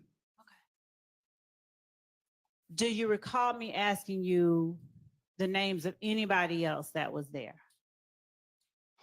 Not I recall you didn't ask me about nobody. You was on the Pacific asking me about my voice. That's what I remember. And do you recall at some point telling me, I'm not saying that it's me, I'm just saying it sounds like me, so I can't tell you? Yeah, I told you it sounded like my voice. That's all I remember telling you. It sounded like my voice. So I know if it sounded like my voice, I just thought you say, yeah, that's him. He said it sounded like his voice. Do you remember Doug's attorney showing you the same video a day later? Yes. Do you remember him asking you, was that you in the video? Yes. Do you remember telling him, yes, that is you in the video? Yes, because I had the day to think about it, and then I was like, yeah, when I was still planning in my mind when you showed it to me, and then I thought about it, I was like, yeah, that is me in the video saying it. It's my voice. Is that the video that you were thinking of when you were talking to me back in June with your attorney, Lieutenant Lansico, and myself out in Fayette? I don't even remember you asking me about that video, Ms. Love. Do you remember me telling you on direct or asking you on direct about a video where I asked you if you had seen, or did you know the video where they say you lie to your mama, you lie to your kids, and you said that wasn't me? No, I remember telling you I didn't see me in the video. I seen Mr. William in the video, but I don't recall the statement you make. Thank you. And do you recall me asking you then, where had you seen that video before we met in Fayette? I don't recall, but I just heard it. Something about you asked me that, and I told you I seen it before time, and I seen it recently. Now, between the time I showed it to you and the time that Mr. Steele showed it to you, did you go look at it and listen to it again? No. All right. And so what happened that made your memory precise about not just the fact that it was you, but where exactly it was shot? I'll clear it up. Bad question. Do you remember telling Mr. Steele where that video was taken? I don't recall Mr. Steele even asking me where it was taken. I don't even recall him asking me that. Your Do- Honor, could I object at this point, 403? Do- Yeah, I'm not, I mean, we've all heard the testimony, so whether he remembers it or not at this point's not really the issue. Can you just ask the questions you intend to Sure, be Your Honor. asking? Thank you. Mr. Sledge, why did you remember who all was in the room when the video was shot, when Mr. Steele asked you the question? I just told you, when you asked me, I didn't remember. But when I left that day Mhm. and I thought about the video, and then I realized everybody's voice who was in the video. Okay. And what about the time or the date that the video was shot? What did you remember that too after you left? He showed me the date of the video he had, and then I remember it was a repost, different date. I don't remember the date of the repost, but I knew where he cross-examined me on, I knew the answer to that question. And do you remember me asking you about what what you understood Defendant Williams to be talking about when he said they lied to their mama, they lied to their sister and all that stuff? Do you remember me asking you about that? No, I don't remember you asking me that. At any point, having heard the video again today, did you hear anybody reference lying in the courtroom on that video? Yes. You heard somebody say something about lying in the courtroom? Oh, no. You said lying in the courtroom? Uh-huh. I don't even know if I just heard that, Ms. Love, to be honest with you, but I think I did. I'm not mistaken. If you got anything, just show it to me. Your Honor, state request permission to play against states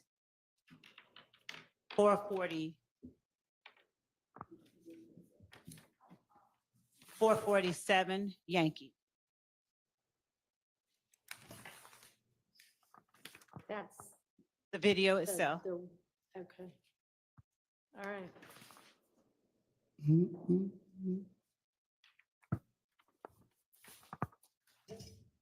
And so even hearing it just now, you didn't remember, right? No, if you show me again, like that part. Okay, don't worry about the earphones. We're gonna put it up on the big screen.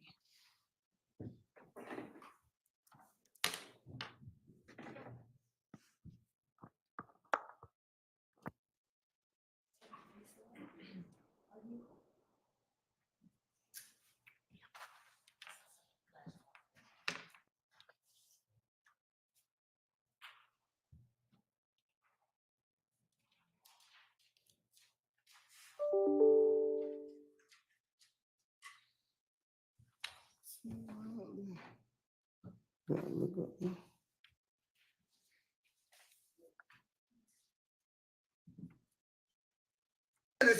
So nigga, a lot of they mama, a lot of they kids, a lot of they brothers and sisters, they didn't get ready in the courtroom and tell the God honest truth. Fuck, nigga. Don't get it. Bro. Y'all nigga need to get fucking killed, bro. You snitching bitches. From me and YSF. I don't hear it say lying in the courtroom, though. All right. So when you were asked on cross-examination by Mr. Steele if that video talked about lying in the courtroom, and you said, yeah, was that a mistake? Yeah, that was a mistake, because Okay. I didn't say lie it didn't say lie in the courtroom. The voice didn't say lie in the courtroom. Okay. What did you understand it to be saying? What he said or what in the video it said. The video. It's I'm lie on God. And when Thug is talking, what is he talking about doing in the courtroom? Telling the God's honest truth? Yes. All right. And after Mr. Williams says, and you get in the courtroom and tell the God's honest truth, you need to get killed, bro.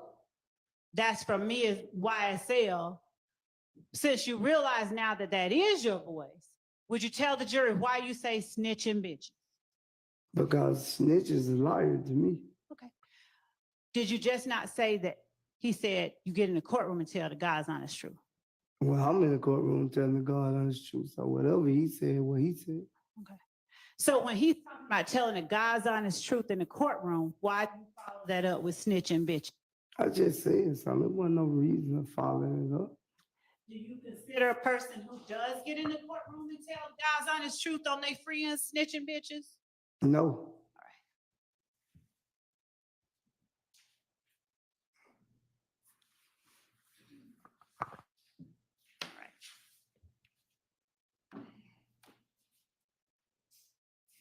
You were also asked on cross-examination by Mr. Steele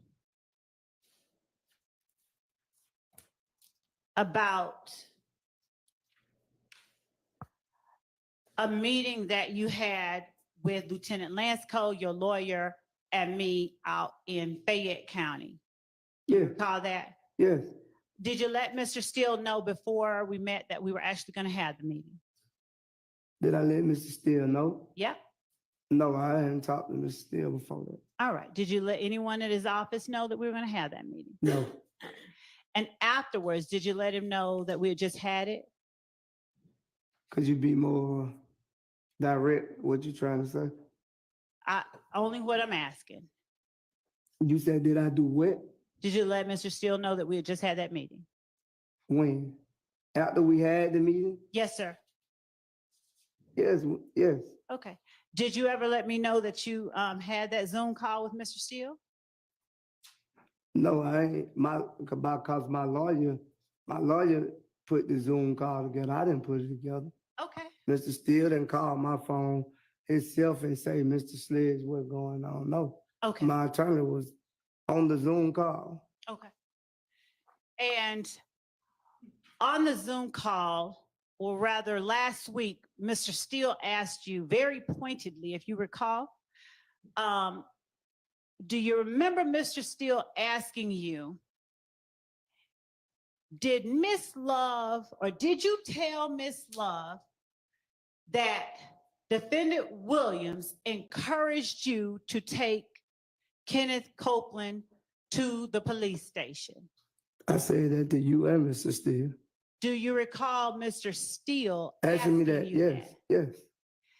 Do you recall Mr. Steele asking you, did Miss Love tell you, do not tell the jury that Defendant Williams encouraged you to take Kenneth Copeland to the police station? I wouldn't say it was said like that. Hold on a minute. Do you recall him asking you that? Yes, yes. And do you recall telling him, yes, Miss Love told me, do not tell the jury that Defendant Williams encouraged me to take Kenneth Copeland to the police station?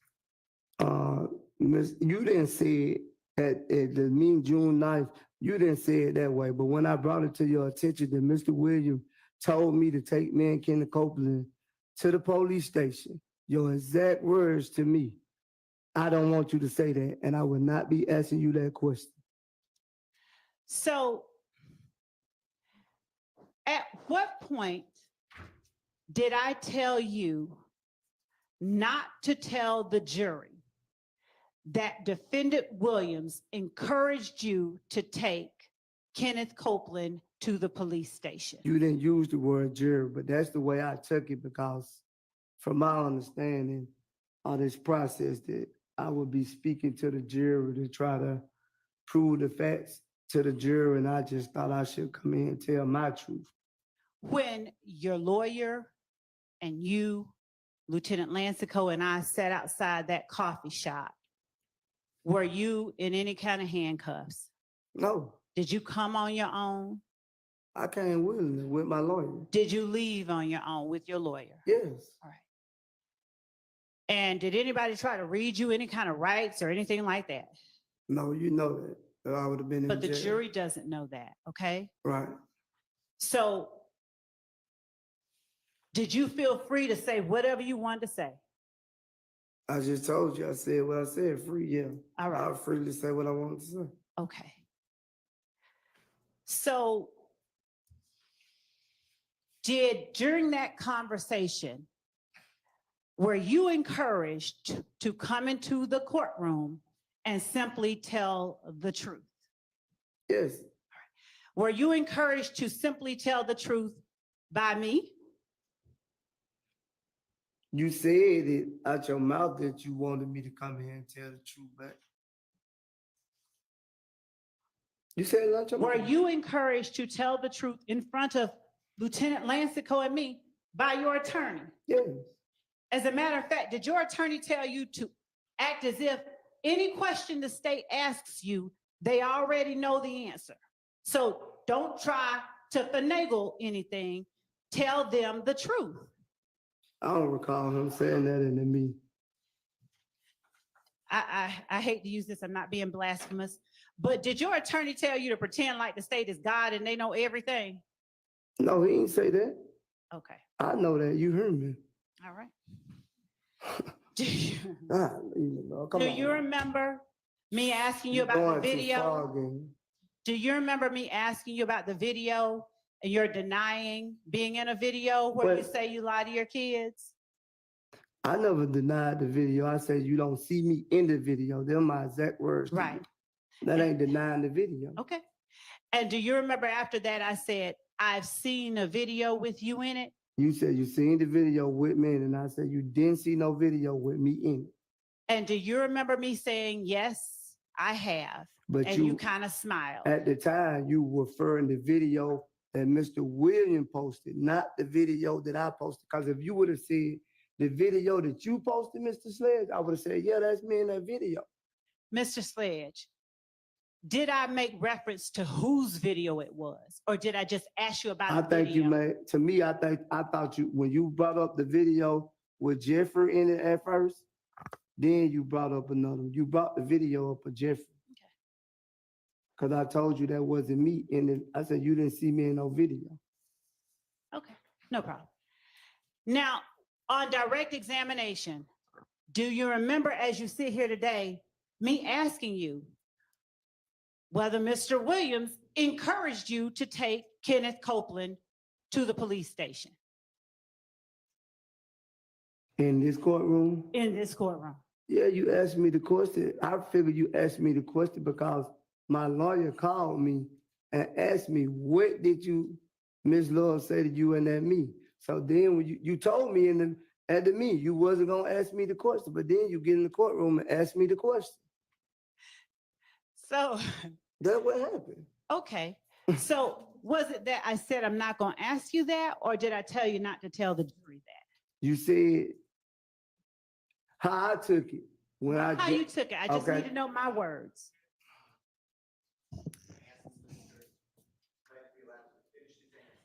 John, It's non-responsive. Ask your next question. my words only. Did I ever tell you not to tell the jury that Defendant Williams encouraged you to take Kenneth Copeland to the police station? Did I ever tell you that? You just said you didn't want me to say that. Okay. Now, is it your testimony that I said, I don't want you to say that, or I'm not going to ask you that? Both of them. Overruled. We don't really have a clear answer. All right. And it's your testimony that your lawyer and Lieutenant Lancico were still right there when I said these words that you heard? Yes, so I wouldn't have said it. All right. And based on what you just testified to the jury, you gleaned from that I didn't want you to tell the jury. I never used the word tell the jury. I just said exactly what you said to me. I say, Ms. Love told me that she didn't want me to say that, and she wasn't gonna ask me that question. Okay, so then your memory is not, you don't remember telling Mr. Steele. You do not remember asking Mr. Steele saying, did Miss Love tell you do not tell the jury? If he said jury, I forgot I made a mistake. And I should have corrected Mr. Steele if he said jury. but I'm telling you what you said to me in the meeting. I ain't saying you said don't tell it to the jury. But that's the way I took it too, cause that's who I'm supposed to be talking to, right? Telling the truth to, right? Right. Okay, so Okay.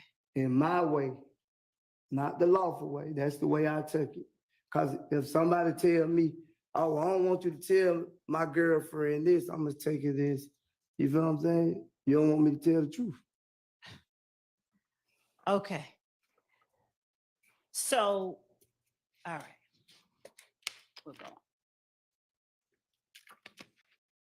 So were you surprised when I asked you, did he encourage you to take Kenneth Copeland to the police station if you thought I didn't want you to tell the jury?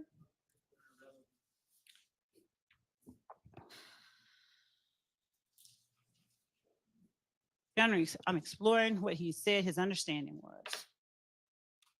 Overruled. So were you? When I asked you that question, were you surprised given that you thought I didn't want you to talk about it? I don't know. I can't recall. I don't know. All right. Now,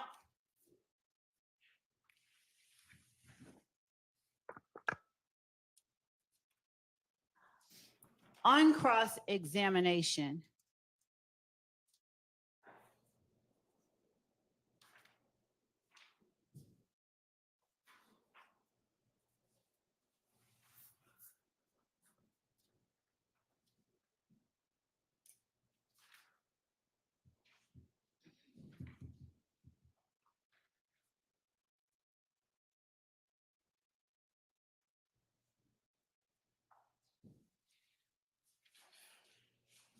did you tell Mr. Shart that you didn't feel like you could go to trial, or you didn't have the ability to go to trial? I said I couldn't afford to go to trial. Okay. That's the question he asked me. He didn't say the ability. He said afford. All right. And that's the reason that you answered yes to all the questions that you answered yes to on State's Exhibit 444 Yankee and 1AS? I don't recall.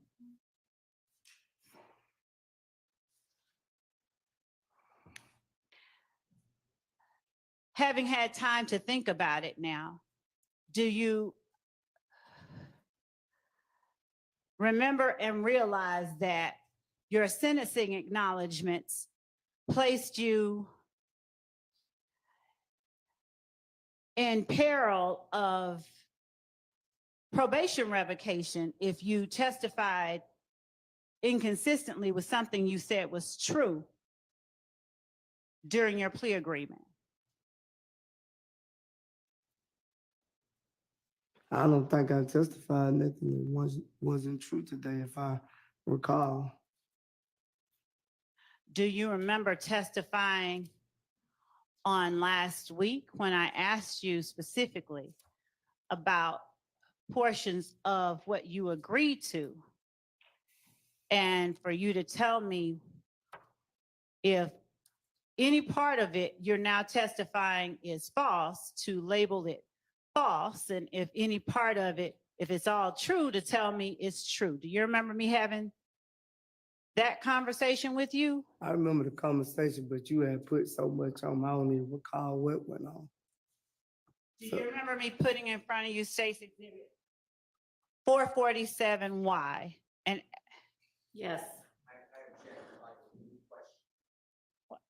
You'd like a new question? Oh, okay. All right. Whether he remembers it or not is not really the relevant matter. Oh, all right. Did you testify that I never seen number? that. Not I highlighted. give you the number. All right. Did you testify that number? I took it already. I put it back.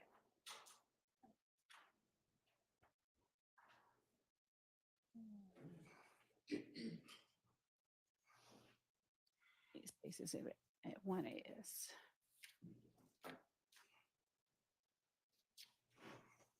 Here it is, okay. Yeah, the second part.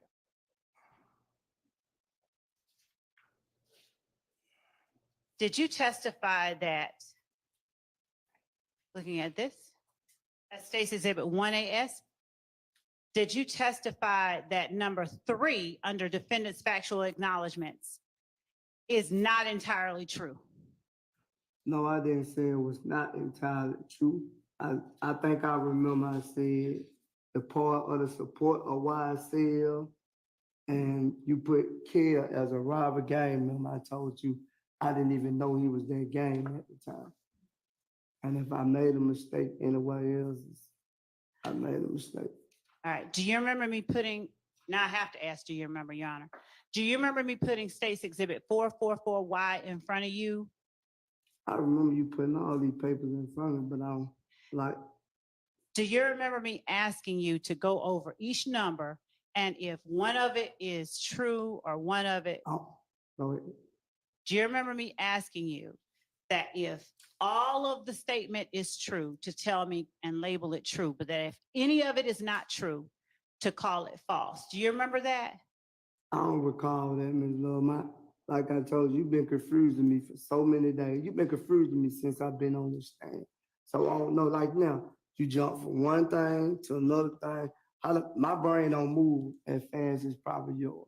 I might don't learn as quick as you do. So I don't remember all this stuff. You putting all these papers in front of me ain't gonna make me remember.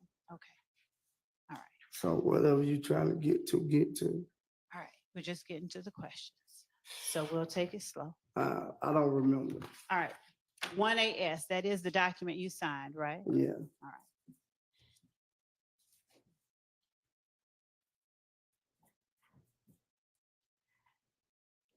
On 1AS, I don't want us to go over the right. whole direct examination. I'm not. This is supposed to be redirect. I'm not, Your Honor. I'm specifically asking questions that are related to what the witness responded to on cross. So on cross-examination, the witness was asked whether he was allowed to craft this, whether they were his words, whether he understood them, whether he felt compelled to. I recall. And so what I'm asking now, and he was also asked on cross, whether he felt between a rock and a hard place. I already answered that question. So what is it that you And want to ask him? I believe that he testified on cross that one part was feeling between the state and the other was Fulton County Jail or going back to jail. So I'm asking him about his sentencing acknowledgments and what he has stated or agreed to within the sentencing acknowledgments, and how that squares with his rock and hard place on December 28, 2022. Okay, then ask him that, how those acknowledgements square with his rock and a hard place. I don't think that's gonna get a quick answer, but I'll ask. Okay, so Mr. Sledge, how do your sentencing acknowledgments square with, do you understand Now that you now you said, thinking this stuff funny. no, sir, I don't. Mm-mm. You do. Do you understand? Because I know your question ain't funny. It is not. So what you laughing for? Mr. Sledge, do you recall Your Honor, stating in your sentencing acknowledgments? I don't recall. Okay. Well, you have the paper in front of you. Would you please look at it to refresh your memory? It still don't refresh my memory.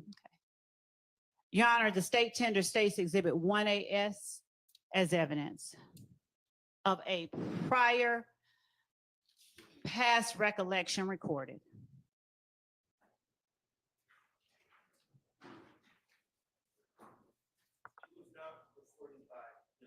Yes, it was, and it was agreed to.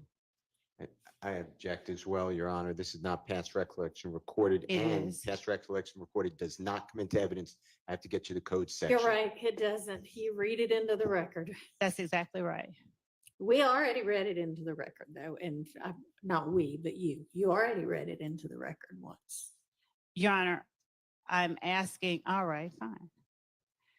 Mr. Sledge, do you understand that you agreed that if you fail or refuse to testify to any fact that you acknowledged in this plea agreement, that such failure or refusal nullified any promise by the DA to null pros count 30 of the indictment. Objection asked and answered. Sustained. We've already established that he adopted all of those things, so.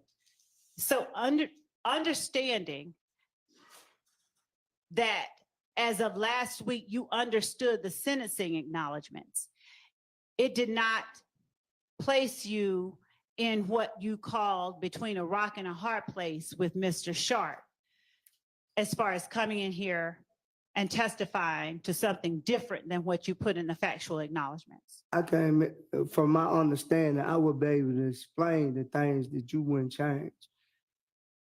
Mhm. That was from my understanding. Okay. So now I'm in here testifying my truth and not what you put on paper and your answer. These is not my answers on this paperwork. Yeah, I did sign it, but if you would have came to me personally, like I think you should have did, and asked me this yourself, I would have told you no. Did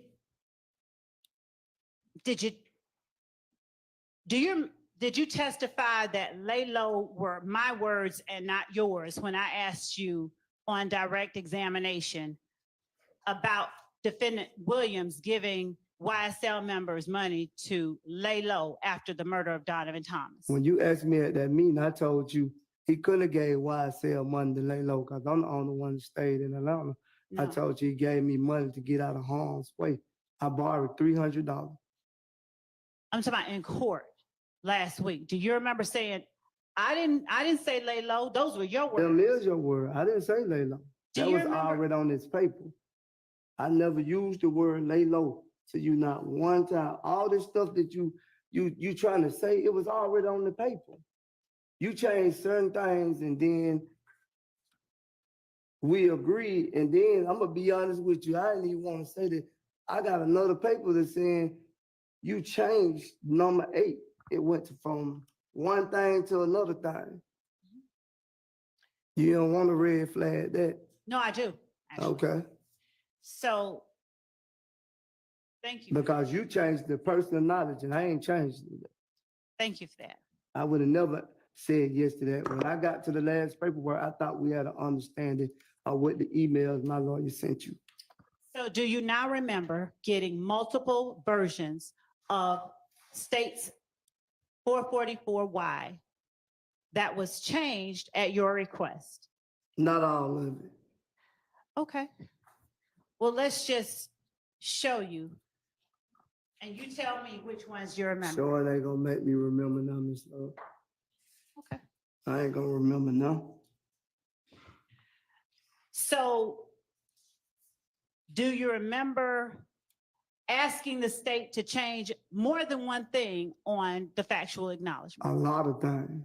Do you remember the state making changes at your request? I don't really know because I seen something different today that it wasn't what I thought it was the day I agreed. Do you remember last week testifying that you hadn't seen any other document besides the one you signed? I just seen them today. Okay. I didn't see it. My lawyer was just coming, asking me, and I guess he thought the question was gonna be changed, and I don't know. I don't think they was changed. Okay. Well, we'll get to that. Since you won't remember, that's fine.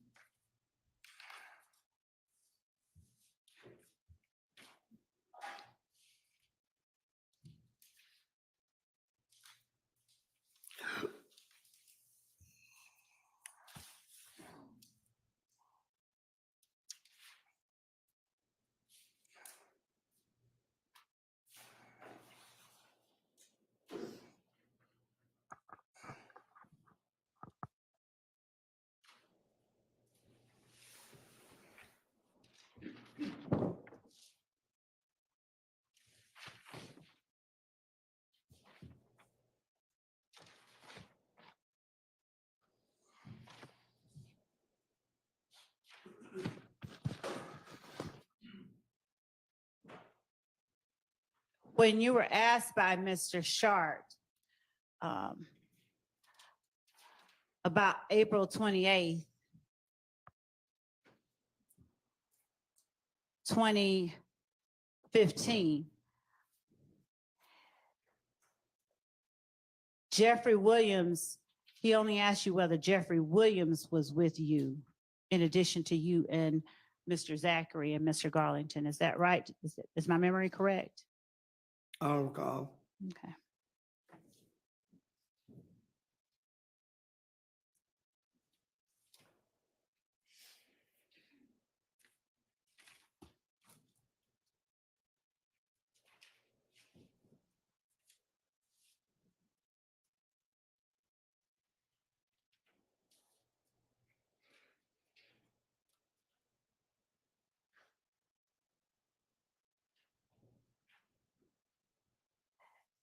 Did you feel on December 28th, 2022, as able as you have felt in this courtroom this week and last week to tell the judge when you needed to do something like talk to your attorney? Did you feel as free to talk to your attorney or ask for requests to speak to your attorney then? I don't recall.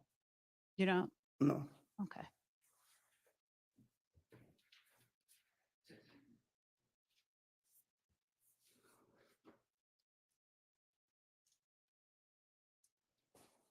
Is there any portion of what the jury saw in your December 28, 2022 testimony where you halted the proceedings?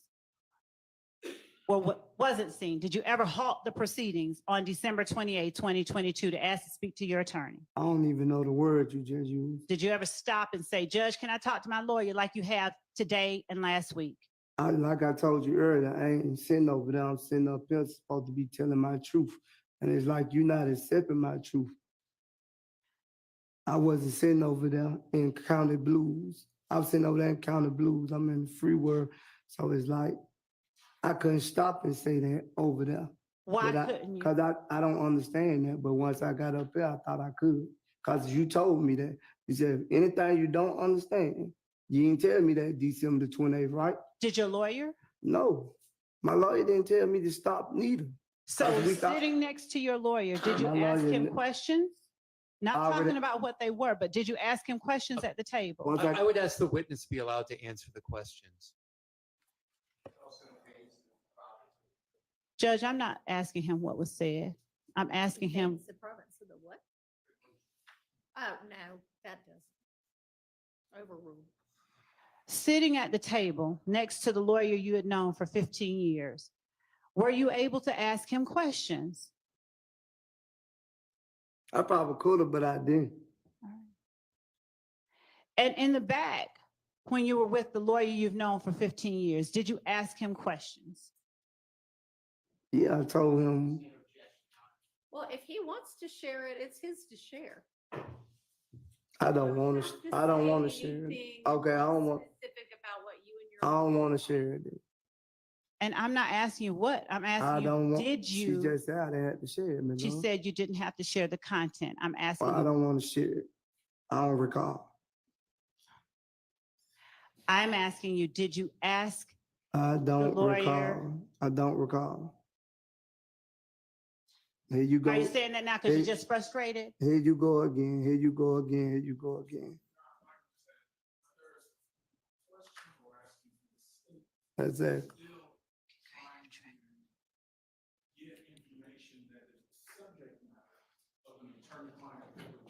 Okay, I disagree. The question was, were you able to ask him questions in the back? And frankly, he answered it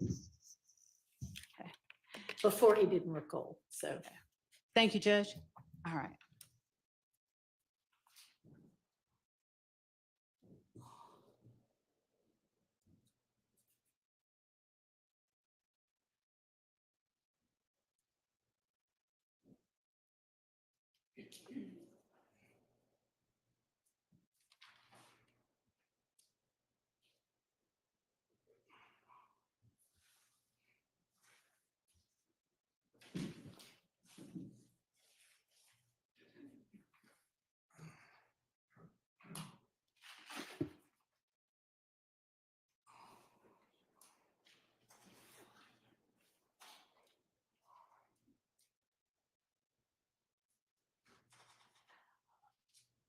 When you left court last week, did you wipe your nose at the jury? What you mean? Just that. Did you wipe your nose at the jury? Yeah, when you asked me to do it, I mean, when you got off the stand. no. Okay. I wipe my nose at the chair. All right. See, yeah. She going too far. Until there's an objection, they just ask questions. But all these are capable lawyers. As is your lawyer, so Yeah, but she, I'll just call the balls and strikes. you silly. All right. I swear you will. Just one moment, Your Honor. She's silly. I think she's almost done. Yeah, I hope so. Before I go back left. Cause I don't mind going left.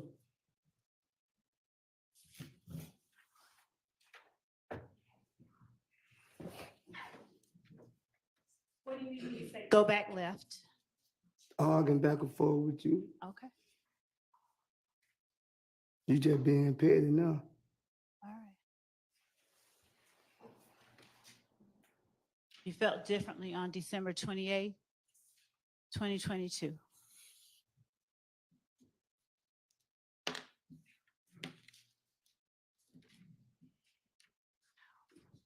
You would have changed everything I want you to change. I probably wouldn't even be going through it. You probably wouldn't have gave me the deal. If you'd have came and asked me. Oh man, I'm sick of her, man. I don't want to make you sick. Well, let me take Who a are you break. talking to right now? Could I take a break? Hang on just a second. Are you almost done? Because I'm wrapping there's up. some people who need a restroom break. Could we Yes. just give them that break, I Your need Honor, and one I'll back. make sure that I'm on. Give them I'm that, wrapping. yes, let's take a break right now.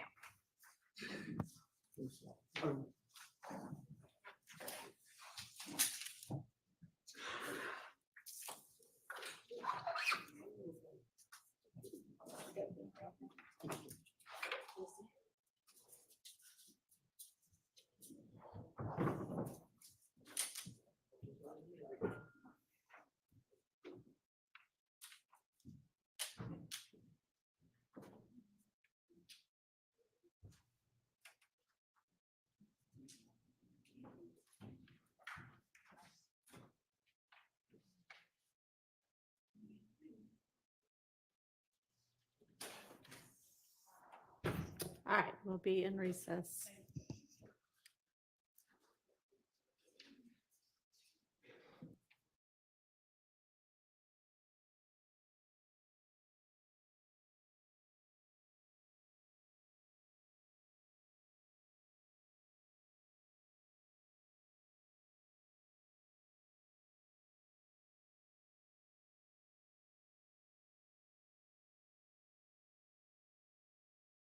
I'll just call the balls and strikes.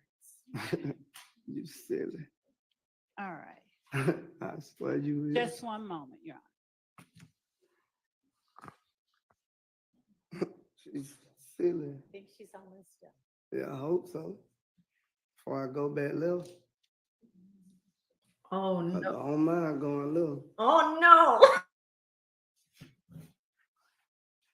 You cannot make this shit up. This trial is crazy. What do you need to say? Go back left. Arguing back and forth with you. Okay. You just being petty now. All right. You felt differently on December 28th, 2022.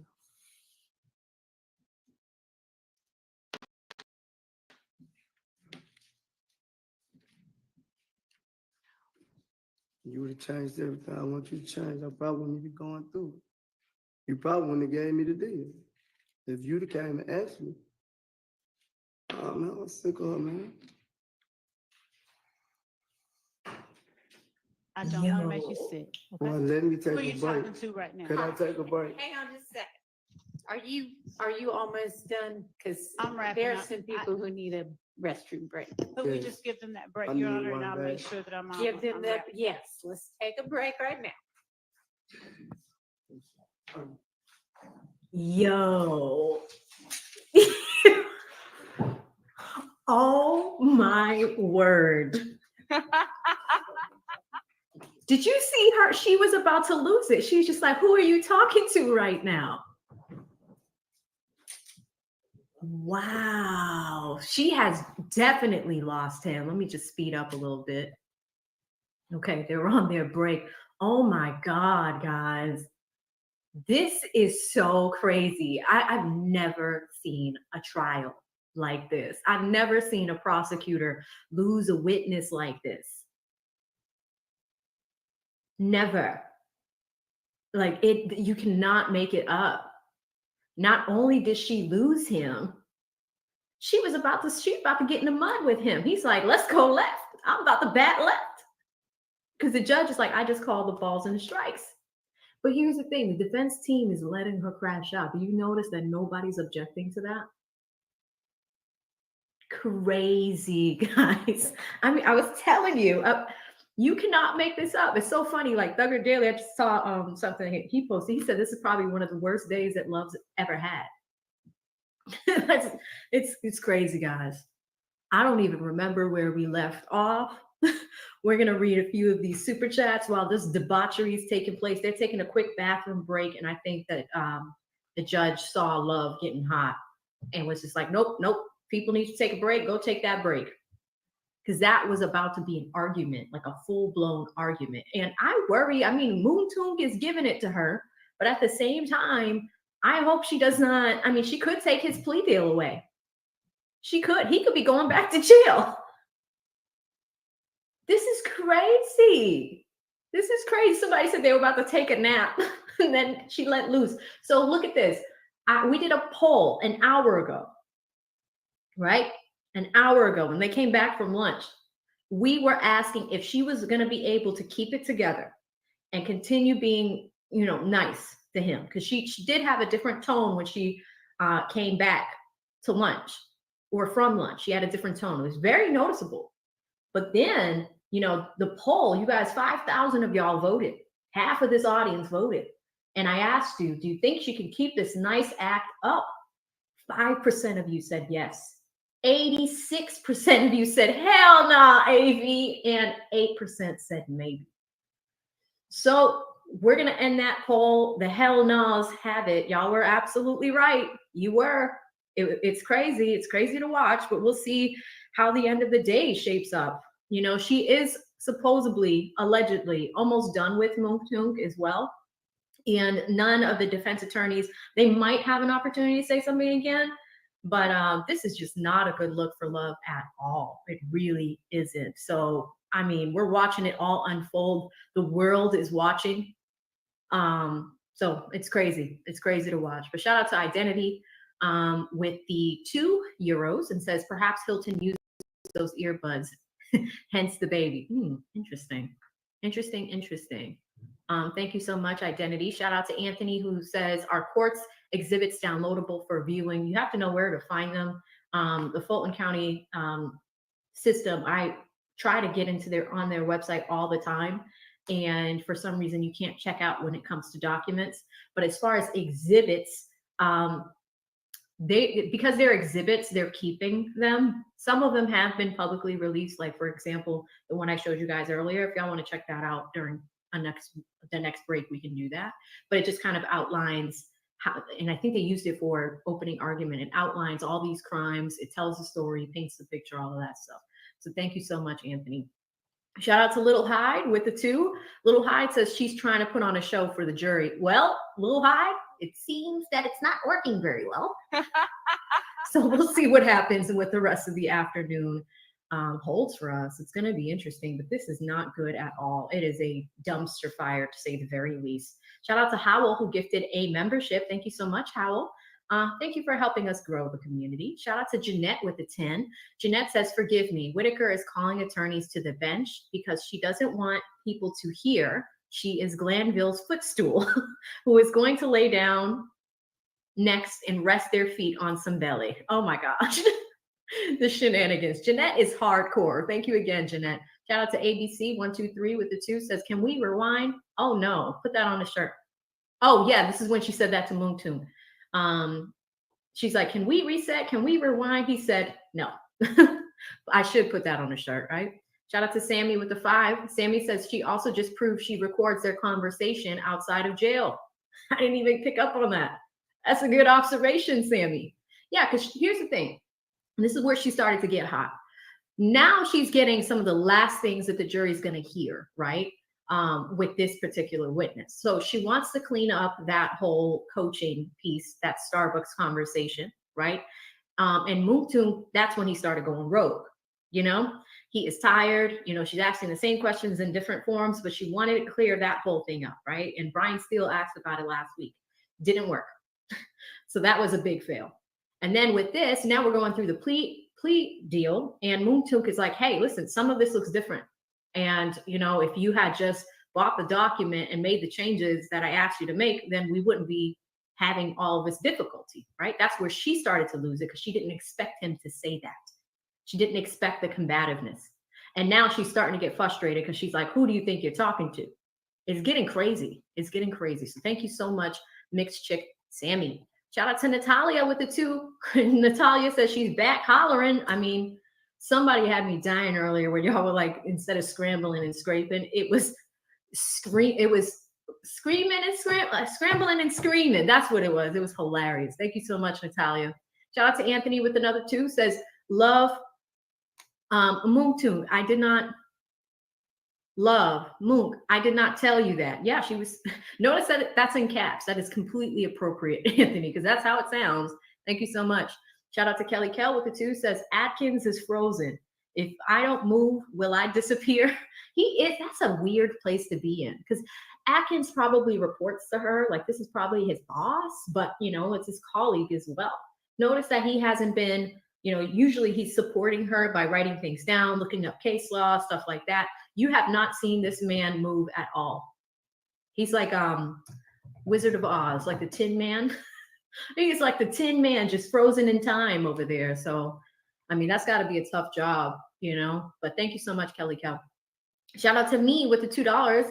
Mimi says, come through, Mounk Tounk. He ain't stupid. Yeah, I mean, afternoon is really heating up right now, and they should be back from this bathroom break any minute now. So we'll see what happens. So thank you so much, Mimi. Shout out to Frank with the 5. Frank says, Miss Love Cake's got a lot of lumps in it. Girl, that's dough. That dough is not done.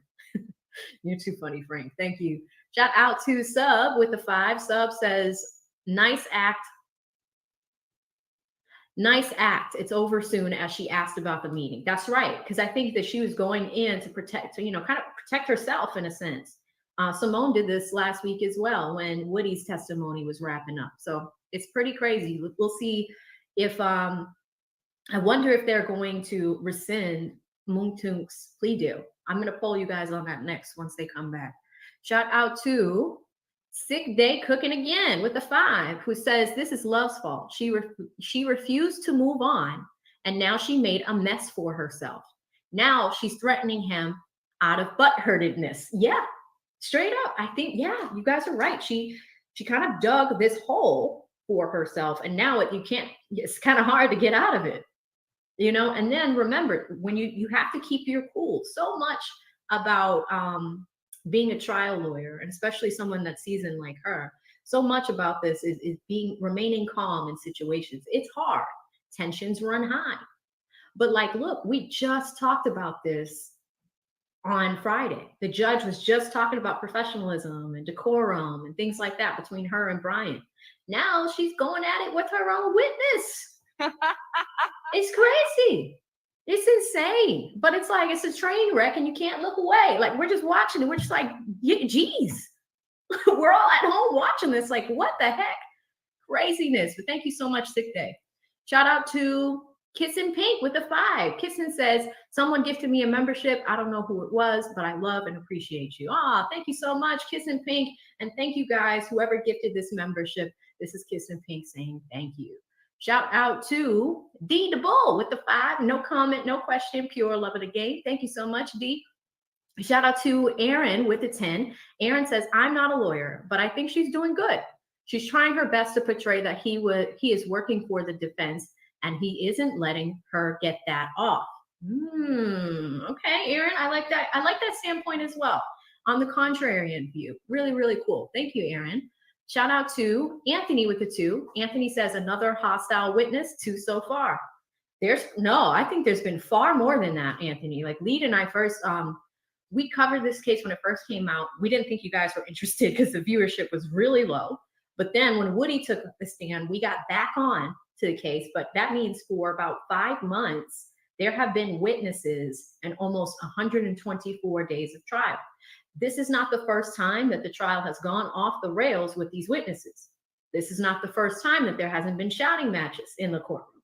This is not the first time. I think my team put out a video probably like 3-4 weeks ago now. I think it was the best of Brian Steele. We did a mashup of every clip of Brian Steele, and there have been arguments between Brian Steele and Love repeatedly. Don't believe me, just watch. So, and actually, you know what? When I chop this up for you guys later, Replay Squad, I'm going to include a card above to that video. Go check it out. The proof is in the pudding. They fight all the time. It is relentless. And this courtroom is like the Coliseum. Didn't the judge say that on Friday? I think she called it the Coliseum. Crazy. Thank you so much, Anthony. Shout out to Orlando with the 10. Orlando says, this is what it looks like when the stock market starts to crash. Yeah, I get that. Thank you so much, Orlando. Shout out to Bison Bill with the 5. Bison says there are college room practice cross-examinations done better than this. LOL. He got that confidence now. Yeah. Remember, we were talking about this last week. Little Woody went to, I think it was Thurgood Marshall Law School in the Atlanta area to speak to some students, and they might have been able to practice cross-examination with Little Woody.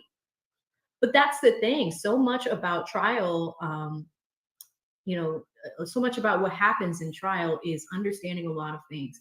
Lee and I always talk about this book, Cross-Examination, Science and Techniques. We always talk about this book. It's a $400 book, but it really talks a lot about the human behavior that goes into trials as well, right? And they prepare you for situations like this. Sometimes you will have witnesses that will go off the rails, but keeping your cool is so important. It's hard to do, especially if you're doing this every single day. And again, this trial is nationally televised. But she may not be thinking about that. Like there's cameras in the courtroom, but there's in reality not a lot of people in the courtroom. You have the defendants, their attorneys. You have a very small gallery where people can watch, and you have the jury as well. So sometimes you're just thinking about what's happening in the moment. But I've never seen her at least almost kind of come at a witness in a sense, it's not a good look at all. Thank you, Bison Bill. Shout out to Mrs. Hemp with the $5. Says, can we go over the point of redirect? How can hers be longer than cross? Well, this happened with Simone last week. The point of redirect, and I've mentioned this a few times, is to clean up some things that could have been damaging to your side of it and redirect it, right? So what you're trying to do is just clean things up a bit. Now, I don't know if she's effective at that. I mean, she's asked some of the questions she's asking them correctly. So, she's trying to point out his contradictions, things like that. She should be asking those type of questions. She should, right? But what's happening is she didn't expect for Mounk Tounk, I think, to get this tired. And we've been noticing this, guys. Have you noticed that these witnesses, after days of being on the stand, in the afternoon hours, they start to get exhausted, right? So we're seeing this, we're seeing these witnesses get tired, and especially the ones that are almost forced to be there. It's difficult, and we saw Mounk Tounk start to snap around 11 a.m. It's almost 3 right now, but allegedly she is almost done with him. So we'll see what happens. Thank you so much, Ms. Hemp. And guys, they are on a bathroom break. They should be back momentarily. As soon as they come back to the courtroom, I will minimize and we'll see what happens next. Shout out to Lauren with the 2. Lauren says, Love gonna F around and find out with Mounk Tounk. I think she is. But she gave it right back to him. She said, who do you think you're talking to? And that's the thing. Like, that's why I'm like, careful, Mounk. you don't know if she's gonna pull this plea deal, you know? So we'll see. We'll see what happens. But thank you, Lauren. Shout out to Devontae with the 20. Devontae says today, specifically today, in this trial should be remembered as the direct definition of hustling backwards. That was a good one, Devontae. It really was. I mean, she dug a hole, and I think that she was surprised and got stuck in the hole. And now she has to try to get out of the hole. It's a lot of work to do. Let's see how she does for the rest of the afternoon. Shout out to Candy with the 20. She says, congrats on the 50K, sis. Thank you so much. This is so juicy here today. He is holding it down, putting love in her place. Yeah, I mean, because like I said, it was just general respect. And when she started yelling earlier, that was so unnecessary. Mr. Sledge back. Oh. Marlon, you been to the Hollywood party. What's going on at these Hollywood parties? I left early.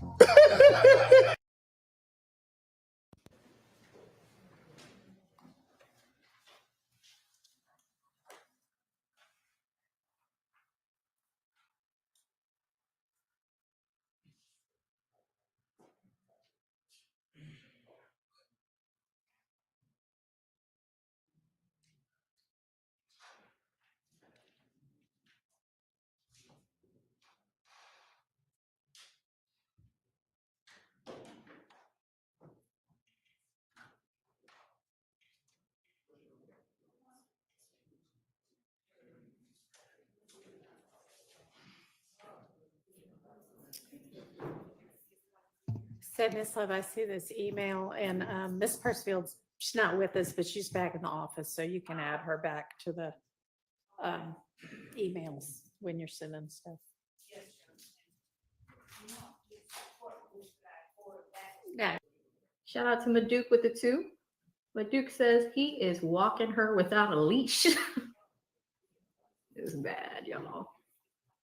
Said Miss Love, I see this email, and Miss Persfield's, she's not with us, but she's back in the office, so you can add her back to the emails when you're sending stuff.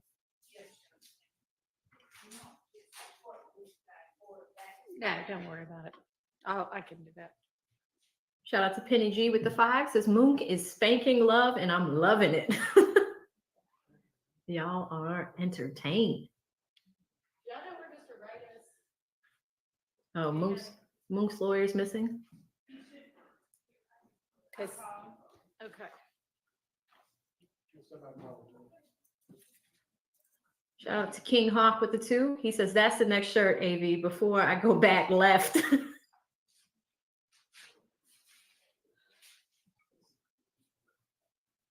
Thanks again, King Hawk.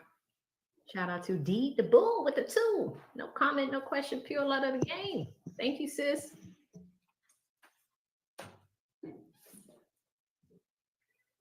Hopefully they find his lawyer. Huge shout out to the Sophisticated Black Strong channel with the 2. Says she had used that deal to manipulate this man.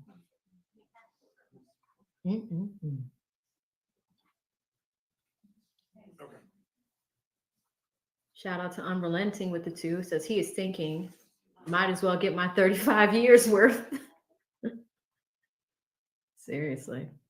Shout out to E.T. the man Williams with the 2. Says this is very important. This is her witness. Right. Really is. Shout out to Heavenly Heartbeat. Welcome to the squad. You have become a member. Welcome, welcome to the community. Shout out to the Bowtied Bandit with a 5. Bowtied says, giving defense ammo That's to in prove place until we get Mr. Wright back.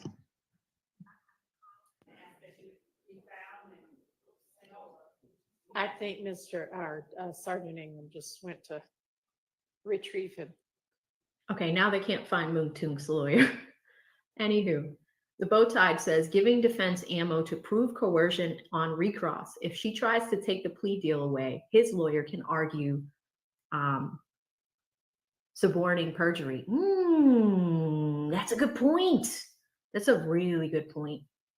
So they're recessing in place right now until they find, so they're not leaving the courtroom. They're just waiting for Mounk Tounk's lawyer.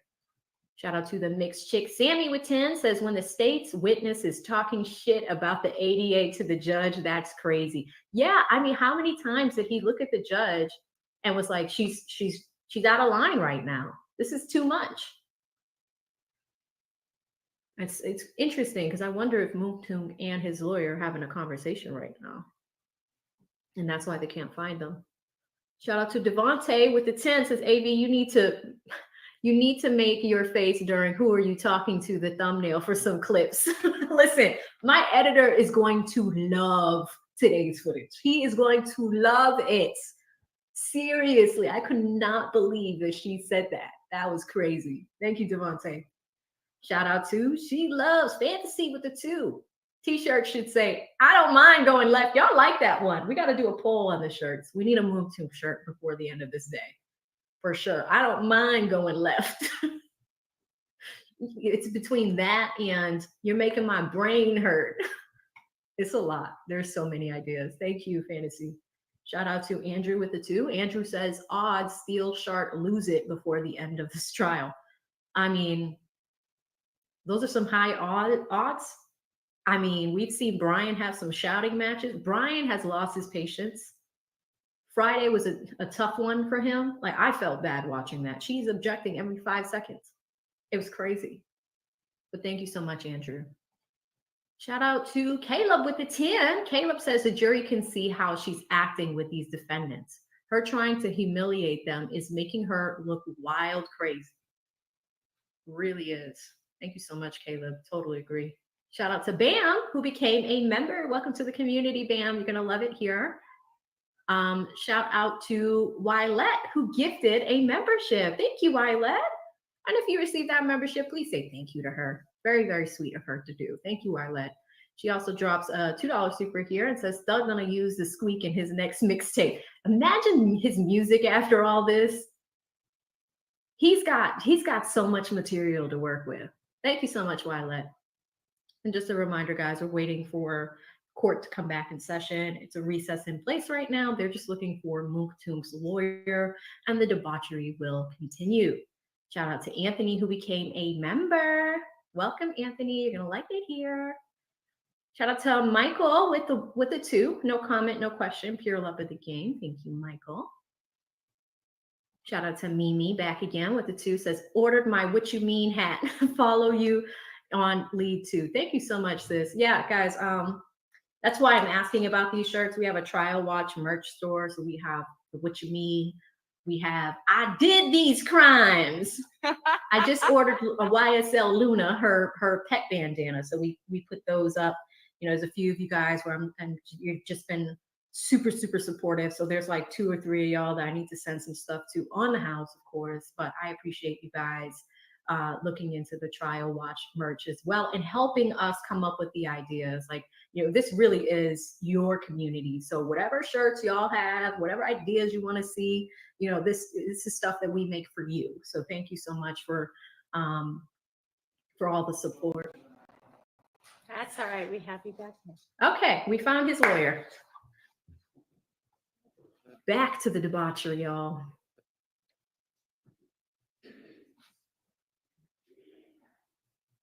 All right, Mounk. See what happens.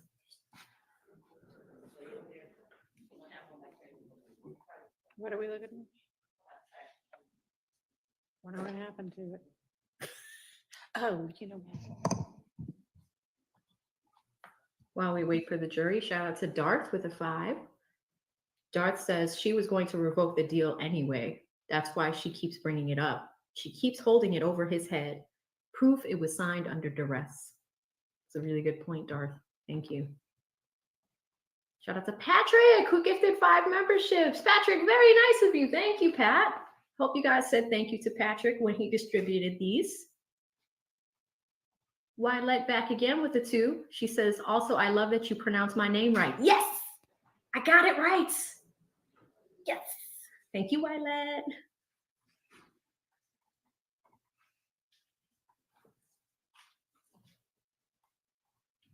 Shout out to Jasmina with the 2. She says, love treats him like they're disposable. She does. She treats all the witnesses like that. These are people's lives. Mounk Tounk got 8 kids at home. 8. I wonder if he's working. Because every day he's testifying, he can't be at work. Or if he's on these streets. All right, jury's Thank back, you. guys. Let's go back in. Go ahead, Ms. Lloyd. Believe that to everyone's delight, that's all that I have for Mr. Sledge right now. All right, Wow. thank you. Is there any recross? She's from any done. of the attorneys? Not on the behalf of Mr. Stillwell. Okay, all right. I want to apologize to Ms. Lord, the courtroom, and the jury for getting upset. All right. Appreciate that. Your Honor, I'd ask that Mr. Sledge not be released, but be Okay. excused temporarily. Okay, you are excused. You're still under subpoena, so there's a possibility that you might get called again at some point. If so, somebody will let you know through Mr. Wright. Okay, But thank you you. are free to go. Thank you. He about to run out that courtroom. All right. Ms. Love, call your next witness. All right, y'all, we're about to get another witness, but let's give it up for Mounk Tounk. He's all done testifying, but wow, I mean, did they prove anything with his testimony? And look at how it ended. So there's nobody else going to say anything. That was a way that ended. So if she's done with him, the world is just going to remember that part right there. Crazy. I mean, he apologized. You know, he apologized for getting upset, but did she? Let's see who the state is going to bring up next as their witness. Your Honor, the state calls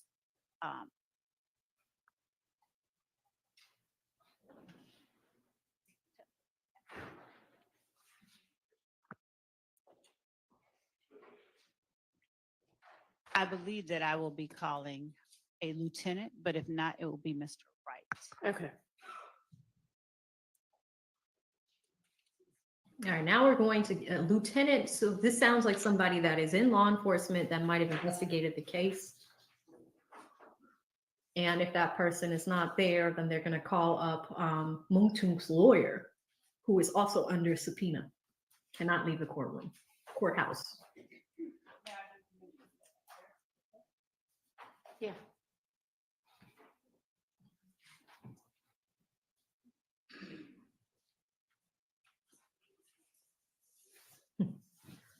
Hang on. So let's do our poll. Do y'all think that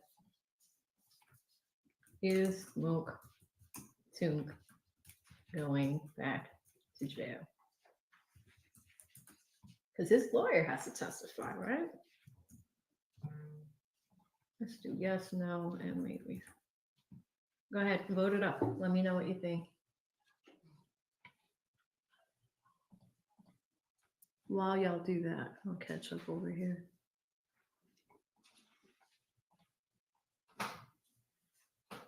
Shout out to Jeanette with the 10, hardcore Jeanette. She says, first love was pacing the floor like you were going to fight. State calls Mr. Derek Wright. Oh, so now we got Mounk Tounk's lawyer.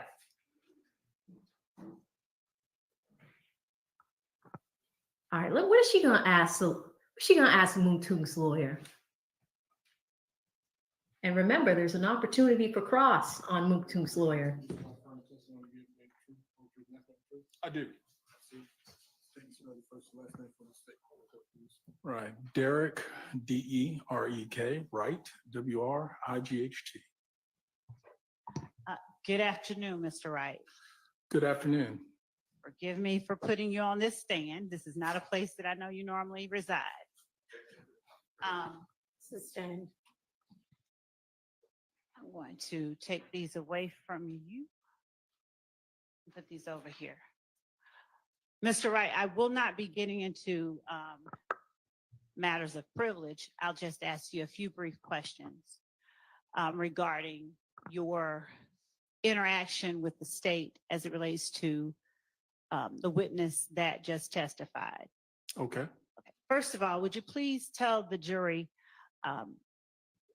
how long you've been practicing law? It's a year short of 30 years, so 29 years. And how long have you known Mr. Antonio Sledge? At least 15, probably longer, somewhere between 15 and 20 years. And forgive me, but were you sworn in? You were sworn in? Yes. Okay. And did you meet him first in your capacity as an attorney representing him, or did you know his family before you began representing him? In a legal capacity first. Okay. Do you know how many instances where you've had to represent Mr. Sledge in Fulton County? Without saying a number, are you aware of how many instances? Liza Luna says hello. If I Hi, thought Kat. about it, I probably would come up with an accurate number. Is it, have you had at least 10 occasions to interact with him on not criminal matters, but just matters, legal matters? When you say occasions, are you referring to cases or just interactions? I've not represented him on 10 cases. It's far less than that. Okay. Over the last 15 years, are you comfortable telling the jury how many cases that you've had an occasion to represent Mr. Sledge? I would say, for sake of being accurate to this one and the one they've heard about from before, and I think a misdemeanor case. Okay. So other than that, I would be having to really dig deep, and I think that's probably it. Did the misdemeanor case happen 15 years ago? Probably more like 6 to 8 years ago, give or take. So what was the first, when you say you've been his attorney for 15 years, what was the first instance? What year was the first instance? Again, I can't tell you. I'm not being difficult. I just don't recall. I just know that I did come in contact with him as an attorney. And then with many of my clients, I developed a relationship. So he is someone that I've considered a friend, and I know him, some of his family, and therefore I've had an ongoing interaction with him, both professional and personal, for 15 plus years. All right. Is it fair to say he's not the only person that you've represented in criminal matters? Correct. I've represented many, many people over Have the you- years. Have you had occasion to represent many, many people in Fulton County over the years? Yes. Have you had occasion where when you make an entry of appearance with respect to, say, for instance, a bond hearing, but have been required to stay on at a person's attorney? Early on, when I first started, you had some of that because, one, often you might get onto a case and then get appointed where the county pays you to stay with the client. Okay. So early on, there was sort of an advantage to getting on early, and then you could stay on if the client either retained you privately or the county paid you. Later on, that changed, and more emphasis was put on public defender and contract attorneys and other stuff. So I would say in the last 10, 15 years, not so much.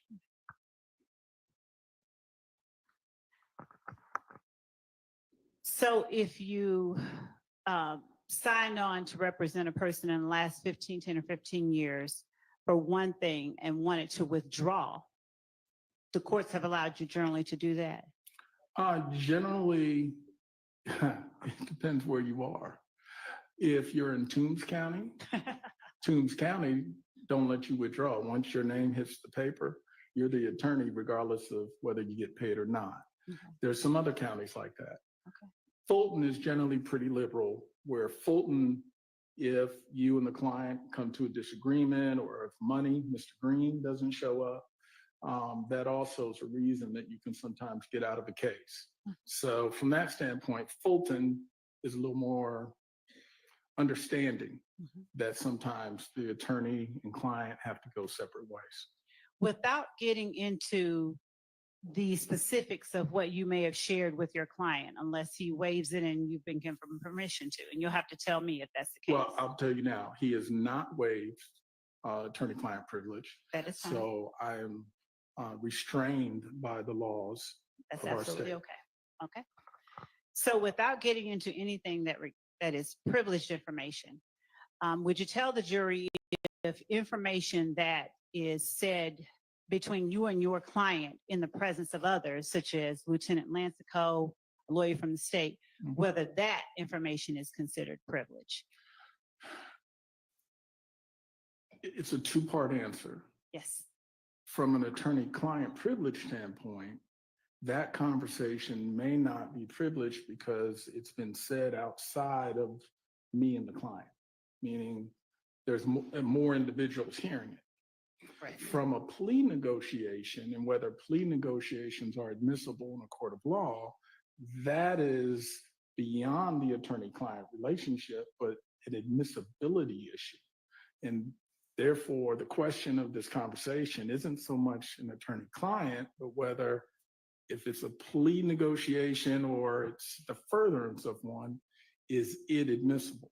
Okay. So have you been sitting in court during the entire time that Mr. Antonio Sledge has been on the stand? Yes. Well, there may have been a one hour short period of time one morning where I had someone covering for me, but other than that, Okay. I've been here the entire time. Were you present in court when he was asked by Mr. Steele about a June 2024 meeting in Fayette between Lieutenant Lancico, yourself, Mr. Sledge, and myself? Yes. All right. Do you recall that meeting in Fayette County? Yes, it was the Starbucks in Fayetteville, my place. And how would you characterize that? First of all, how long did that meeting last? I would estimate maybe plus or minus 40 minutes. Okay. And generally speaking, how would you characterize that meeting, the content, the purpose? Often when you enter into an agreement with the state, you'll be asked to come in or meet with them to discuss questions they may want to ask, subjects they may want to cover. And basically, it's almost sort of like a prep session.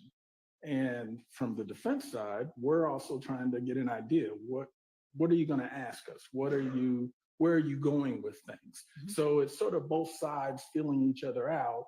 And that way, when we get to court, things can sort of go smoothly. And that was sort of what we anticipated. Mm-hmm. And that's generally what the meeting was. To be honest,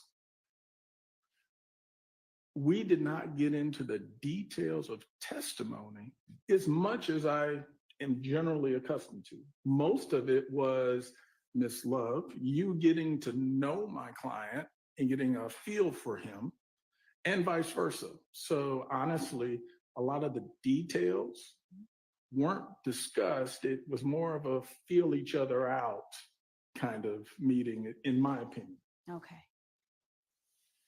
And do you recall me asking your client about any specific details of the case or the plea that he signed on December the 28th?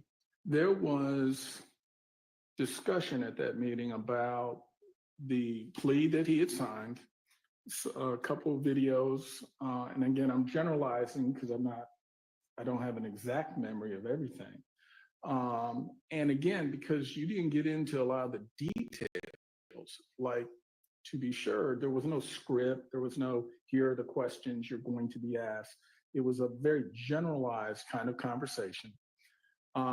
There was at one point, which y'all have talked about, a point where he started to share, because he volunteered it, When you say he volunteered it, what do you mean? Did I ask him something about it? Mr. Sledge volunteered the subject of what Mr. Williams may have said to him. Okay. And to be clear, while it definitely wasn't what you were asking, it wasn't on the subject you wanted to cover. Therefore, you say the subject I wanted to cover. Please explain what you mean. You were asking, and I don't remember, to be honest, exactly what the question was, but it wasn't responsive to the question. That's why it stood out.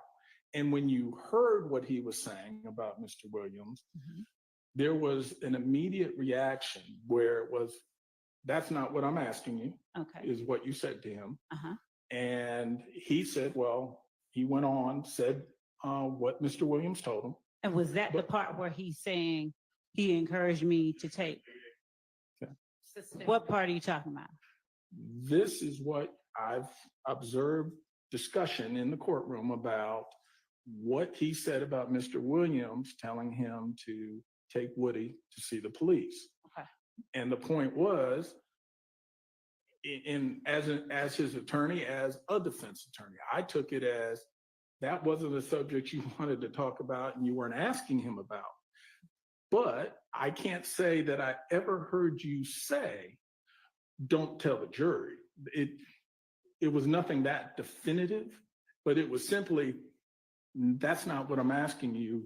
That's not what I've asked you to tell me.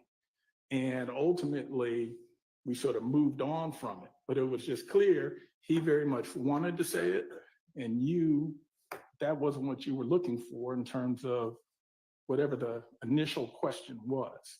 So, but answering the issue at hand, I cannot say that you ever said, don't tell the jury.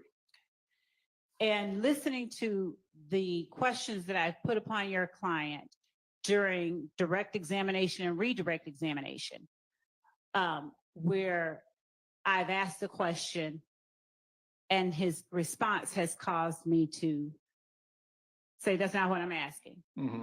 Would you characterize the interaction at that coffee shop as different than or similar to those type of interactions? I would say, one, the overall interaction at the coffee shop was pleasant. No one was arguing, yelling, screaming, anything like that. It was very pleasant.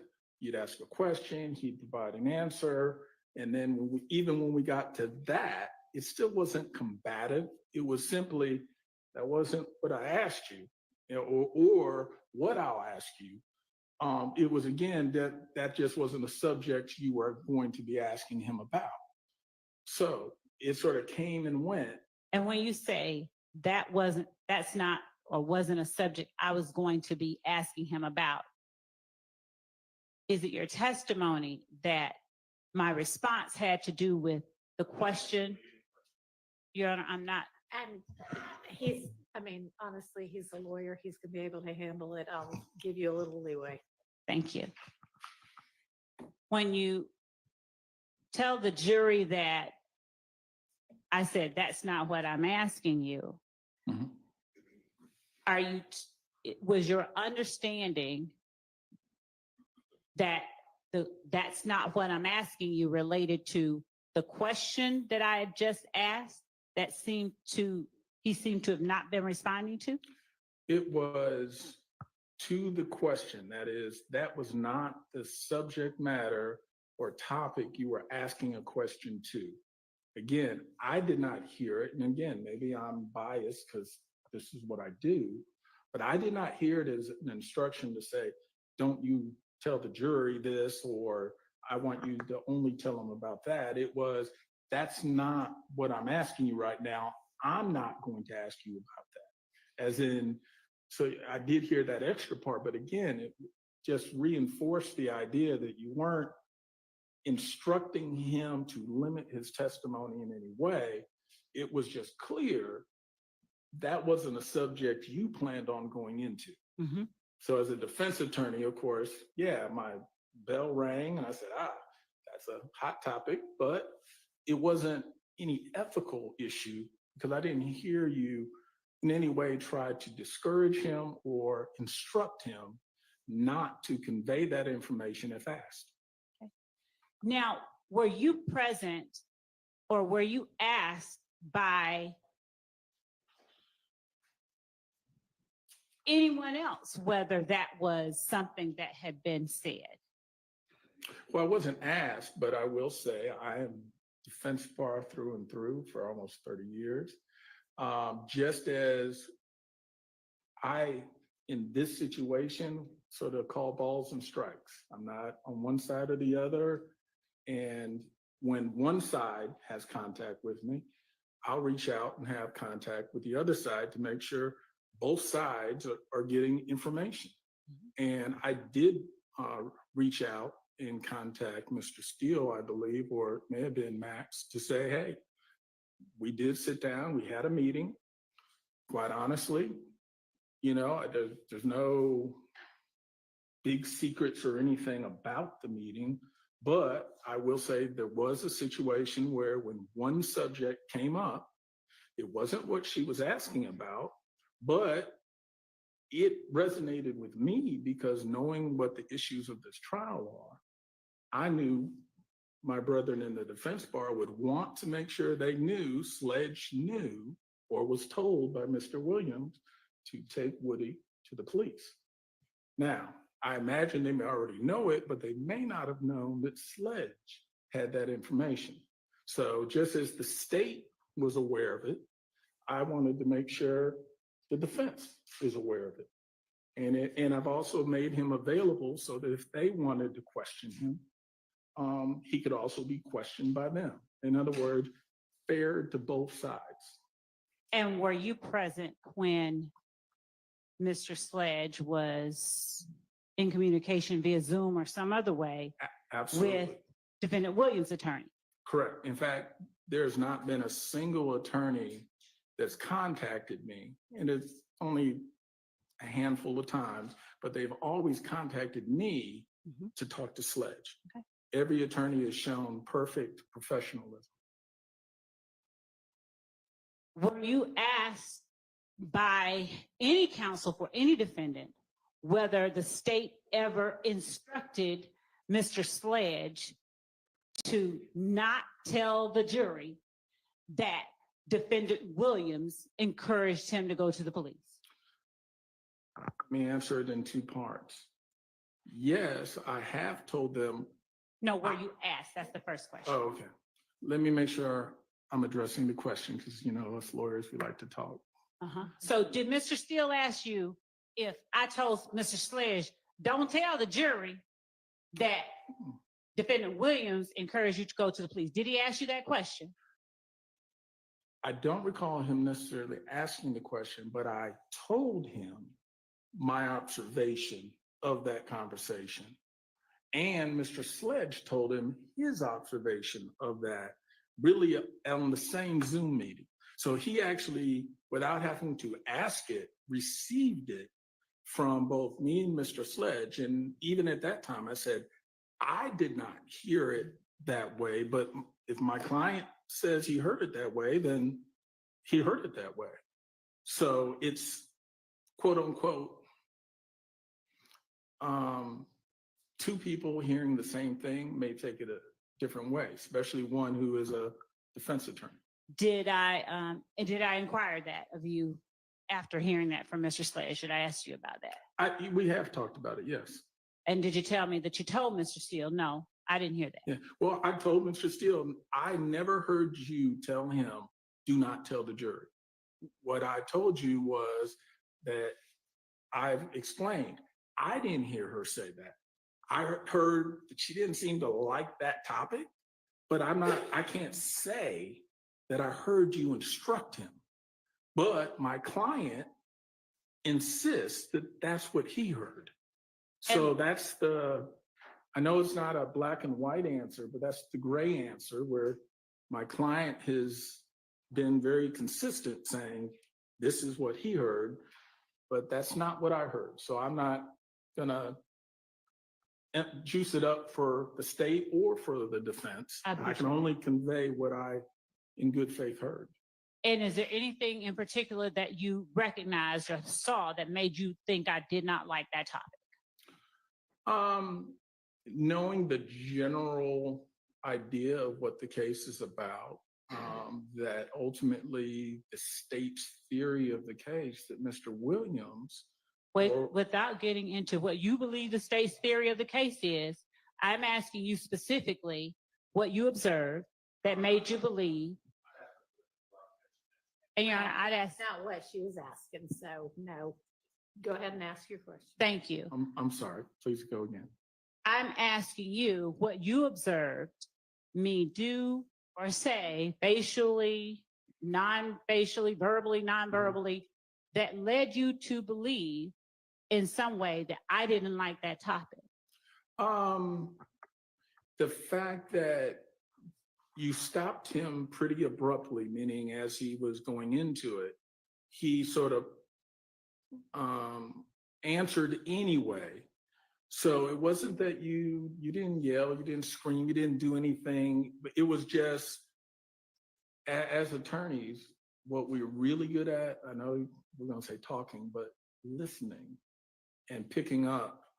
And when I saw that all of a sudden there was sort of a screeching stop point, that's when I realized, well, maybe, and again, not knowing the details of this case, maybe. So is that where you drew your conclusion? Let him finish his. Yeah, maybe that topic, that point has some meaning and some significance.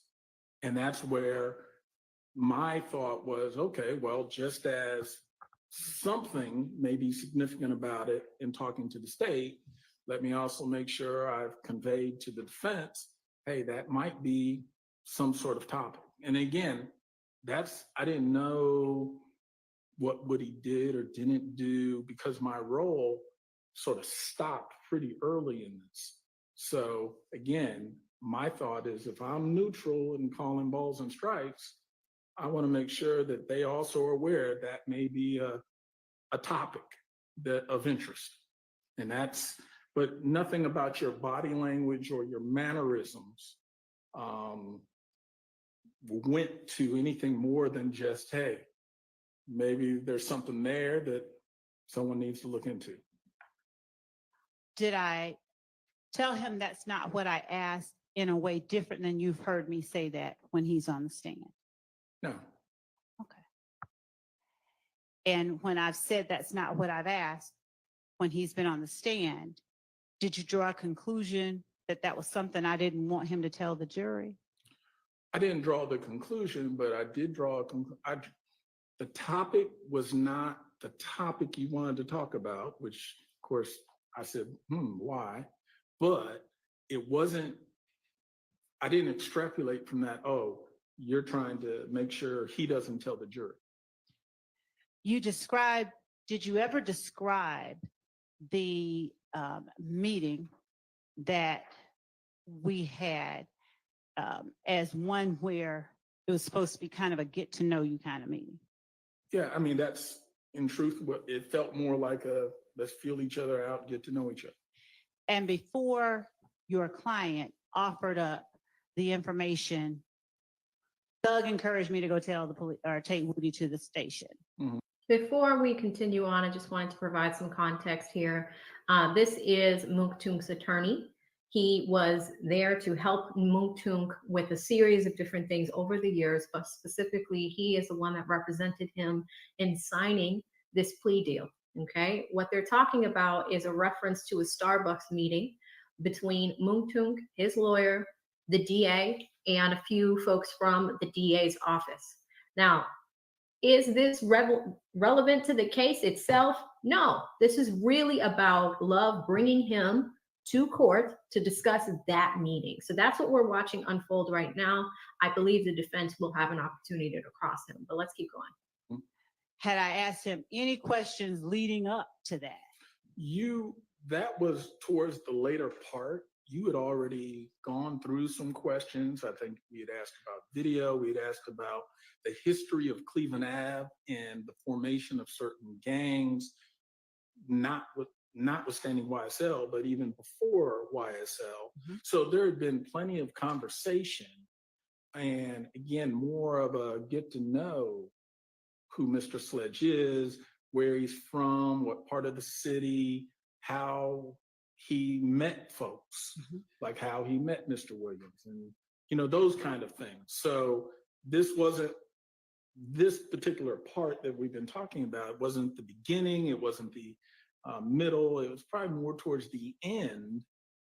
And maybe 10 more minutes of meeting. Had I asked him anything about Donovan Thomas's murder? We clarified, as we did earlier, that one, he wasn't there, wasn't involved, and clarified he doesn't have specific information helpful to the state or to the defendants about the shooting of Mr. I'm blanking out that quick. Mr. Peanut, Thomas? yeah. Okay. I guess I know more so.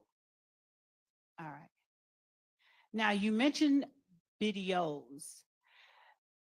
Were you present in court when I asked your client about the Lie to Your Mama video? Yes. All right. Do you recall in June of this year, while we were at that Starbucks, that is your spot, where I brought up the Lie to Your Mama video? Yes. Do you recall whether I simply went into, there's a video where someone talking about you lie to your mama? I remember us talking about it generally because what was being discussed, not so much stated by him, but just discussed is, this is sort of a street topic. You might pick up on any street conversation where we're talking about, hey, you might lie to your mama, your daddy, your family, but when you're in court, you got to tell the truth. But my question to you specifically is, weren't you finished? Mr. yeah, Gray? that was it. My question to you specifically is, do you recall me asking your client?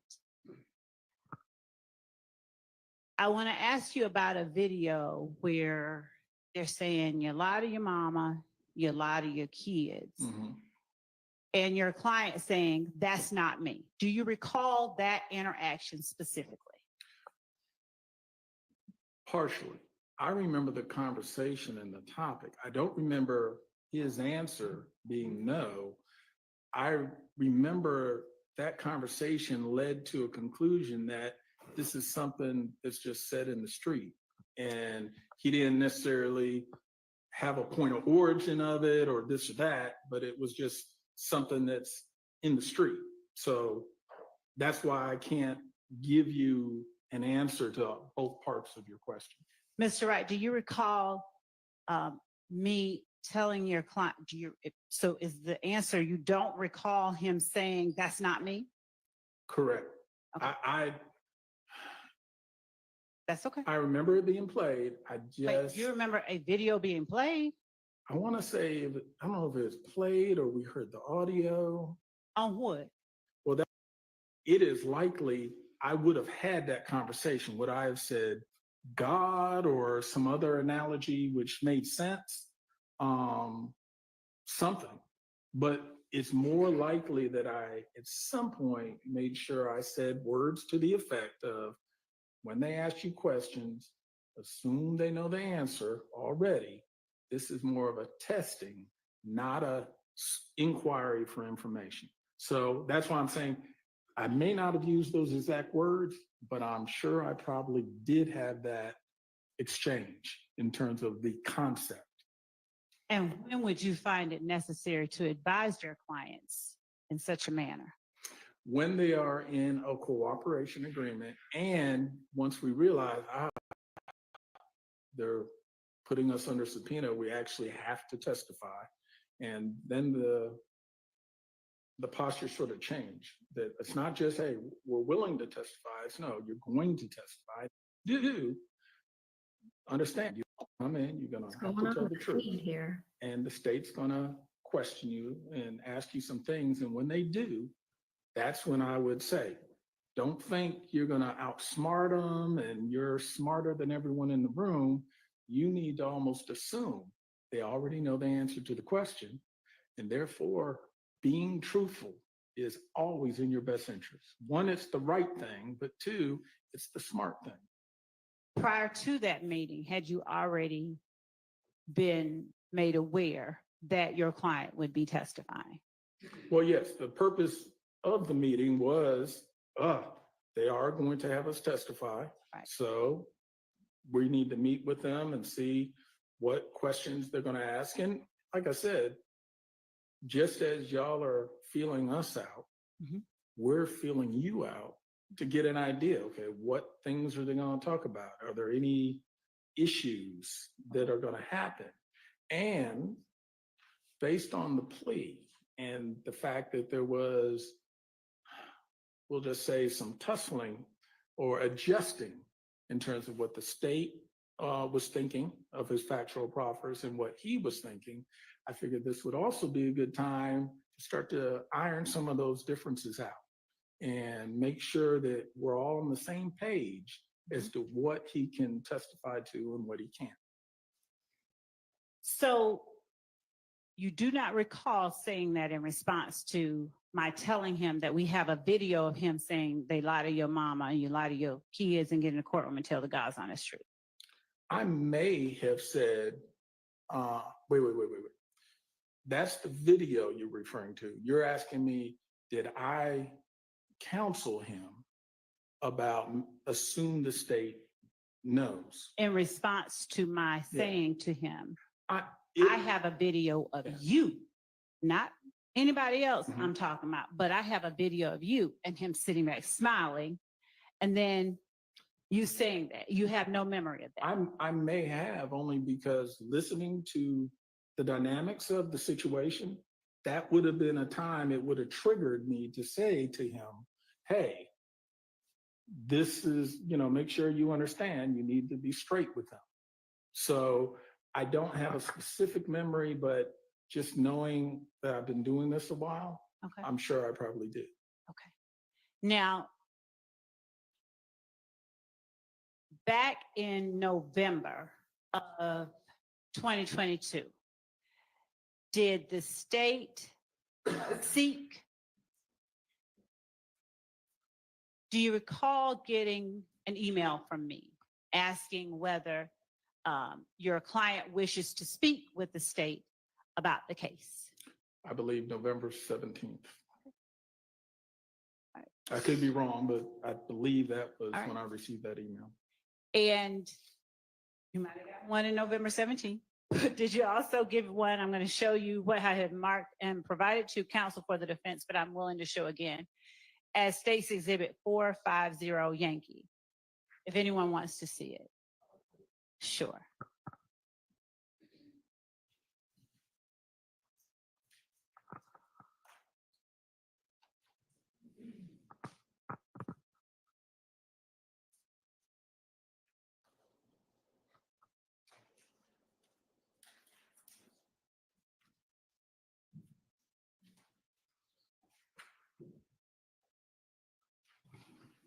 See if we have 0 time.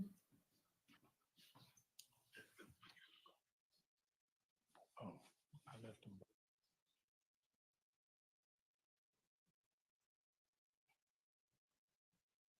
Deputy just approached him.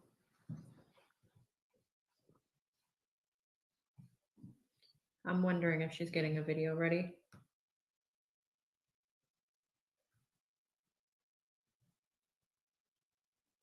And guys, real quick, let me just say this because, you might have noticed I got a little quiet. I'm just going to say it one time. If you send me an email, please know that my entire team has access to that mailbox.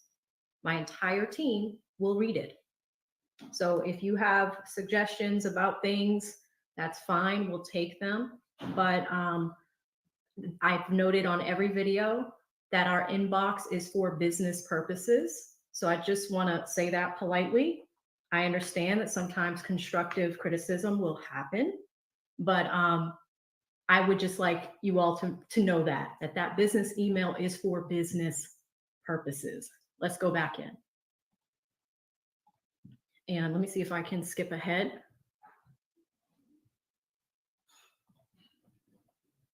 All right, it looks like there is a transcript that they are arguing about. And again, we're watching Mounk Tounk's attorney on the stand. Miss Love is asking questions about that particular meeting. And the purpose of this is because this attorney attended that meeting. There was a statement made that I believe she was trying to clean up. And the defense attorneys are interested in speaking with this attorney. He had some really good things to say about Brian Steele. Brian Steele being one of the only people that reached out to him when it was time to, have any discussions about his testimony, things like that. So it looks like they are either looking at a transcript of a video, discussing a video, something of the like, but we are waiting for them to come back. In the meantime, let me see if I could grab some of these supers. I think we were right around here. Shout out to Jojo, who gifted one of you guys a membership. Thank you so much, Jojo. Really appreciate that. Shout out to Full Drinking and Half Thinking with the 7. He says, thank you for the clarification on the squeaking noise. I thought WWW had a parrot like Glanville had a dog. No, the squeaking noise is the chair. Shout out to Denise with the 5. Denise says, AV, I finally subscribed to your channel. Thank you so much, Denise. Really, really appreciate that. Very nice of you. Shout out to Mark with the 5. Mark says, can she revoke the deal in open court and have the deputies take him into custody now? The answer is no, Mark. Something like that is a little bit more complex. They would have to file a few things, and then I think we would, it wouldn't happen immediately, but probably within 24 to 48 hours. And I'm sure the news on that would be pretty overt. So we're going to keep an eye out for what happens next. But his attorney is on the stand right now. Shout out to Deshonda with the 5. Deshonda says the Mounk Tounk merch should say, I don't mind going left. Yeah, I still need to poll you guys on that one, but that is an excellent idea. Thank you to Deshonda. Shout out to Sam with the 2. Sam says he's exposing Love and she's mad about it. I think this is right around when Mounk Tounk was still on the stand. Shout out to Jasmina, I think, with the 2. Jasmine says, or Jasmina says, Love need to ask Glanville. Can I touch that dog? I'm gonna take 10 minutes. I know what it is. I still have this one.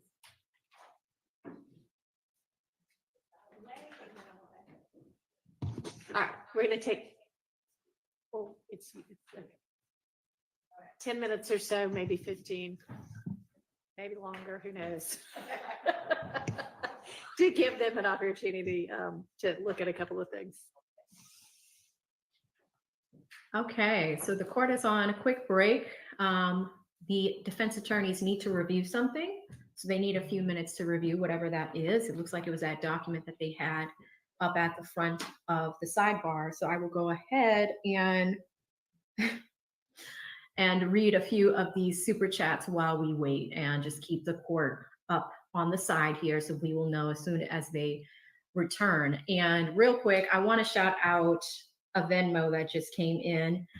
Thank you so much, Betty Spaghetti. She sends me $100. She says, use towards spa day. You are dealing with crazy entitled folks on your email on top of taking care of business. And that's the thing, there are certain notifications that I need to keep on.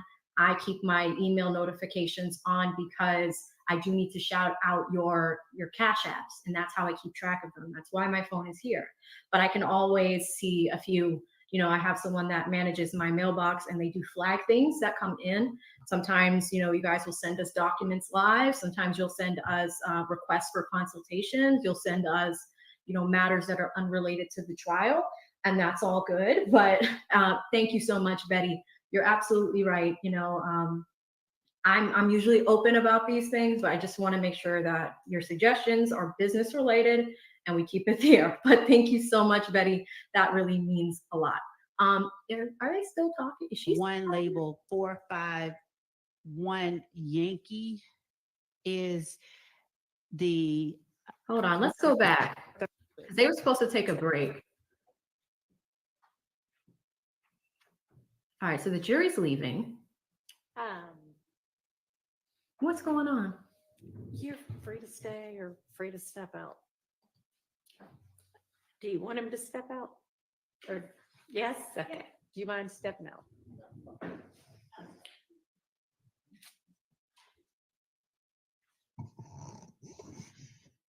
Okay. All right, y'all all take a minute and Judge, may I just, so that they are clear for the record, exactly which one is which? sure. So State's Exhibit 450 Yankee is the proffer, it's the email dated November 30th, 2022 at 5:44 p.m.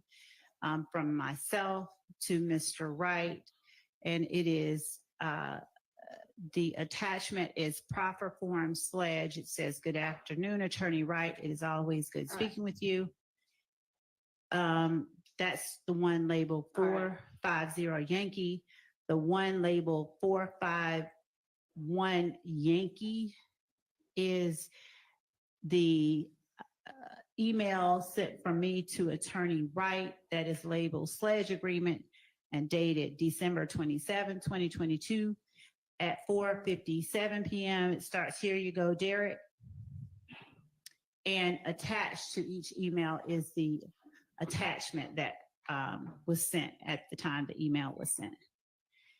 Then 452 Yankee is another email to Attorney Wright that says / agreement updated, and it is December 27, 2022 at 5:06 p.m. with the attachment / agreement updated.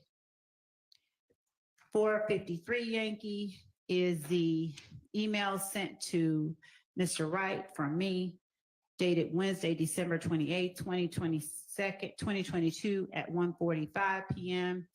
And it is labeled / agreement updated to.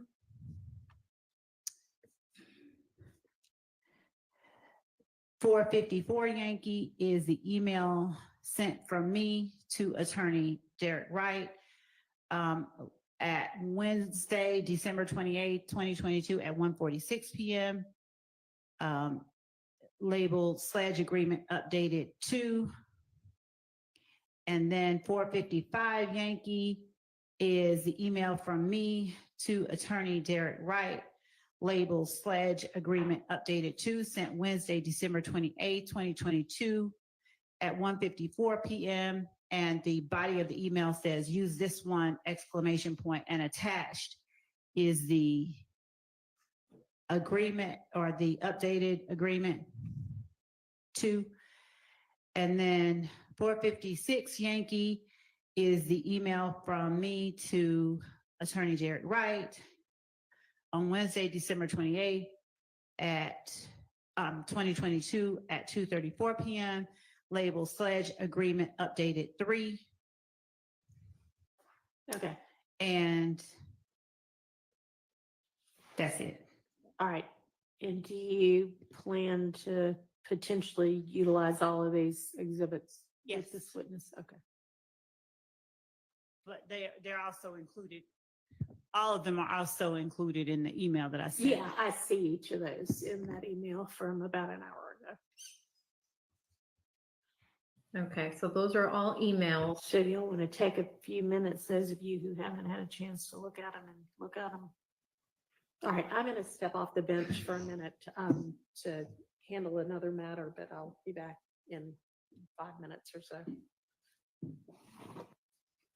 Okay, great. So they are about 5 to 10 minutes of a break right now. It looks like what she is trying to enter in is just a collection of emails between the DA's office, so between Love herself and Wright. You guys know, in order to bring up certain questions, sometimes that evidence does need to come in a specific way, like there's a method to bring it in.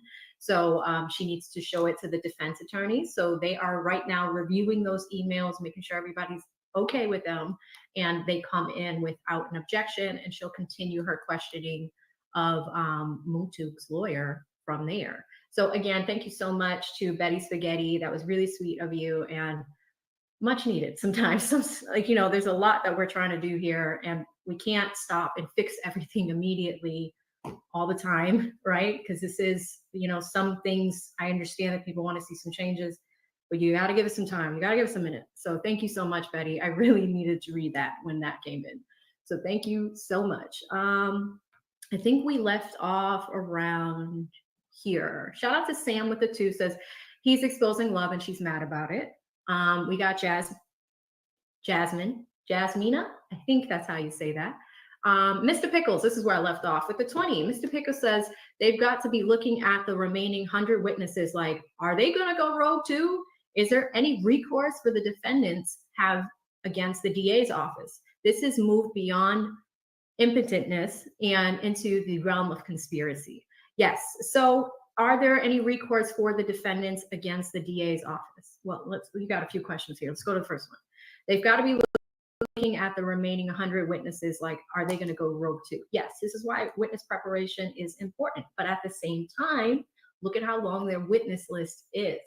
Are you going to have time for it? It sounds like here that there was a little bit of witness prep, right? A little bit of conversation with the defense when it comes to, sorry, not the defense, when it comes to Mounk Tounk and his lawyer, right? Because what did he keep saying? At that meeting, the way he was looking at it was we need to feel them out and they're going to be feeling us out so we can prepare, right? So it sounds like there has been partial witness preparation with some of these people. And, you know, I can't say for certain that there has been full witness preparation. So thank you so much for that one. Second question, are there any recourse for the defendants have against the DA's office? You know, this is an interesting one. I think really when it comes to these things, you know, it really is going to, the trial has to come to a close. So we know that that's going to happen, right? You have to call out the things that the DA's office has done, right? You have to call out the mistakes that your opponent has done. And that usually happens in the form of an appeal. So they are collecting. I mean, you know, how many motions have been filed for a mistrial? I think the entire month of July had been just a month full of motions for mistrials and a bunch of motions where the prosecutors were making mistakes. You guys saw that a lot in Brian Steele's documents. You know, they're keeping track of all of this stuff. So it is getting out of hand, and it does look like conspiracy, but at the same time, there's a particular way to go about it. So thank you so much, Mr. Pickles. And I know those were a few questions. I hope that answered it for you. Shout out to Nene with the 5 Australian bucks. She says, congrats on 50K, AB. You put in the work, you get the results. You're really a fantastic role model for us all. Thank you. Nene, thank you. This is what I mean. Sometimes the love helps.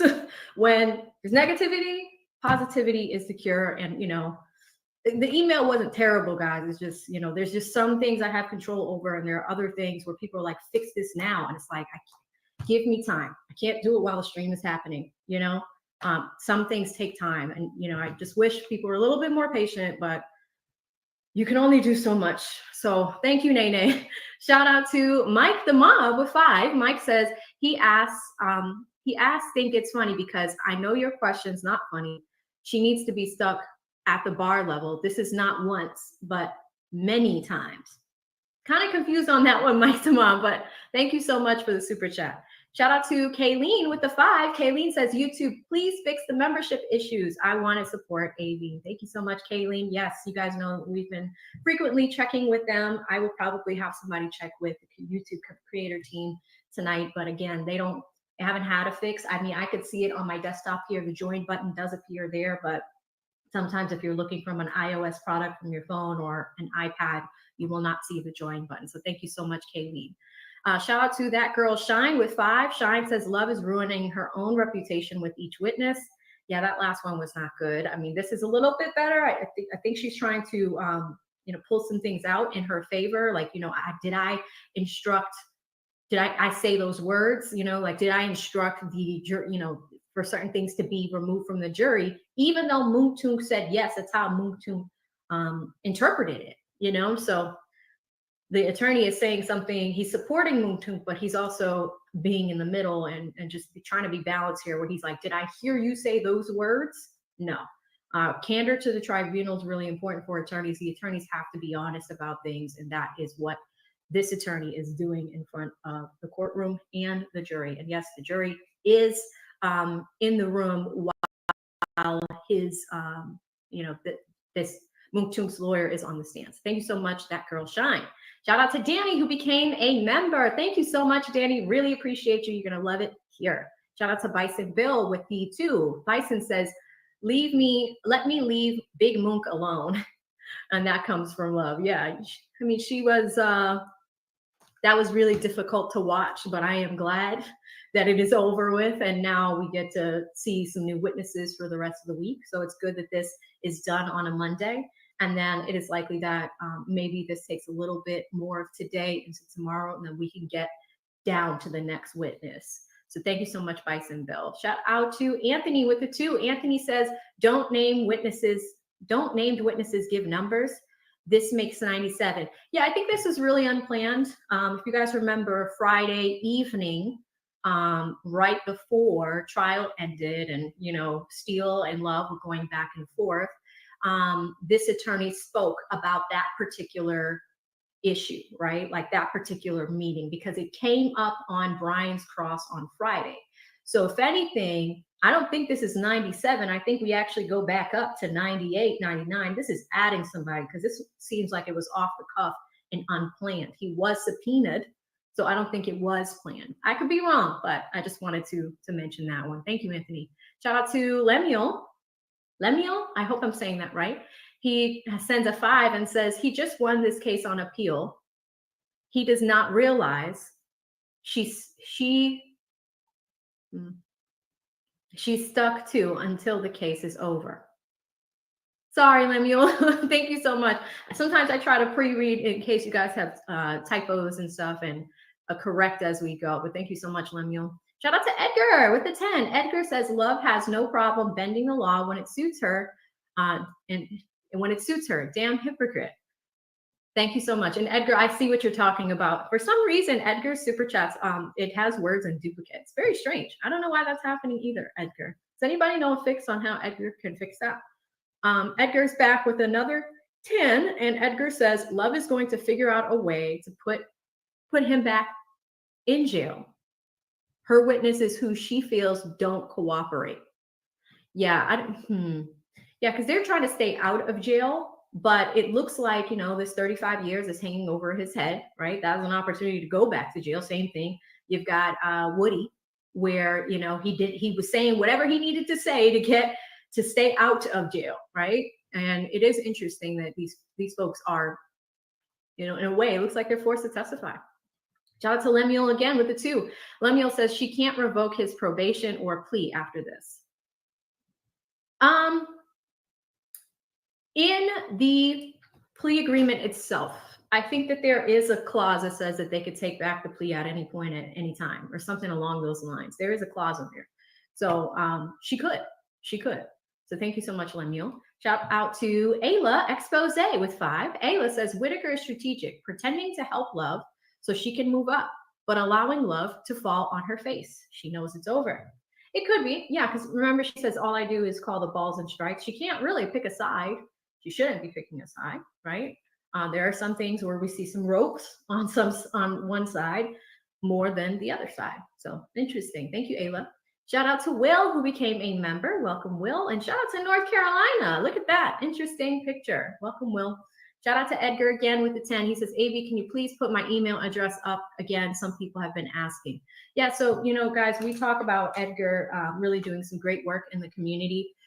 He helps out in California and across the United States with folks that struggle with addiction. I missed this because you dropped it around 3:05, and at the time that you dropped it, it's 3:55, so about 50 minutes ago. And I always forget if the email address I have is right. So if you could drop it in the chat again, Edgar, that would actually be better. So then we could just pin it to the top of the chat. So if you're still watching, Edgar, just at me in the chat. There's like 10,000 people watching. So just do me a favor, drop it in the next few seconds. If not, one of the mods, sometimes Gail's hanging around, she'll let me know, and then I will pin that. Paulette, just seen you in the chat, got your DM. That is not me. Sometimes, guys, when your channel starts to grow, you will start getting weird WhatsApp messages. I don't have WhatsApp. So Paulette, that was not me. Sometimes people will create false accounts to try to get money from y'all. And WhatsApp is, it's global. So we have a global audience. Know that if you ever get a message with my username on WhatsApp, that is not me at all, okay? That just reminded me. So Edgar, if you're still here, drop that and then we'll put it in. Yes, Mr. Robinson saying you need some mods. I have plenty. I have a lot. But the thing is not everybody is available for 9 hours a day, right? Some people are still working and doing other things. But thank you so much, Edgar. Shout out to Diamond with 5. Diamond says he's going back to the clink, but it will probably be a charge that doesn't involve the plea deal. They'll find something and give him the max sentence. Yeah, I mean, with 8 kids, Mounk Tounk wants to be out, right? But the other issue also is, in addition to Mounk Tounk having all these kids, he has he's got like 15 years of probation. That's a really long time. 15 years, and then the maximum sentence of about 35. So there's a lot going on.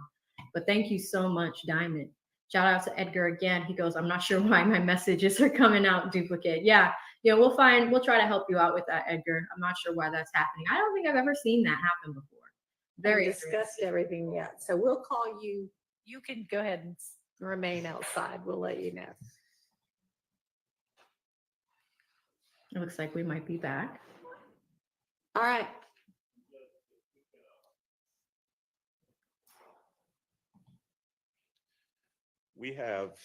I need a few more minutes. I've got 7 documents that I'm going through, trying to parse out what is different between each of those documents. I'm on number 5, and we're doing it together. It might be easy. Do you want to tell them what the differences are in each document? That might make it easier. You probably know what they are. If you've gotten through 5 of them? All right, so just on between 5 and 6 and 6 and 7 then.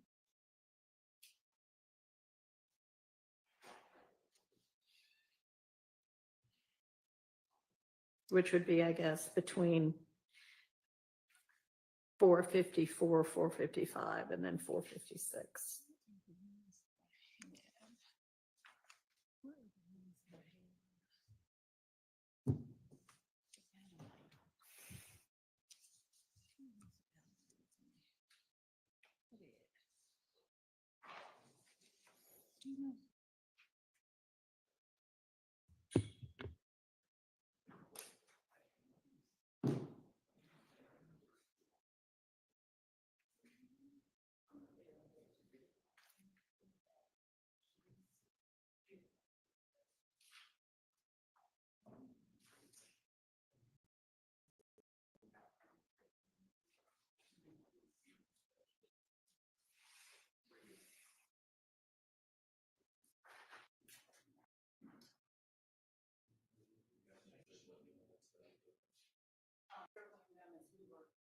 Okay, so that won't make it any faster than I thought maybe it would, but that's fine.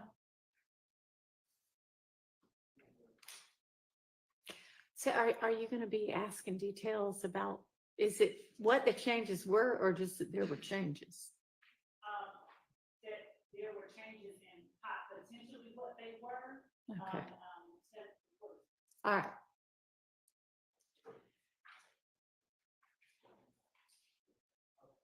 I guess I'll wait until we're ready to discuss the whole thing. I've got a position in regards to the admissibility of all of these documents. Okay, what's that? Let me say this first, though, because we did have a discussion previously about candor. I made a statement when we were at the bench in regards to what I thought was the applicability of Code Section 24-4-410. Taking a closer look at it, I don't think it applies. I think you're correct that it does not apply. And so let's take that off the table. I will tell you that my overall objection is that I'm opposed to any of these documents coming in for a couple of reasons. And I know what the state has described them to be, that these are correspondences between the state and Mr. Wright in regards to this evolving, allegedly, plea agreement. I'll state for the record that the one thing I do have is an email, the initial email from the state to Mr. Wright, I don't see, and we've not been provided, and the state can let me know whether they have them, any responses, email responses from Mr. Wright that would kind of inform us as to, well, what are the discussions that are going back and forth. So I don't know what Mr. Wright's responses are. If he, for example, sends some suggestions as to this is what I want changed, or this is what my client says. So I just don't, I can't address that. But in addition to that, my recollection from Mr. Sledge's testimony, ultimately, is that he indicated that there were changes made to the agreement, that he suggested changes, or he told his attorney that some things needed to be changed, and the state declined to change some, and they did change some. He ultimately admitted that. And so if the intent of the state by trying to introduce these documents is to show that there were changes made, well, that's not necessary, because that's come out through the testimony. Now, if they want to, if their intent is to say that there was a specific change made to maybe a specific section, that can also come out through testimony. If this witness, Mr. Wright, and I presume he does, that he would know that Section 8, and I'm using that hypothetically, Section 8 of the agreement was changed from this language to that language, and he can testify to that. But I don't think that the wholesale admissibility of all of these documents is really necessary to prove the point that the state is attempting to make. Mr. Sledge was on the stand. He could have been confronted if the state's intention is to give him different versions and say, well, didn't this change from version number 1 to version number 2? He could have been confronted with that. Well, I mean, she could have maybe tried, but I'm not sure that would have been successful, since these are conversations and correspondences between Miss Love and Mr. Wright, not between Miss Love and Mr. Sledge. So I don't know that. I mean, I think he even said, I don't know what got said between my attorney and her. I just know what my attorney and I said. So that wouldn't have gone very far. Yeah. So do you have an evidentiary objection to these, or just, I don't really want them in? Well, they're not, I don't believe that they're prior. It's not a prior inconsistent statement. I don't know if they're trying to introduce them as impeachment. If that's the case, then I would suggest to the court that they are not prior inconsistent statements of anyone. And I would say they're not relevant, that under 403 it's a waste of time. Okay. It doesn't prove any point that's at issue in this case. Certainly this witness can testify. All right, well, at this point, those are overruled. Are we ready for the witness now?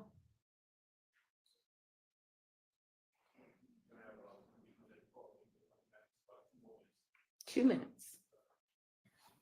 Okay. You can have 2 minutes, Mr. Sharp. You can talk during his 2 minutes if you'd like to.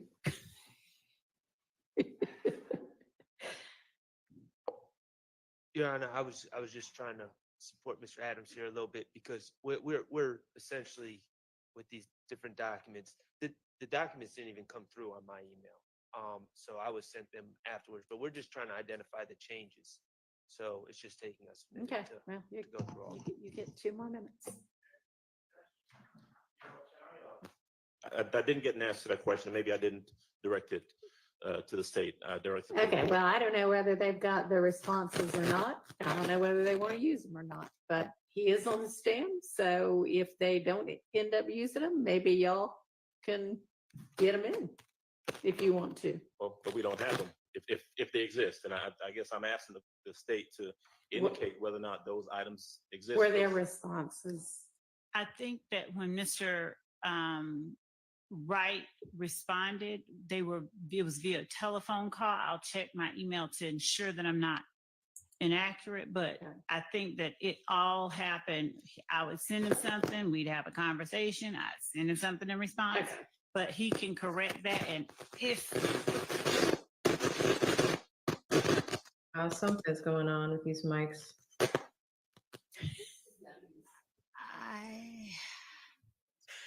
I won't touch it. But I'll check my emails for all emails. All right. She'll check while y'all are doing that last bit of review. Okay, and while we wait for their review, let me see if I can get a few more of these supers. think we left off at Sally. Shout out to Sally with the 2. Sally says he looks like he's literally biting his tongue. Yeah, this was the explosion earlier. Shout out to Just Me, Divine Butterfly with 5. Divine says, I give up. She's craving propofol after today. Congrats on 50K. Thank you so much, Divine Butterfly. I appreciate you. Shout out to the real rebel, Eric with the 2. Eric says, did she mark him as a hostile witness? I don't think she did. I don't think that she did. Interesting. Great question, Eric. Shout out to the little gaming channel with the 10. Little TLGC says, is he volunteering information like his client, or am I tripping? You know, he kind of is, but because he's a lawyer, you see him looking at the jury a lot. The only thing that he can testify to is that meeting. He's, anything outside of that falls under the realm of privilege. So he's not allowed to do that. And you see him, being methodical and careful, right? It does seem like Love might be trying to impeach him because she is trying to bring in these emails for some reason. So we'll see what happens and what transpires. We are running out of court time, though. It is 4 p.m. and usually around this time, Whitaker goes until about 5, and then she'll kind of release the jury for the day. So we're waiting for them to read all 7 pages of these emails. Adam said he needed about 2 more minutes, but thank you so much, TLGC. Shout out to Lady BC with 5. She says, if people don't see that this man is working for the state, just sad. Where is the NAACP? This whole thing is wrong. Thank you so much, lady. Yeah, I mean, definitely could use some help. Forward all the emails that I got from Mr. Wright.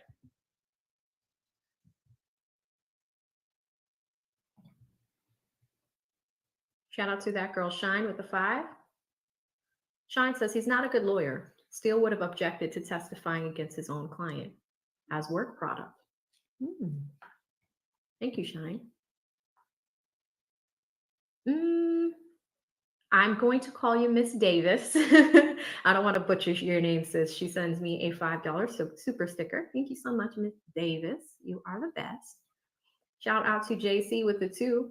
Jay says he's keeping Mounk out of jail now. Money well spent. Thank you so much, JC. Shout out to KW Dread 305 with the 10. He says DA Love must be going through pre-menopause or menopause. No disrespect to the women. My mom is going through it now, and she is batshit crazy. Y'all are wild. Thank you so much, KW Dread. Shout out to Audrey with no comment, no question, pure love of the game. Thank you so much, Audrey. Shout out to Mile High Diva with the 2, says, what's happening? Why is she questioning his attorney? I think I explained that already, Mile High Diva, but it looks like, she is putting him on the stand. He was subpoenaed Friday. Put on the stand for the context of that Starbucks meeting. Brian had some questions about it. Over the weekend, the court reporter was going to grab the transcript because Love didn't remember the question or remember how it came out or something along those lines. But Brian had a motion and an objection with that line of questioning. So that's why the attorney is on the stand right now. Thank you so much. Shout out to Carly, who became a member. Welcome, Carly. Gonna love it here. Shout out to Spit and Fire with the 2. Spit and Fire says, Love messed up her own direct. Hilton, help your girl.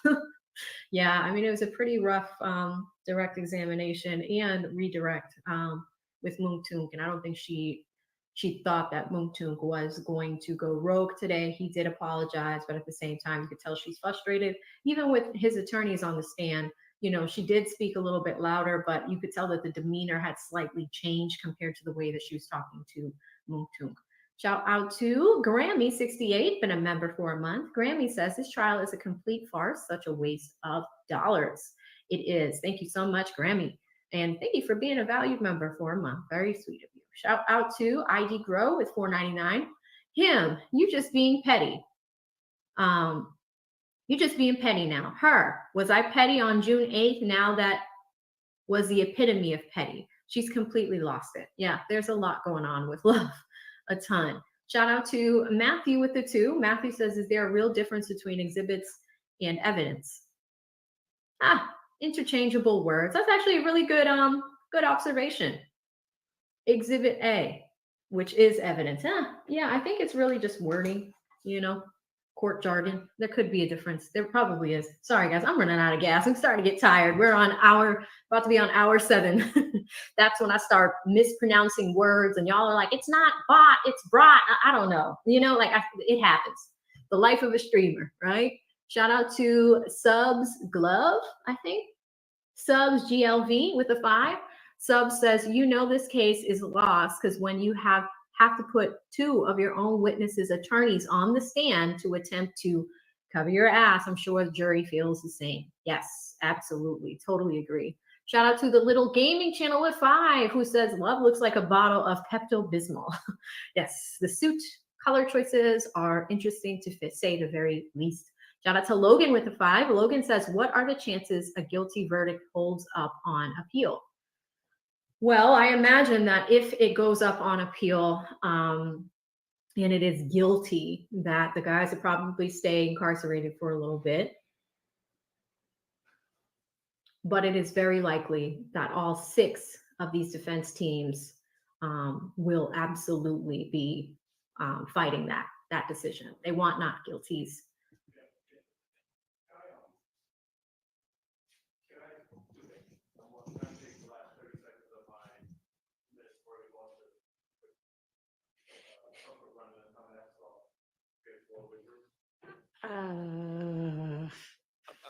What else, Mr. Short? I'm prepared to talk for 30 seconds, Mr. Adams. Okay. So, all right, go ahead, Mr. Adams. My concern here is, again, I don't know the logistics and how everyone's planning on doing this, but for instance, there is a older version that was not adopted by Mr. Sledge that was the version. Mr. Williams, could you pass me, Ms. Williams, could you pass me this? Yeah, thank you. So there's a version, the final version of version 2, which was then changed to the final version of the plea agreement. And it says under number 8, the language, as we've already heard the state read about laying low. And then it says, and during the meeting, this is the meeting at the home, defendant, which would be Sledge, personally heard a YSL associate state, I caught that N nut down bad. Now, clearly, this is something that Mr. Sledge denied happened and has been taken out of the final plea agreement. But why? What my concern is exposing the jury to things that are not true. So, yeah, I understand that. So I'm not sure exactly what Ms. Love's intention is with all of the different versions and whether she's going to ask that it be, that kind of detail come in, or whether it's just going to be, was there some additional quotation or something on there that then got removed? So, Ms. Love, can you shed some light on that? Yes, Judge. As it relates to, I think I have asked Mr. Sledge, in fact, certain things, and the objection was that it was, of course, a document that wasn't in evidence, and I should not refer to it as a prior version, where I was trying to get him to compare one document to another. Right. So the intent here is to show the jury that changes were made at Mr. Sledge's request and certain changes were not. And I just actually found, in response to questions from the defense about responses from Mr. Wright, and I just emailed it to them, an email from Mr. Wright to me on from back then. It looks like December 27, 2022, where he's enumerating certain things and responding to it and making recommended changes. So there are certain things that I would agree just don't need to be said. They serve no purpose. And it would be just as beneficial and serve the same purpose to say number 8 is different and I took out certain things as it would to try and put in all that language. And that just doesn't seem necessary to put in that, some language that might be considered inflammatory, that the state thought was the case and they said, no, it wasn't. Right. Just the very fact that they had us take out language is what the state feels is important that the jury knows. Okay. So no, to the extent that, and if I don't think and I guess if you are going to tender that for admission, then that can be redacted and it can just show there was something in quotes that was then removed. Yeah, I like that idea. And I'll, if necessary, I mean, I can really quickly go out and talk to Mr. Wright. But right now I don't expect to have him read certain things. And I know he's a lawyer, so he won't do it unless I tell him to. So I think that we're okay there. Okay. All right. But was there anything else I'm sorry, did you have more? I was just saying that I was still sending them over the emails from Mr. Wright. All right. Was there anything else in particular that you feel like if the particular document does come in, part of it needs to be redacted out? I think we're all in agreement. Just got an email, Your Honor, which has Brady material in it.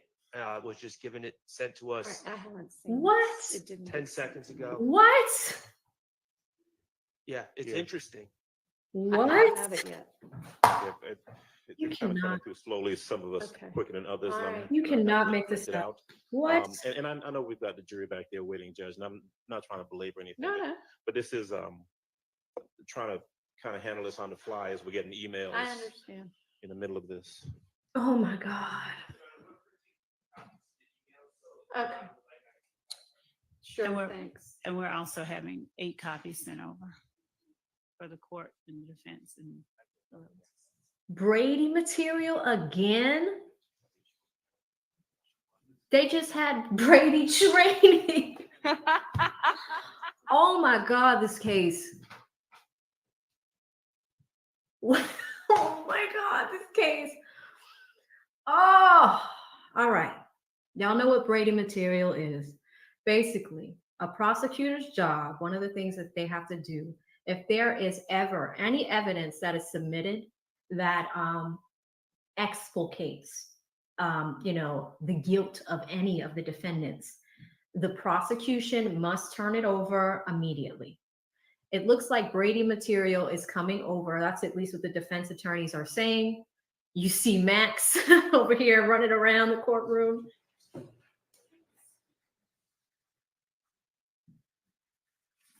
Did y'all see that? Did y'all see Max? Just nod like that? Okay, let's go back when Max, right here. Look at how he looks at the prosecution's team.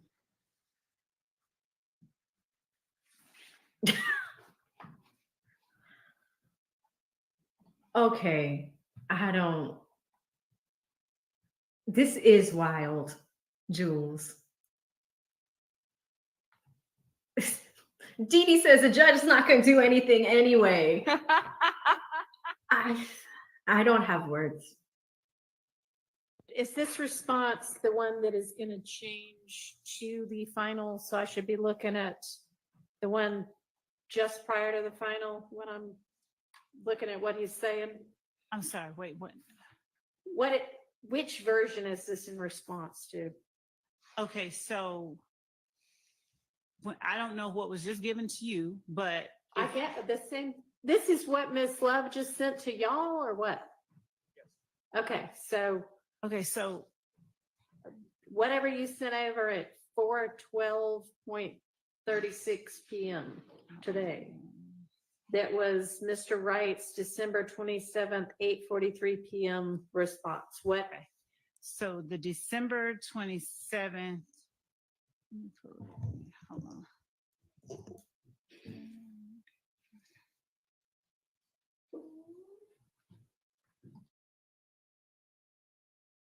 Okay. So December 27th, 8:43 p.m. No, well, that was one version. We talked more in court, so obviously there were other versions. I'm that just was- wondering what I should be looking at when I'm seeing what Mr. Wright's talking about. So,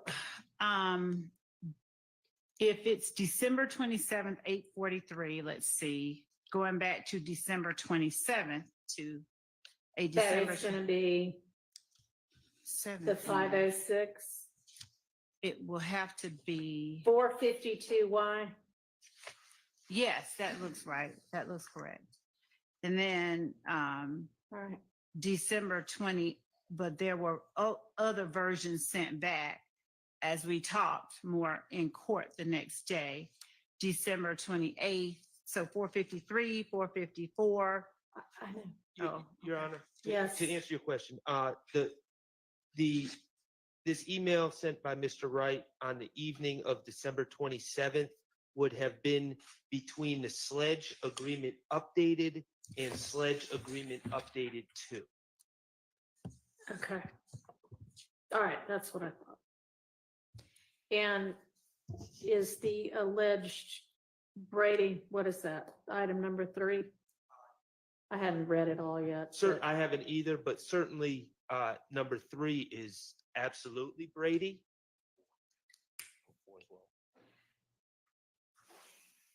He said that it was not.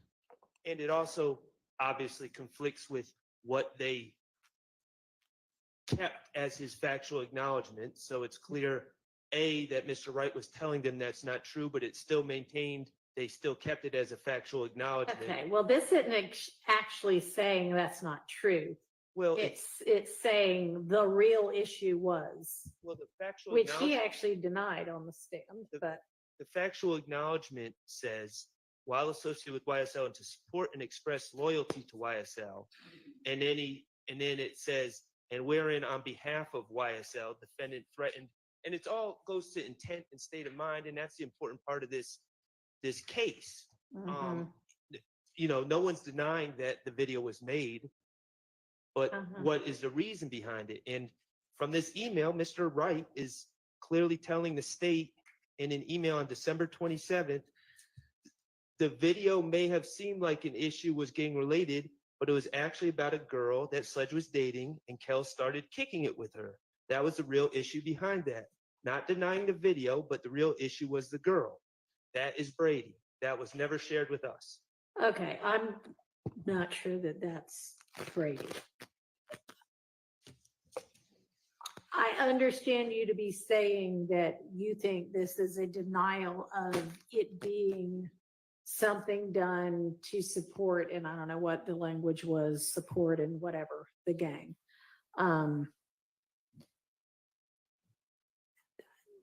Your Honor, that's the crux of the case. Yeah, no, I know. And a whole lot of this, y'all are gonna have to ultimately argue to the jury your various sides, but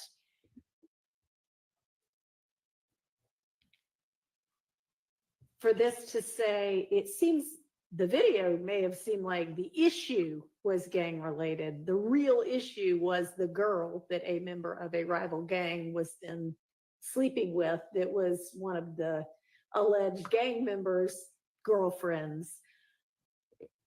Might make that the real issue, but it doesn't necessarily make it in no way in support of the gang. And I mean, y'all can certainly argue that, but I don't think this is the kind of thing that is like, oh, this is, plus this wasn't the ultimate version. So I don't know what went back and forth after that. He ultimately signed with his attorneys. I don't know what the advice was, but knowledge, something that said whatever the ultimate number 3 was. And y'all made and y'all have secured evidence from the witness that he feels like he was pressured and coerced into that, and reasons behind it. So y'all have an argument there too, but I think we've done a good job doing that, but we did all that without the knowledge of this email, which should have been provided to us by the state. You know what, guys? I do agree with Max on this one. And let me show you what he's talking about. This is Antonio Sledge's, Mounk Tounk's plea agreement. And what they're talking about right now is section 3 in the middle of the screen. And it's this paragraph, and it says, sorry, paragraph 3. It says, while associated with YSL, think about that language, and to support and express loyalty to YSL. Think about that language. Defendant and co-defendant Demikion Quindarius Zachary, in addition to Mounk Tounk, appeared in the video with another person where the defendant brandished a weapon used in a drive-by shooting, and wherein, on behalf of YSL, defendant threatened to harm a person who is a rival gang member and who had begun a relationship with the defendant's ex-paramour, ex-girlfriend. Max is talking about this paragraph, okay? Now, what's the issue with that?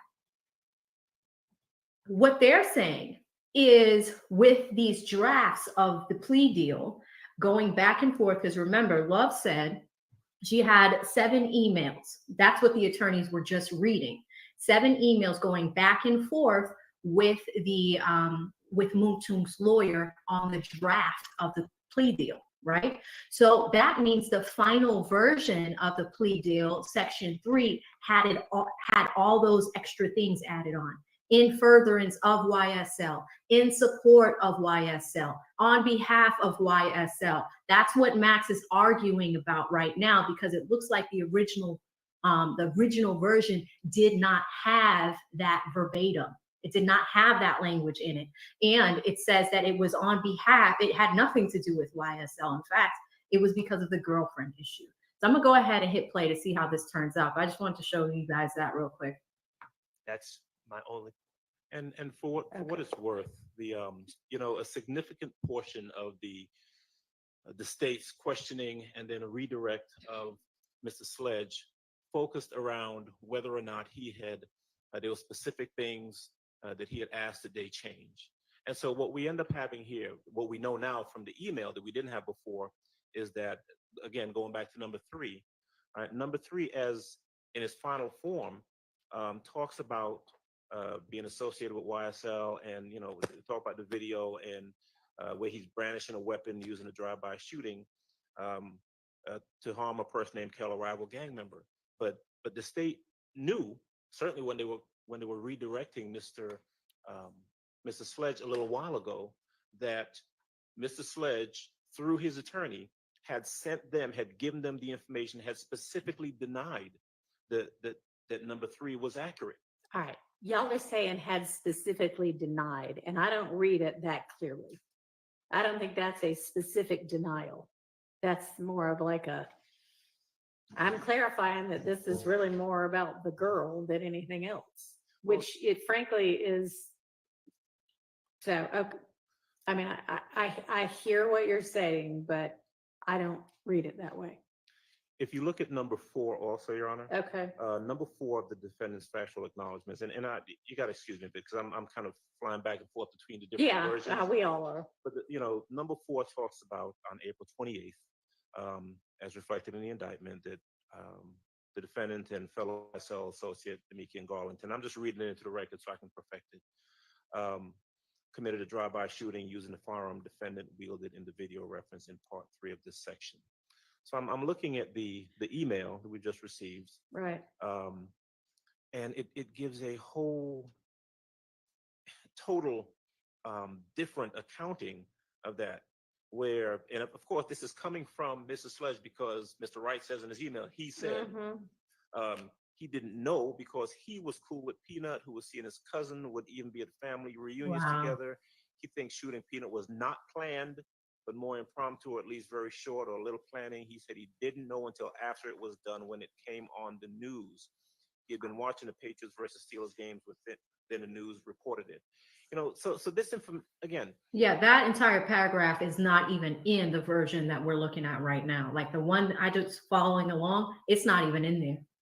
And what you've got is the state directing and redirecting and challenging Mr. Sledge on these very specific factual allegations and whether or not he had he had told his attorney that, or whether or not he had suggested that that be changed in the agreement. And what we have here, what we know now, is that Mr. Sledge was in fact sending those, correcting these very specific factual allegations, sending them to the state, and the state, well, because it doesn't appear in the factual acknowledgments, the state ignored it, or they refused to make any Okay, changes. so I'm not sure what y'all are looking at, because the version of number 4, factual acknowledgement number 4, that Mr. Wright is speaking to in this email that he sent on December 27, 2022 at 8:43 p.m. is, we agreed, but at least Mr. Shart and I agreed, was Sledge agreement,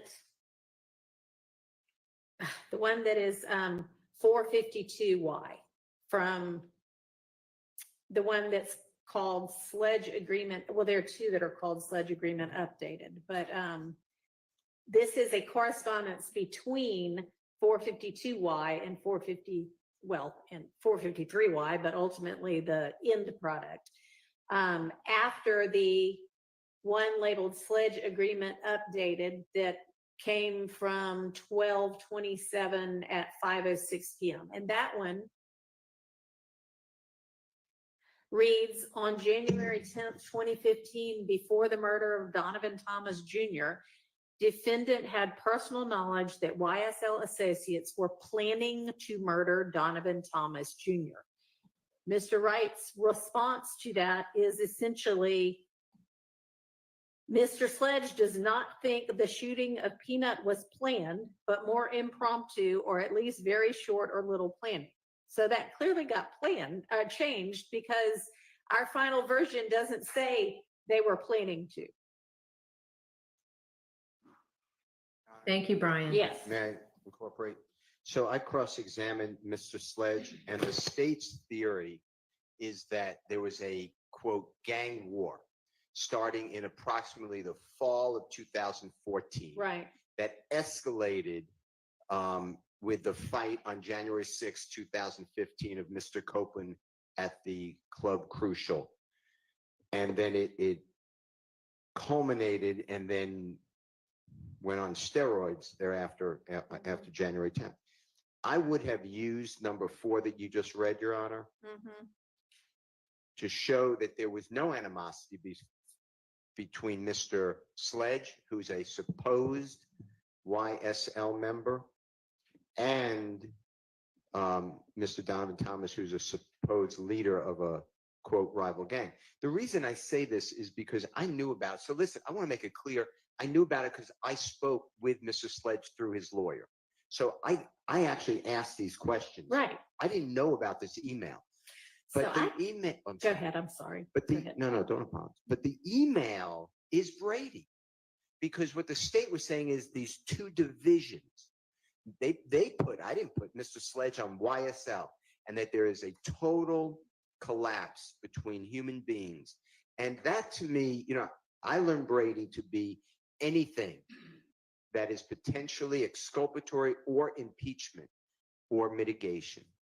And the court has heard now, Mr. Copeland said I lied about everything. That to me is Brady. The statement on this number 4 is to me Brady, because it shows that there is not animosity. All right. So your belief about the Brady is not the part that I was talking about, but more the part that says he, and he here is Mr. Sledge, at least at the beginning. He said he did not know because he was cool with Peanut, who was seeing his cousin and would even be at family reunions together.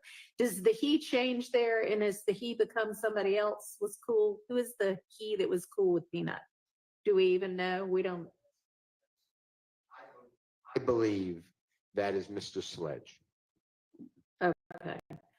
And so you think it's Brady material that Mr. Sledge was cool with Peanut? Right, because Mr. Sledge is he's been identified before you came on the case, the bench on this case, Okay. as from multiple to definitely, maybe 3 supposed gang experts saying Mr. Sledge is part of this gang. Yeah. To me, and it just fits into the whole, I thank you for allowing us to get these emails, but these emails it's a special duty here. And this is not the special duty, I don't believe. Okay, so I'd like to see all the emails from Mr. I think she's looking and sending all that she has. Is that correct, Ms. Love? 2 things. Yes. And when the court permits me an opportunity to respond to all of this, I would appreciate that opportunity. Okay, what was the second thing? Or 1 was yes, and 2, you want an opportunity to respond. Okay. All right. So Mr. Sledge has been available to the defense to speak to as well. We just heard that from Mr. Wright, in fact.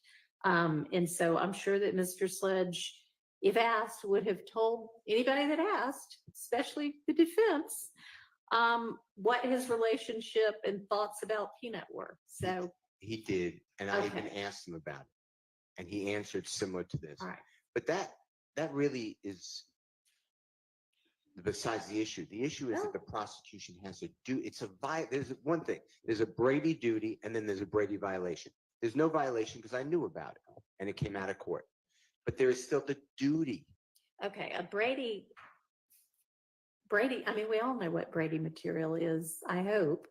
And if something is equally available and as easily gotten by one side as the other, that sort of takes it out of the realm of Brady. I don't agree with that respectfully, because what if I didn't do my job? It's an ineffective claim. Well, it and doesn't. the state had the duty. All right, well, like, I don't. You can't shun your duty and say, well, he has the Honorable Keith Adams, so he'll figure it out on his own. That's not. In fact, courts ask, this court, I believe, but other courts in this courthouse say, is there any Brady evidence known? Is there any evidence suppressible known by the state? And they give it to you where they're supposed to. So I don't agree that, hey, go find it for yourself. Well, I don't read that part of number 4 to be Brady. Yes. May I respond to number 3, though? I mean, the state provided us with a plea agreement with factual acknowledgments that appear on its face to be Mr. Sledge acknowledging certain things were done on behalf of YSL to further YSL. I don't have equal access to Miss Love's emails with Attorney Wright that she has. So clearly, that email correspondence between Mr. Wright and Miss Love, which was never handed over until a few minutes ago, it contradicts and it impeaches those factual acknowledgments that Antonio Sledge signed. Now, I'd like to think that I do everything I can as a defense attorney, but I don't think it's unreasonable that a defense attorney would read the factual acknowledgments signed by a cooperating witness and accept that that is going to be their stance when they come and testify. And well, lucky for y'all, it wasn't his stance. Well, but I don't think that makes us getting it this last minute any less problematic. Well, I'll just say that if the state has an open file, then none of these arguments ever even come up. Now, I know that is something that y'all in your office can make a decision about, but open file would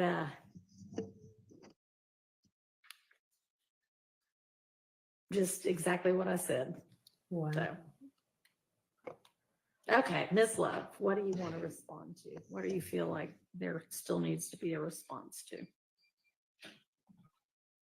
Your Honor, I think that the court sort of encapsulated the position that I have pretty well. So you sort of took away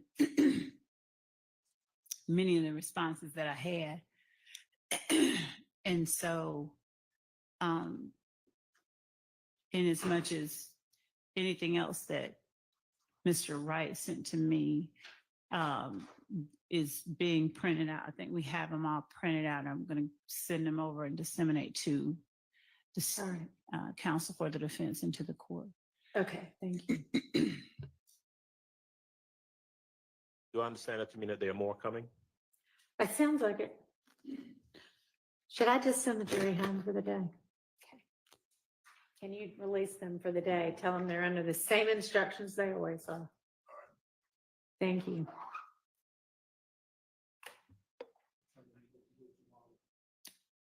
They're always here at 9.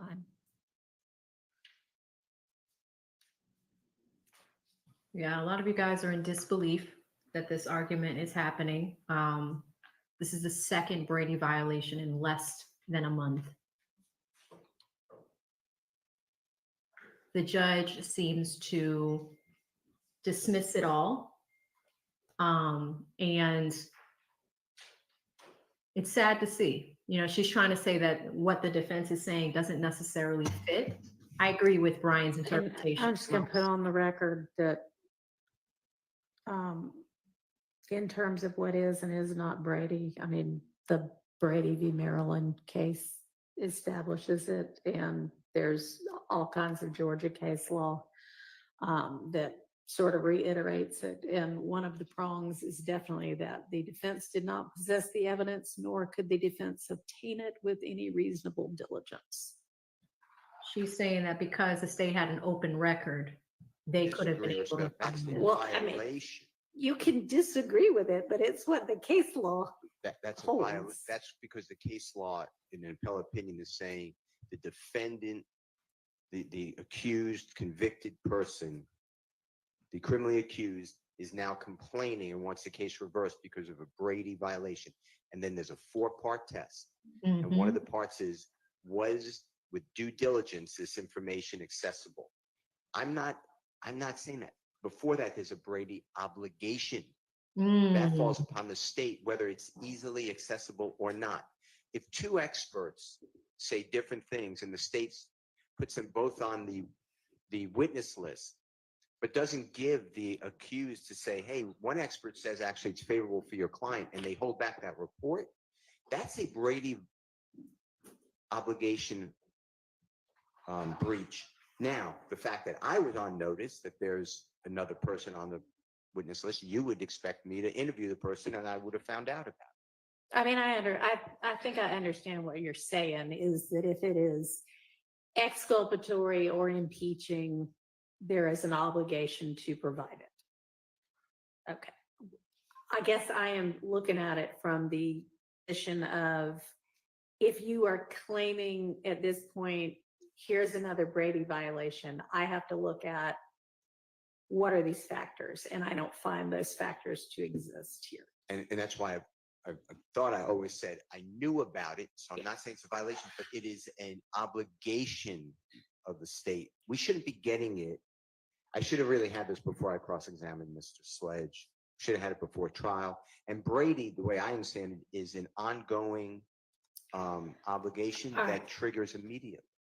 Well, okay, again, I don't read it the same way that y'all apparently do. And I can't imagine that you would have wanted to use this particular exhibit, because if you used part of it, the rest of it could have come in, at least with regard to what's in each particular number, and the entirety of what's in number 4, I do not think would be beneficial to the defense side of the case. Sure. This exhibit, are you referring to the email or the? Not the exhibit, I'm sorry, bad word if I use that. This email from Mr. Wright of December 27th at 8:43 p.m. I would like the opportunity to decide what I'm going to use and not. How about that? I understood. I guess we can tell Mr. Wright he can come back tomorrow too. At 9. Thank you.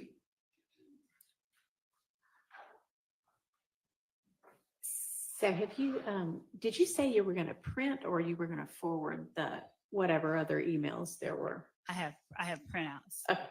You want to dole those out to everybody? Yes. Yeah.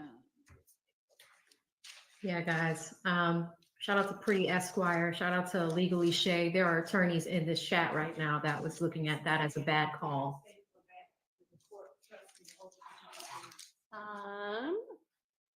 Yes.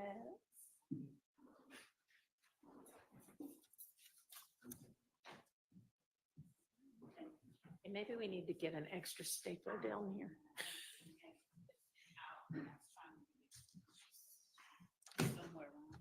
We will be on motion watch.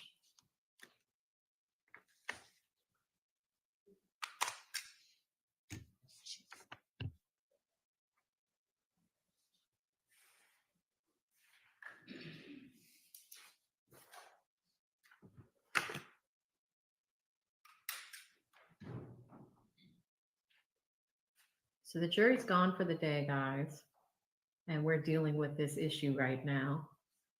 They're about to tell Mounk Tounk's lawyer that he can leave as well, because they'll probably continue with him tomorrow.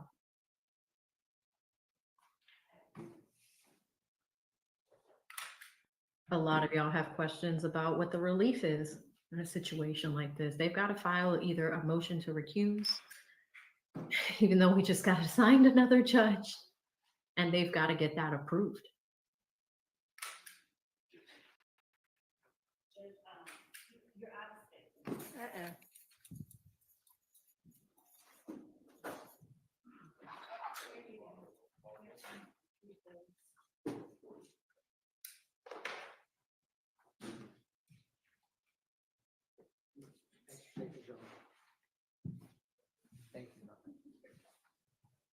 She is indeed always protecting the state.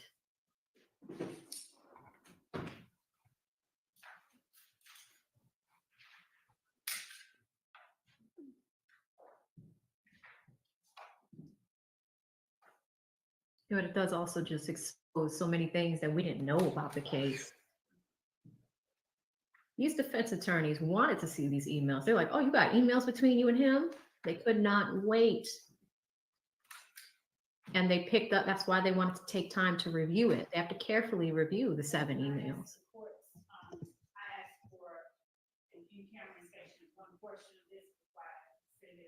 Okay.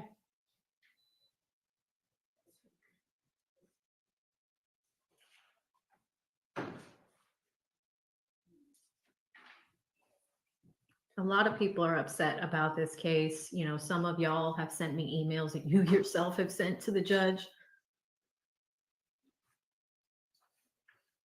I think it was the Black law student on Twitter. Somebody sent me a letter that he had sent to the judge. Many people are sending their thoughts and opinions about this case to the judge. And it is likely that they're going to receive many, many more emails today.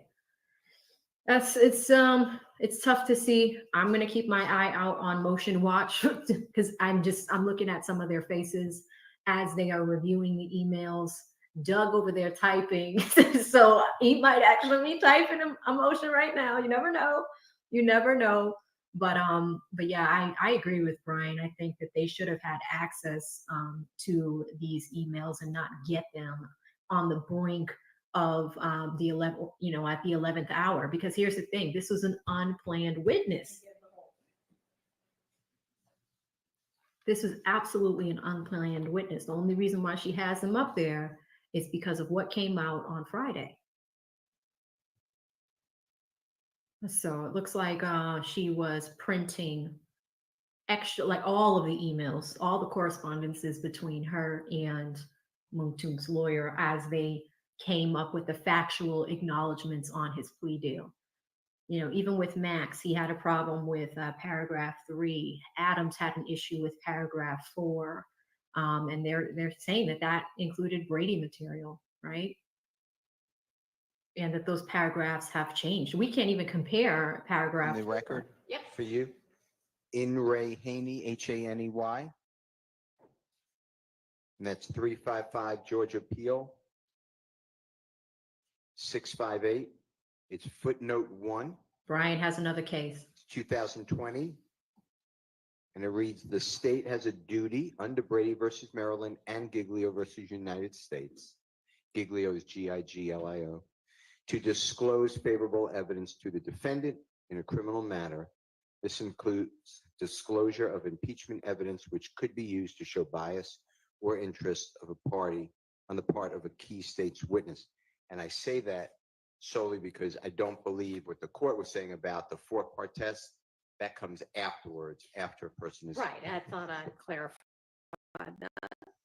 All right, thank you.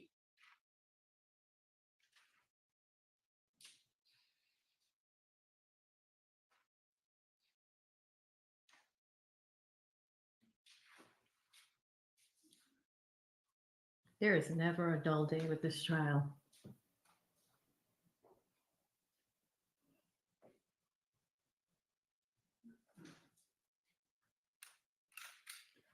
How many, is this just one more email or is this a few? This is a series of emails, the emails that I got from Mr. Wright. I think I had him print out all of them that he sent me. Okay, and so this will be, will this stack include the 2 that you sent electronically or no? It's fine either way, I'm just wondering. I think so. I think I asked her to send out all of them. Okay, all right. And you've got a copy for each of the 6 defendants and a copy for the judge? Yes, Okay. and also, to the extent that I enter any of these, the copies that I'm giving to everybody, it includes everyone that I email them to. I'm going to take off that portion. Okay. And it will only include the email correspondence between me and Mr. Wright. Thank you. So.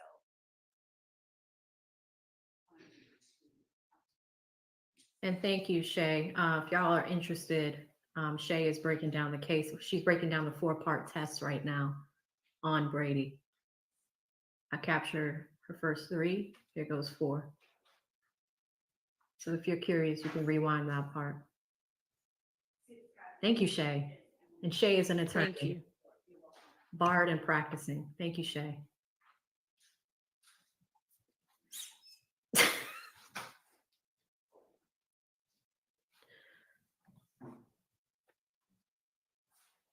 Thank you so much, Shay. That was fast. You pulled that up quick.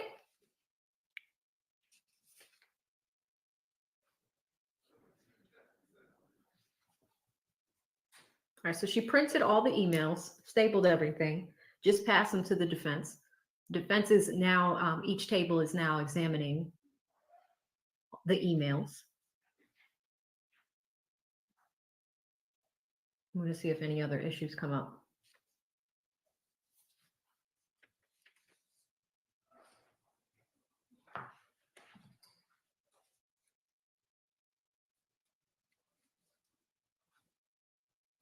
Great observation, Trucker. It is a 2022 case, so it's fairly recent.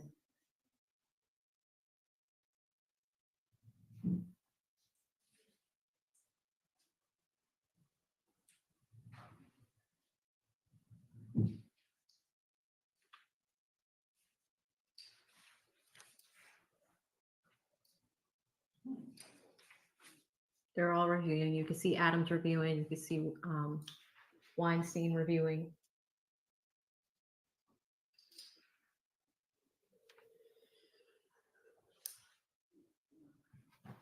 No, y'all didn't say Judge Whitaker did these crimes. Your Honor, Yes. let me inquire of the court, because I want to be really careful about this. Okay. Mr. Wright, of course, is on the stand. He's a witness. He's been sworn. He's testifying. And my general thinking would be, well, we're not really allowed to talk to him at this point. I would think that's accurate. Right. My thinking, though, is as we're sitting here talking about it in regards to the email exchanges, and I'm not casting aspersions on anyone. We've received what the state said that they have in their possession, although they initially said that most of the correspondence were by phone. And I don't know whether or not there are additional email correspondences that may be in Mr. Okay. Wright's possession, and maybe not in the States. And All right. I'm wondering if the court, Let me suggest that if you want to send an email to Mr. Wright, copying the state and saying, if you want to identify him, we've got, the email of whatever date, whatever time. If there are any others, can you please forward them to, everybody copied, which would be all of the attorneys. You can certainly do that. and then I'll copy the court on that email as well. Okay. Your Honor, may I request that the email simply request of Mr. Wright to forward everybody all the You can do correspondence that related as to. well. Sure, I guess that would be cleaner. Yes, thank you. That's fine. If you want to be the one that sends out the email, that's fine too. Thank you. Okay. That would you know what? One moment. So what they're asking for is they're like, okay, well, we're only seeing one side of this. We're seeing love. And you know what? Whoever sends it out, you can say, we all discussed it in court with the judge and the judge is fine with it. Sure. We don't have any problem with the state Okay. sending that out. He's their witness technically at this All point. right. So So Miss Love, if you wouldn't mind doing that this evening. Okay, great. She's happy to provide him with this copy here. Yeah, if you want to do that, if that would make it easier, or if you just want to say, hey, can you send everything you've got? However you want to handle it. I will do both. Okay. All right, so the additional ones that we all just got handed, it doesn't look like there's much substantively that's new from what Ms. Love already had provided electronically. It's more, but it's not really new. Is there anything else we need to talk about before we break for the evening? Yes. And then the investigator who's been in court, so I don't know if that matters, but So will you call both of them, or? I will call both of them. So Lieutenant Lancigo she's been tasked with specific things as relates to this case, but I did not, at the time that we put Mr. Slade on the stand, have any idea you'd be I calling didn't either expect of to them? have to call either one of them, but since we do, obviously there's case law that. Yeah, it doesn't exclude them from being a witness. If you want to bring up, you've been in court the whole time, that's fine, but. and then the next witness is what I was getting. Yeah, so hopefully the two of them won't take the entire day, or to borrow a phrase from Mr. Steele, God forbid, more than a day. Do you have the next witness available tomorrow as well? We are attempting to secure a person who's not trying to be secured, but who is under subpoena. Okay. And we also have Mr. Thomas Burnett. Okay, so you'll have somebody available We tomorrow. do. We do. Do that, okay. Yes. Yes, sir. I'm waiting for you to finish that I'm comment. done, I'm done. Yeah, the only thing I was going to request is for the other defendants who have pled out, if there are similar email communications between the state and that attorney where they were going back and forth on their acknowledgements. So, for example, for Mr. Murphy, Mr. Arnold, Mr. Stevens, Greer, Kitchens, Mr. Lee, Mr. Sumlin, Mr. Beebe. Instead of waiting till the last minute or maybe not getting it at all, could we have that email communications as well? How do you feel about that, Ms. Love? Judge, why don't you take a really careful look at any of those that might exist? Okay. And if there needs to be an in-camera inspection, there can be an in-camera inspection. If you want to just share it, you can just share it. But go ahead and find whatever might exist and take a careful look at those and then give us an update. Thank you. And thank you, Judge, for saying what I think you said. Take a look at whatever exists, because I was going to add to Mr. Weinstein and say not just email correspondences, just so we don't end up again with me saying, oh, you know what, I forgot to ask about these other correspondences. So any correspondence whatsoever in regards to those. If y'all did snail mail, if you did text. There you go. Anything like that. Okay. So Doug actually just stood up with an excellent point. What he's saying is so that this does not happen in the future, we want to see everything right now. So meaning for all of your other witnesses or the people that have plea deals, we want to see the correspondences and we want to see the, the draft and the email correspondences as you were drafting in addition to the final plea deals. Remember, we started with 28 defendants. And we are now down to, about, what is it, a handful of them, 7 or 8. So, they never had access to this material before, right? And the judge is arguing that they did have access to that material. But what Brian was arguing was that, yeah, but you still had a duty to let us know, and a duty, right? And I agree with the defense on this one. I don't think that was a good call, right? But let's keep going. Thank you, Mr. Adams, for that broad document request. I appreciate that. Appreciate that. That's all. Okay. Anything else? All right. I'll see y'all at. I mean, honestly, y'all, even when we're starting at 8:30, it's 9:30 before we pull the jury in. So I'm thinking since we've got some stuff we might need to be discussing tomorrow, 8:30 in the morning for all of us. Okay. We could do 8. 8? No, I don't want to do 8. Okay. I don't want to do 8:30, but no, we're not doing 8. I need my sleep. All right. See y'all tomorrow. Oh my God, that concludes another crazy freaking day in this courtroom. Oh my gosh. You cannot make this stuff up. You really can't. Brady material coming up again, Mounk Tounk and this lady going back and forth. I have a headache. Like she made my brain hurt. That actually might be the Mounk Tounk merch. I don't even know where we left off at. I think it was around Logan. Yeah, I think it was around Logan. So I remember reading this one. Shout out to Jason with the 20. Jason says, can you please explain what this has to do with the case with questioning the lawyer? So I think I have a few times, Jason. The reason why the lawyer is being questioned is because there was a statement made about a meeting that happened at a Starbucks. That lawyer was at the meeting, so they have him on the stand to clean up what came out. It shouldn't be too long is what she's saying, but you never know. 3 days turned into, or 3 hours turned into 3 days. We never know, but thank you so much, Jason.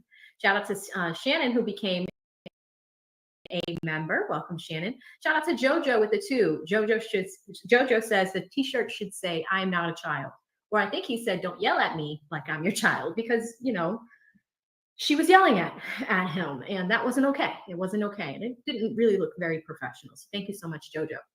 Shout out to Dylan with 2. Dylan says, AV, shirt's going to say free Mounk Tounk. I mean, yeah, well, the other thing that they mentioned is Mounk Tounk is still obligated to testify. I mean, he's done for now, but they can call him back if they need to, right? Shout out to Brina with the 2 pounds. Brina says, are they planning to question all witnesses' reps? All witnesses' attorneys? Probably not. I don't think so. This was a little bit of an anomaly because of the situation that took place on Friday. That's why, Brina. Thank you so much. Shout out to Rachel.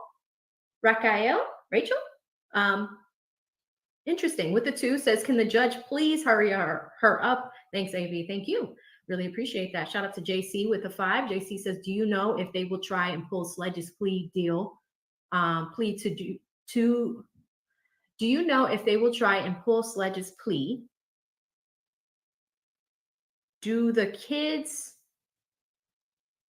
okay, I'm going to skip some of those words, to sign off on it, and he goes right back to jail, or a hearing will be had? Okay, I think you're asking, JC, if they do pull the plea, do others need to sign off on it, and does he go right back to jail immediately, or will there be a hearing? I think there'll likely be a filing and then likely be a hearing for that determination. Thank you so much, JC. And then, because we would have to put that in front of people to show exactly what terms of the plea that you violated, and then go from there. Because even when it was enacted, the plea was enforced, it was read in front of Judge Glanville. So that's the answer to that question, JC. Shout out to Andrea with 5. Andrea says, if the jury says not guilty, can the judge override their decision? No. Also, Love is displaying her style of questioning out in court. right now in court. Yeah, seriously. Shout out to, and thank you again, Andrea. Shout out to Denise, who became a new member. Welcome, Denise. Shout out to Mush with the 5. Mush says, Edgar, you're a double OG. Your comments are always duplicated. Appreciate your work and commitment to the cause. Blessing to a real blessing from one man to another, I think is what you're trying to say there. Shout out to Wylette with the 2, says, because I'm at work and my comments be late. Thank you so much, Wylette. Shout out to Logan with the 5. Logan says, so she conveniently doesn't have a paper trail.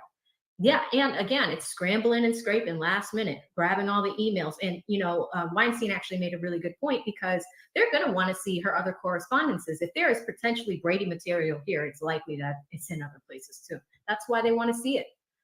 So, they've got a lot of work to do, but we will see. And again, we'll be on motion watch this week, because there's likely going to be a motion filed. Shout out to Mixed Chick Sammy with the 5, says, show YSL AV top streamer her love. Congrats on 50K. Yeah, thank you guys. That was a huge accomplishment.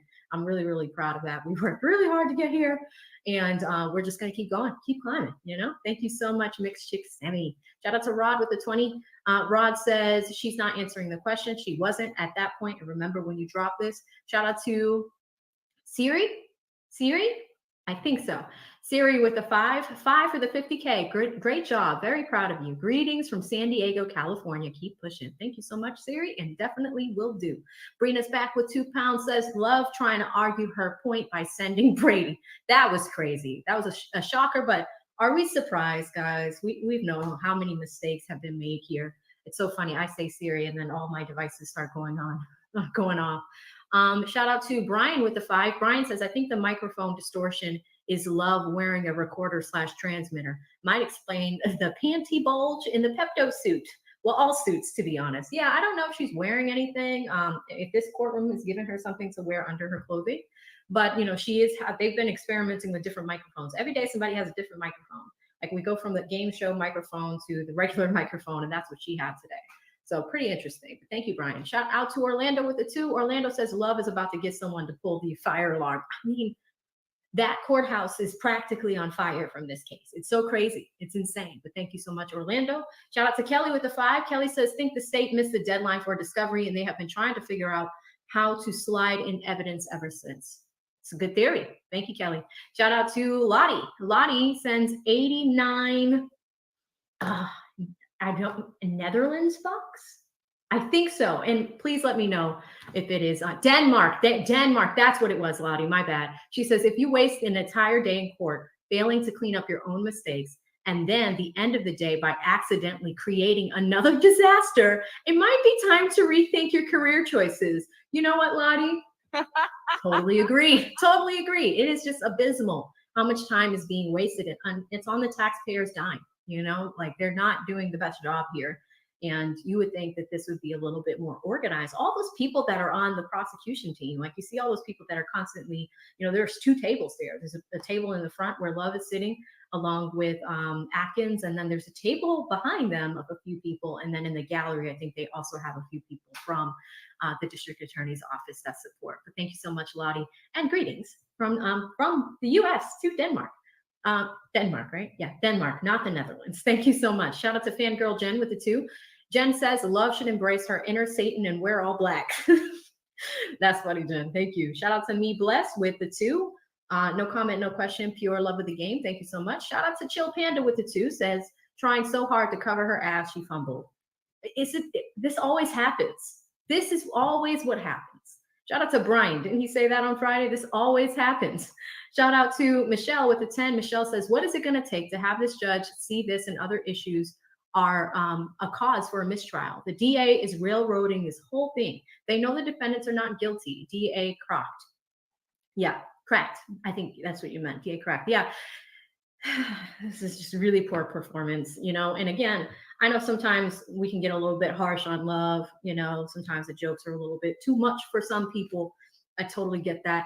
But yeah, no, I think that the performance is what should be at issue, right? And the performance is, at least from my standpoint, not the best that it could be. But thank you so much, Michelle. Shout out to Chris with the 5.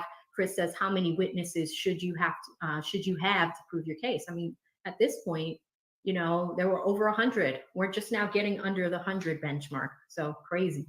Shout out to Vincent with the 5. Vincent says, I became a member and received no love like prosecutor love. Stop it. Stop it, Vince. Usually I go through each and every single one of these memberships and super chats. So if that was missed, it's probably by accident, but I take the time to make sure that each and every single one of you are acknowledged for your contribution. So thank you so much, Vince. And here's double the love. Here's double the love from Team AVs. Thank you so much, Vince. Shout out to Sally with the 5. Sally says, so Mounk was telling the truth.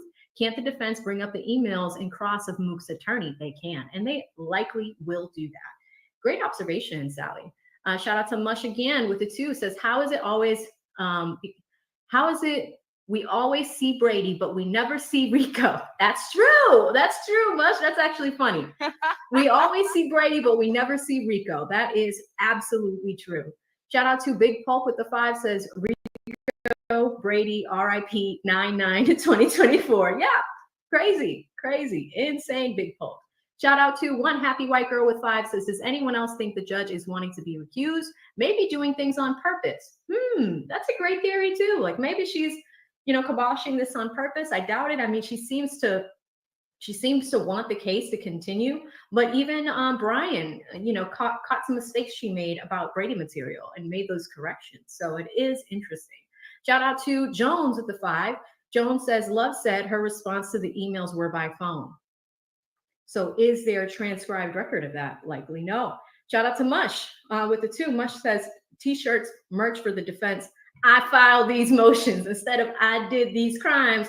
I filed these motions. I like that. That's creative. I like that. I'm going to poll you guys after the stream, make sure I get something to eat. And then I will put a poll up tonight before we schedule tomorrow's stream. So y'all can start weighing in on some of these shirts.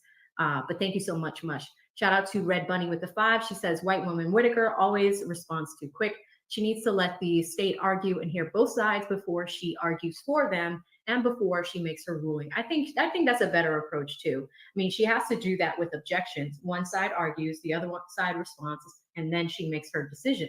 So it should be the same with these things as well. What you guys, and Red Bunny's right, what you saw with this, with the Brady material or violation that we discussed is the defense team bought it up. She responded, already made her decision, and then provided the prosecution some time to respond, which I think should have not happened and should have been the former, not the latter. Shout out to Sick Day Cooking again with 2. Says, is Brady up to interpretation? It is not. It is law. It is law. It is a law that, it has its formations in different states, but it's primarily this. It's a federal case. Federal cases typically have supremacy as far as them being followed, right? And then a few states kind of have some cases that are based off of them, and then the states kind of switch it up a little bit. But anyway, I'm tired, sick day, so that was probably not the cleanest answer, but I hope that answers the question. Shout out to Double A with the 2. Says 3 hours. This is what the state does with their 3 hours. Yeah, seriously. Shout out to Petty with the 10. Says, I'd say let's call Matlock. He will solve the case. Thank you so much, Petty Pendergrass. Shout out to TLGC with the 10. Says, judges and prosecutors are bedfellows. I believe they are incentivized to work together. If it was not Brady material, why is she printing emails now and passing them to the defense? Exactly. Great point, TLGC. Shout out to Bison Bill back again with another 5. Says, how much money does it cost court daily for this case? Where could the public find it? That's actually a really good question. To answer your question, I don't know. I would love to know how much this has cost Fulton County, residents or just folks that reside in the state of Georgia from the beginning of the trial up until now. It would be amazing to do that. We could kind of calculate the jury pay, right? But look at how many people that are employed by this the system. You have the judge; she's got her salary. Maybe we can just do that ourselves. The judge has a salary; she is paid. You have several deputies; they are paid, right? You have all these jurors. We know they get $25 a day, but there's a few of them in panel, So just looking at all of that, the cost is going up substantially. Shout out to Super Pete with the 5. No comment, no question. Pure love of the game. Thanks, Pete. Shout out to S. Ross with the 5. Says, AV, do you think the GA courts need to be reviewed? I think that they will be after this. It's not like this in every single county, though, and that's the other thing. So it is interesting. I do think that the system shall be looked at, right? But at the same time, when things do go up on appeal or do go up to the Supreme Court, they've made a few things right when it comes to this case. One of them being Brian Steele not being in jail for the entire summer.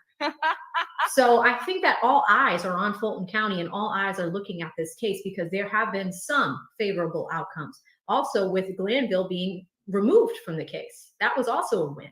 But that had to happen with the defense filing motions and raising it to the proper courts. Shout out to Call Me Ace with the 10 says, can we all agree that the judge is on that bullshit too? I mean, I'm starting to lose the faith in Whitaker. You know, I really liked her. You know, I pulled her stats from Trellis to show you guys her ruling data, and she's usually down the middle, 50-50. I'm kind of surprised to see that she sides with the prosecution so much. Shout out to Nard with the 5. Nard says, can the lawyer watch this argument on law and crime before he reports to court tomorrow, or is there rules against it? Well, he's under subpoena. I'm pretty sure, you know, he could take a peek, but they're not hiding the ball from him. In fact, he's about to receive an email where it's just like, hey, we're going to want your emails too. So that's going to happen, right? Thank you so much, Nard. And then shout out to Jerome with the 5 on the super chats. No comment, no question. Pure love of the game. Cash App crew, so hard. So sorry. Y'all have been waiting for a little bit. Let me go down the list here and grab all of these. Shout out to Jason, All Pro with the 5. He says, pray for me, sweetheart. I love you. Oh, thanks, Jason. I know Jason's been going through some health issues, so I hope everything is okay, and I wish you a speedy recovery. Thank you so much. Shout out to Lashes by Muffin. Lashes by Muffin, how you doing? It's good to see you, sis. She sends 5. She says, congrats on 50K from Muffin Stuff in the Lash Girl. I hope your business is doing well, too. Thank you so much. Shout out to Beth in Seattle with the 10. She says, congrats on the 50K. Thank you, Beth. Thank you. Really appreciate that. Shout out to Haley on Venmo. Haley sends 50 for 50. Thank you so much. She says, sorry, it's not more. I'm not as well off as some of the other watchers. You are one of my favorite budgeted entertainment lines. Oh, thank you so much. And that really means a lot too. You know, like I don't expect you guys to give, like I just do this work because I love it. But Haley, it is amazing. And you know, if you're budgeting for this, like that is amazing. Thank you so much. Really, really nice of you. Shout out to Terrence with the 2, the 20. He says, thank you. Thank you, Terrence. Really appreciate you. Shout out to Liz. She has a few here. Liz with the $1 says, if all the witnesses are like Woody and Mounk Tounk, YSL will win. That would be funny.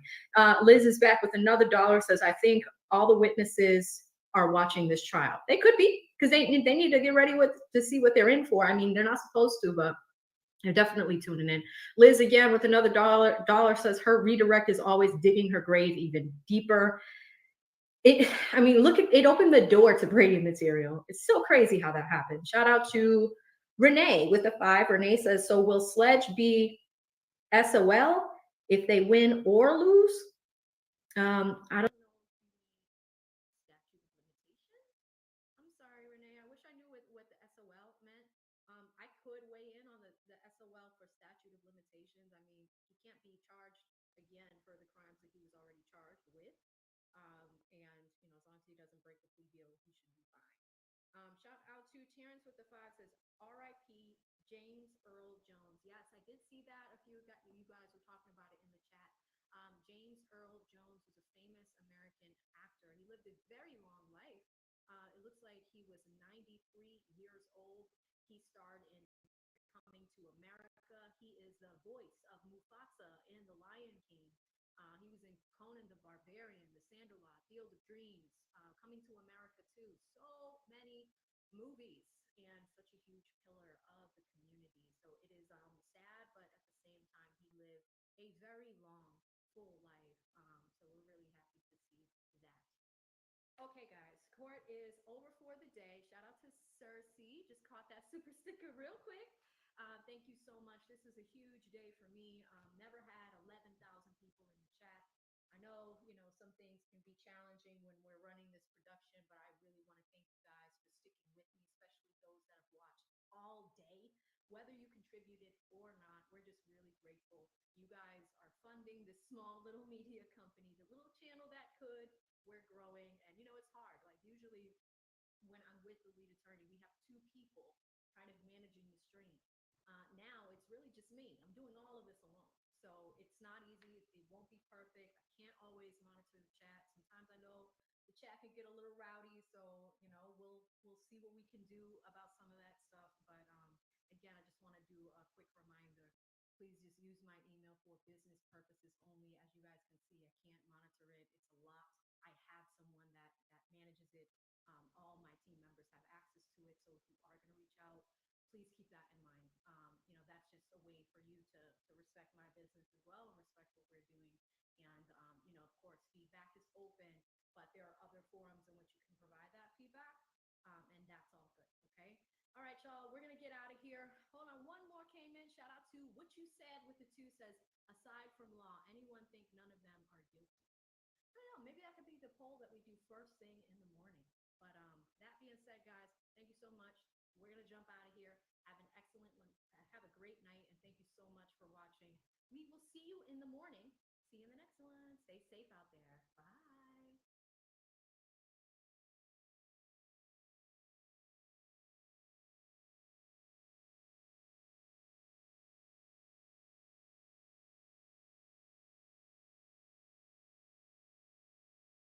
Marlon, you been to the Hollywood party. What's going on at these Hollywood parties? I left early. I've been to plenty Diddy parties. I left early. I'm like, when I hear about it, when did that happen?